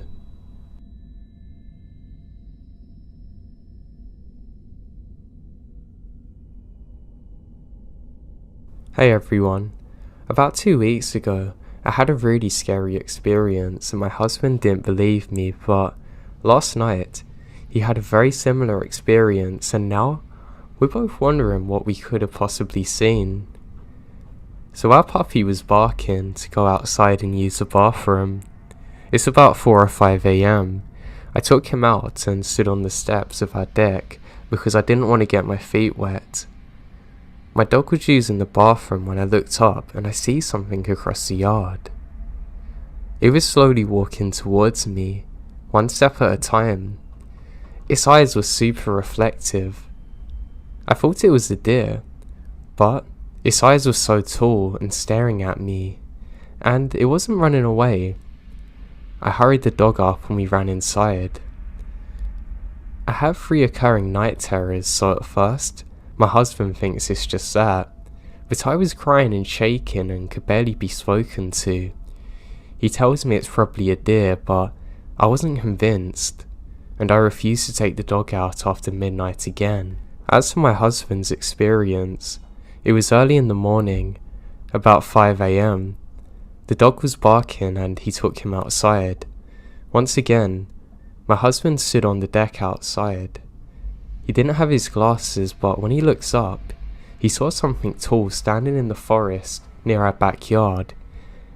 He said he saw it walking slowly, almost gliding. He said that the moment he made eye contact, his nose was bleeding. My husband is typically not prone to them either. He said he wanted to get a closer look but felt the need to go inside, almost like an instinct.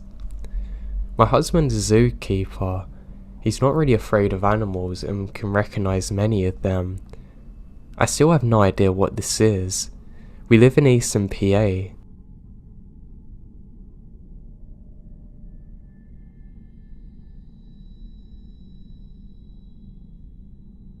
This happened around the 1900s in the countryside of South Brazil. My grandmother's grandfather was coming home from a ball very late at night.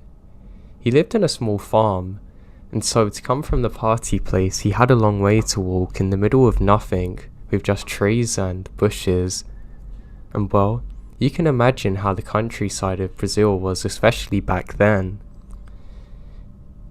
He said that while he was walking, all of a sudden, he heard strange noises and lights. Scared, he hid in the bushes to see what was happening. He said there were very little men speaking in a foreign language. Behind him, there was two huge plates stacked on top of another, with lights all over them. He stayed hiding and praying until they left and ran for his life. My grandmother says that she's heard this story a few times in her youth from him, and the narrative always stayed the same, with him praying after. Only after she married and moved to the big city and had children did she start to hear about these things being known as aliens and other things. Her grandfather at the time would have had no concept of aliens.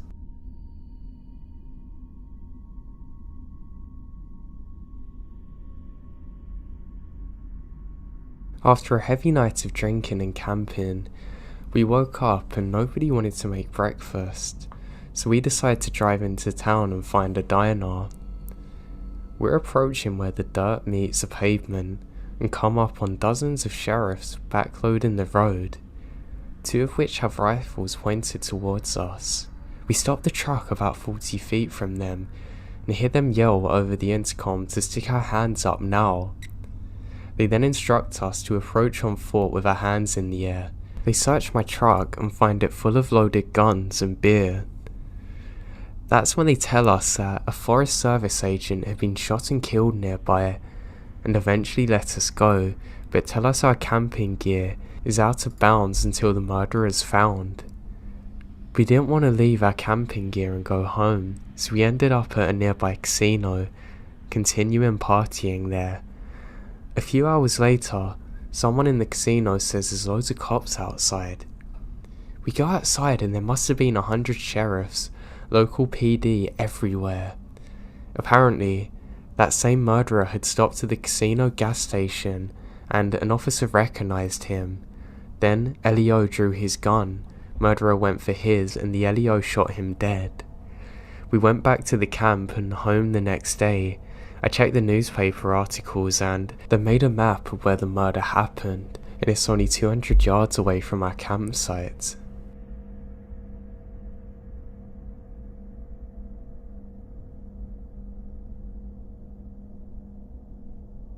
I have a friend who's a trail ranger.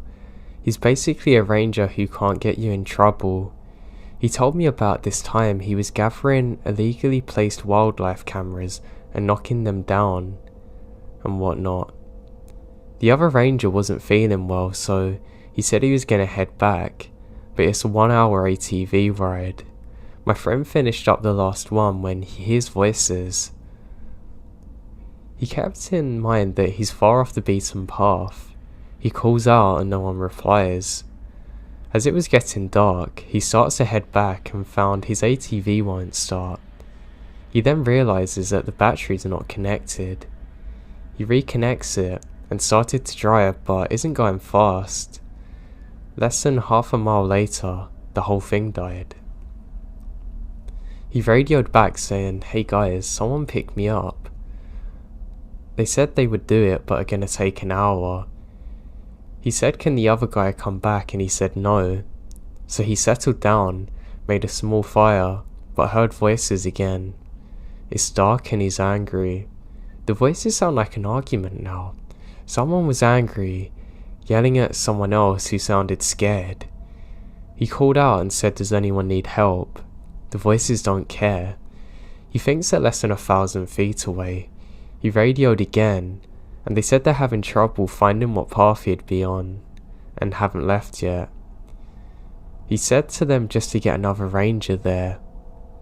About 3 minutes go by, and the voices start again. He decides to walk there, hoping maybe there's some drunk people that have a map.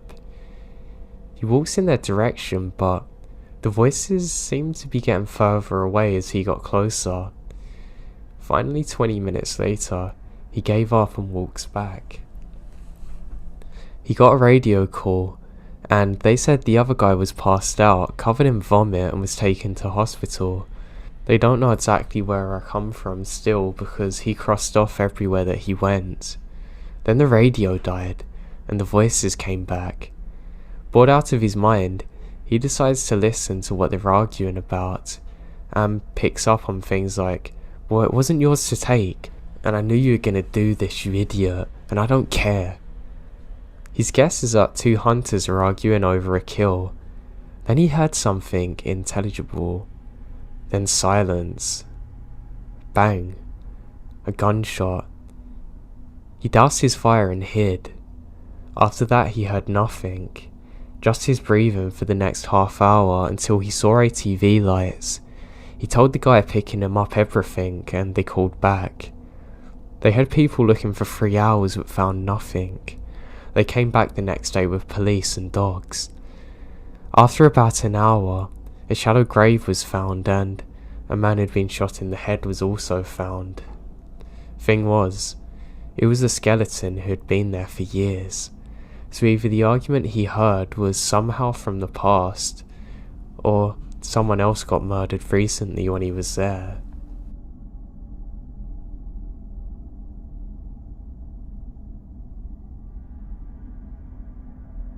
This happened while I was doing my army service in Switzerland. I'm not allowed to talk about exactly what we were doing there, but I'll try and keep this clear. My company has installed a huge antenna, and it has to be guarded day and night. So we're on a hill, away from a city near a massive forest. It's 1800 hours, and I had just started my watch of 6 hours with another soldier. Everything's fine. We smoke cigarettes and keep ourselves occupied until our night watch ends. Then, we receive a call from our superior who said that one of the soldiers that's supposed to watch hasn't come out, and we have to stay for another 6 hours. So we tossed a coin to see who's going to stay from midnight till 6 AM with temperatures of -20. And of course I lost, and I had to wait for the other soldiers to come and join me for the rest of the night. They sent Jon Snow. No, I'm just kidding. They've only sent another soldier, but not the best, because I knew he would sleep all night when I saw him climbing the hill with his sleeping bag. And that's what he did. He immediately took place in the tent and fell asleep. It was the coldest and longest night of my life. Nothing special about it. The weirdest part though happened in the morning. We receive another call from our superior telling us that we had an NBC exercise. It means that we have to wear all-day chemical suits. The one with the gas mask and everything. I was really upset and exhausted because I wasn't able to sleep with that thing on, and sleep was my only reward for the 12-hour watch. Well, I get out of this tent, and I saw this thing that still scares me to this day. I see a woman standing next to the antenna. She wasn't moving, she was just standing there, meters from my tent. I couldn't see her face because of the sun starting to rise behind her. I knew she's a woman because she had really long hair. Remember that we're in the middle of nowhere and she's standing there, not moving like she's frozen. I start to freak out and call the other guy to see what I'm looking at. I don't know why, but he wasn't scared at all, and he told her to leave. But she didn't. She just stood there staring at us. I was confused. How could a woman ignore two soldiers in a forbidden area? I mean, we're in Switzerland. The army's not that impressive, I know, but people usually don't do this kind of thing. They would just move away, especially when it's 6 in the morning. And what she's doing in the middle of nowhere is beyond me, not dressed for cold climate. How long was she there? And how did she get there? I don't even see any footsteps. So, there's so many questions running through my head. The other soldier didn't think twice and starts walking towards her. When he almost reaches her, she starts running very fast into the forest. I see her going deep into the forest and I never see her again. I'm a really rational thinker, but I have absolutely no explanation for this. Thank God there was someone there with me, because nobody would have believed me if it was just me there at that time.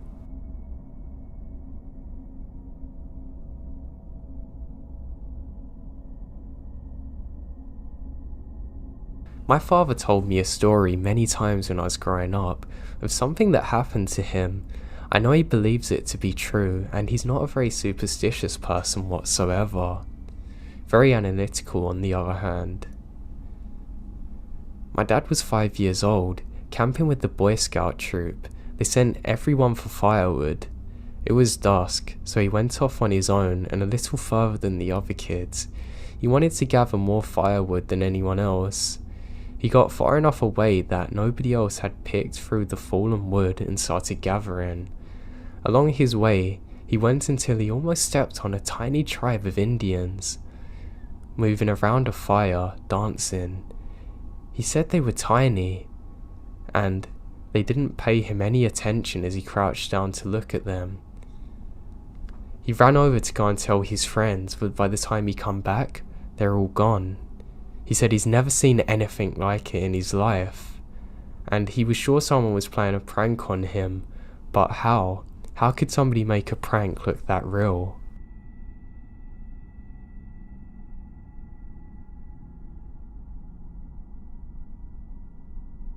I live near a very large, very popular national park.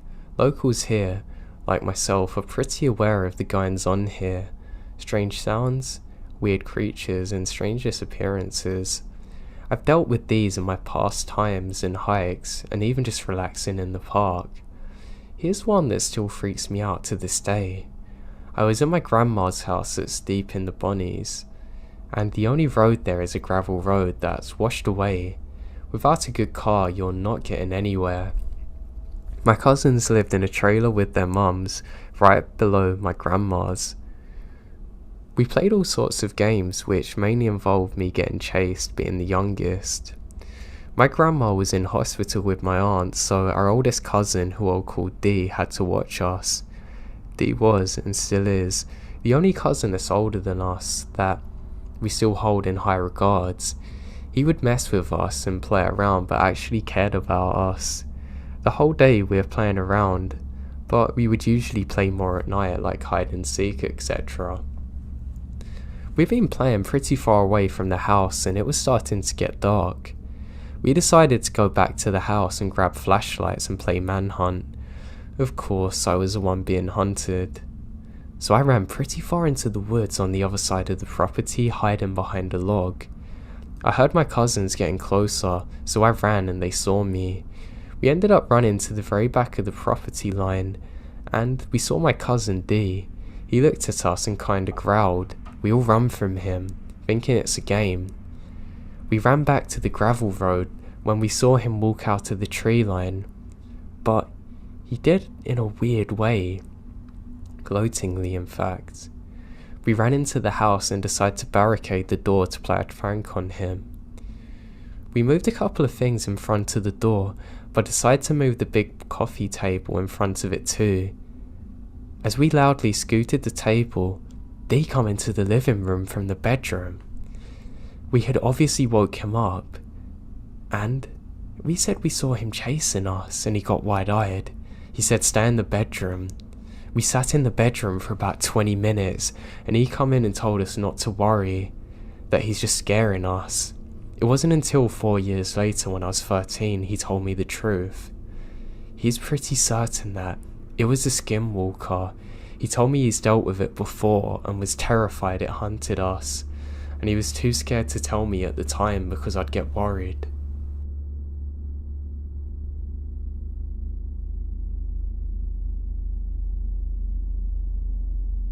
So with a few fraternity brothers and I are backpacking in the Nafala National Park and met some guys.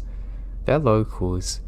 I mean, not local hangout bros, but local backwoods people who lived there for generations, hate the government and society types. These are guys that have apparently been helping Eric Rudolph, the Olympic bomber, hide in the national forest by supplying him with food drops. Really weird drunken conversations. They actually took us to one of the hideout drop-off caves. They were too serious, and that's the whole reason that I hated this. They trusted us because some things were said to make them think we're of a similar mindset. Anyway, we parted ways. Spent a few days trying to figure out if it is all lies or not. And that same week, they call Eric Rudolph in the dumpster of a Piggy Wiggly 3 miles from where we met the guys.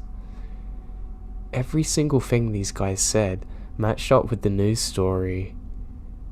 We gave them the bottle of Jack even. They said they'd give it to Eric. Creepy as hell. Hauntingly terrifying in retrospect.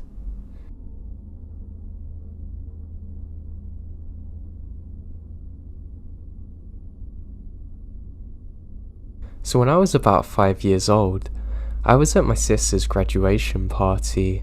My father had rented out a pavilion at a heavy wooded area of Country Park. I ended up following some kids throughout the forest, and after a while, I realised I wandered too far from the pavilion and started heading back. I remember not being able to find my way back and ended up being lost for around an hour. As I was walking, a man dressed in white from head to toe appeared to me. He said his name was John. I explained to him that I was lost and told him where my family was. I remember him accompanying me throughout the woods, and he had a very comforting presence about him. After a while, I remembered hearing my uncles calling for me from a distance. I turned to tell John that that's my uncle, but he was gone. I turned the other way, and there was my uncle.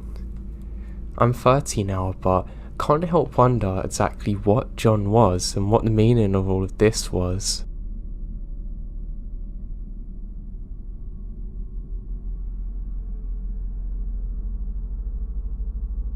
I guess I'll write what happened in chronological order. To preface this, I should mention that all of this took place back on my reservation. I'm from Algonquin First Nation from Canada. Another thing I should mention is that on the res, traditional beliefs and legends of the paranormal are still a big part of our community. The attitude of most people towards the paranormal is one of assurance. To us, the paranormal is a regular part of our life. We believe in a spirit world, and we believe that sometimes these beings can cross over from their world to ours. Well, I tell paranormal stories to my non-native friends. They're always in disbelief of what I tell them, but they've had no paranormal experiences, unlike me having a bunch. And most everyone I know on the res has had one. I don't really care to explain it, but it is what it is. Anyway, here's the story. This happened in the fall of 2011 when I was 16 years old. I was living in a nearby city with my mum, so I can get a better education than the one I can get at home. But we'd go back every single week to see my dad and little brother. One Friday, during the drive back home, I got a text from a friend of mine. She told me about a party that was happening that night, and she said to me, when am I going to be home so they can pick me up? I gave her a time and that was that. When we got home, as soon as we stepped inside the house, I see my dad and cousins sitting at the kitchen table drinking. They're both cops on the res, so usually beers with his partner on a Friday evening happens. Means that they had a particularly tough week at work though. Typically, the toughest cases they deal with are ones around children. So a part of me felt sad immediately that something bad's happened. They both look tired and drained, but they're happy to see us. We say our greetings, catch up a little, and my dad asks me if I have any plans. I tell him about the party and where it'll be, and he and our cousin share a weird look. Why are you guys making that face? Did something happen? I say. I don't know, should we tell her? My cousin said, looking at my dad. He laughed and said, yeah, we probably should, because I'm gonna have to be going to a cottage pretty deep in the woods later that evening. They start off by saying the first strange call they get is on a Monday night. There's an elderly woman saying that there's people outside of her home knocking on all of her windows. She can't see anyone, but there must have been at least 3 people, judging by all the different locations of the knocking. They arrive at the woman's home, inspect all around the house, even the woods, but find nothing. They tell her that it's probably some teenagers playing tricks on her, but sadly there's nothing they can do really, besides patrol the area in case they come back. On Wednesday night, the same woman called again with the same problem. It had been raining that day too, and there was mud everywhere, so they figure at least they're gonna know where they went. But they don't find a thing. This is when they start feeling like something is off, because one of the windows where the woman was, she's adamant that there was someone there, but it's completely impossible to get there without going through a huge puddle. This is when they start to think she's lying, but they just told her the same thing they told her friend a few nights prior. By Thursday night, everyone on the res had been talking about these strange experiences. It turns out that she wasn't the only one experiencing it. She was just the one to call. I mean, all of this is taking place on a res, so it wasn't long before people were linking it to the supernatural. My dad still wasn't sure if it's just a group of teens playing a prank on people, but they get another call from the same woman for the same reason. They rush over there, but are met with the same situation, except this time, the neighbour walked over looking pale as a ghost. That's saying something for him. He says, "Is this about the knock-in?" They notice he's a little shaky. "Yeah. Did you see something?" They ask him, and he nods and said, "You guys are gonna think I'm crazy, but yeah." And he goes on to explain what he saw. He said he stepped out for a cigarette on his front porch when he heard knocking. He looked around to see where it's coming from, and when he looked to his neighbour's house, he saw it. There's a black figure standing outside of the woman's window. The same one with the puddle, looking at her home. He said it looked humanoid in stature, but completely made out of a shadow. You could tell it was something solid-ish, but you cannot make out any features on it. He stared at it completely in shock, and watched that thing as it knocked a couple of times, then darted around the house knocking on every window, moving so quick it's like a blur, and it went around the house a few times. The man ran across the road into the tree line, behind one tree in particular. The man was frozen but couldn't look away. It then leaned out from behind the tree, staring directly at him with yellow eyes that reflected the light similar to a cat's, and then it smiled, showing its small but numerous pointed sharp teeth. "I almost had a heart attack," he said while it happened. Fast forward to Friday. Stories are being exchanged all over the res about sightings and experiences people are having. On top of that, multiple people are experiencing the knock-in. There's also quite a few sightings with everyone describing the creature in the same way. One woman was bringing her trash to the side of the road, and she thought she saw the woman somewhere in her peripheral vision standing near the trees. She walks back up the driveway and into her home, feeling as though she's being watched. Right before she's about to open her door to go back inside to her home, she looked back and saw two reflective yellow eyes staring at her from the trees, saying it's about 5 feet above the ground. Another couple was driving at night and said they saw a humanoid figure too. "You sure you still want to go to that party?" my dad asked. But my friends were already pulling into the driveway. I gave my family hugs and kisses goodbye, and they told me to be careful, but I felt fine. A common belief among native people is that negative energy attracts negative energy. Therefore, an evil spirit will draw to people with unresolved issues, traumas, and sinners, I suppose. If you're someone who's spiritual, self-aware, and basically a good person, you're pretty good. So I get to the party, and within 20 minutes, the conversation shifts towards the paranormal experiences everyone's having. I'm really curious about what everyone has to say, because they have stories that I haven't heard yet, but my friend, being 17 and all, couldn't hold her alcohol very well, and was crying about how she wishes she was closer with her brother. I'm trying to make her feel better while listening to everyone else's stories. One of the people from the party was related to the neighbour of the woman who was calling the police. The experience really shook him up, and my friend was just explaining everything that was going on. For one, he smudged his entire home, which is something people do for extra protection from the paranormal. He also went on multiple visits to the elders around the community asking for advice. What we do know about paranormal experiences on the res is that they don't happen as much as they used to. If you talk to one of our elders, they'll have endless stories and even more advice to give about how to protect yourself. One of the explanations that was given to us is that the shadow guy is evidence that someone was doing unauthorized shaky tent ceremony.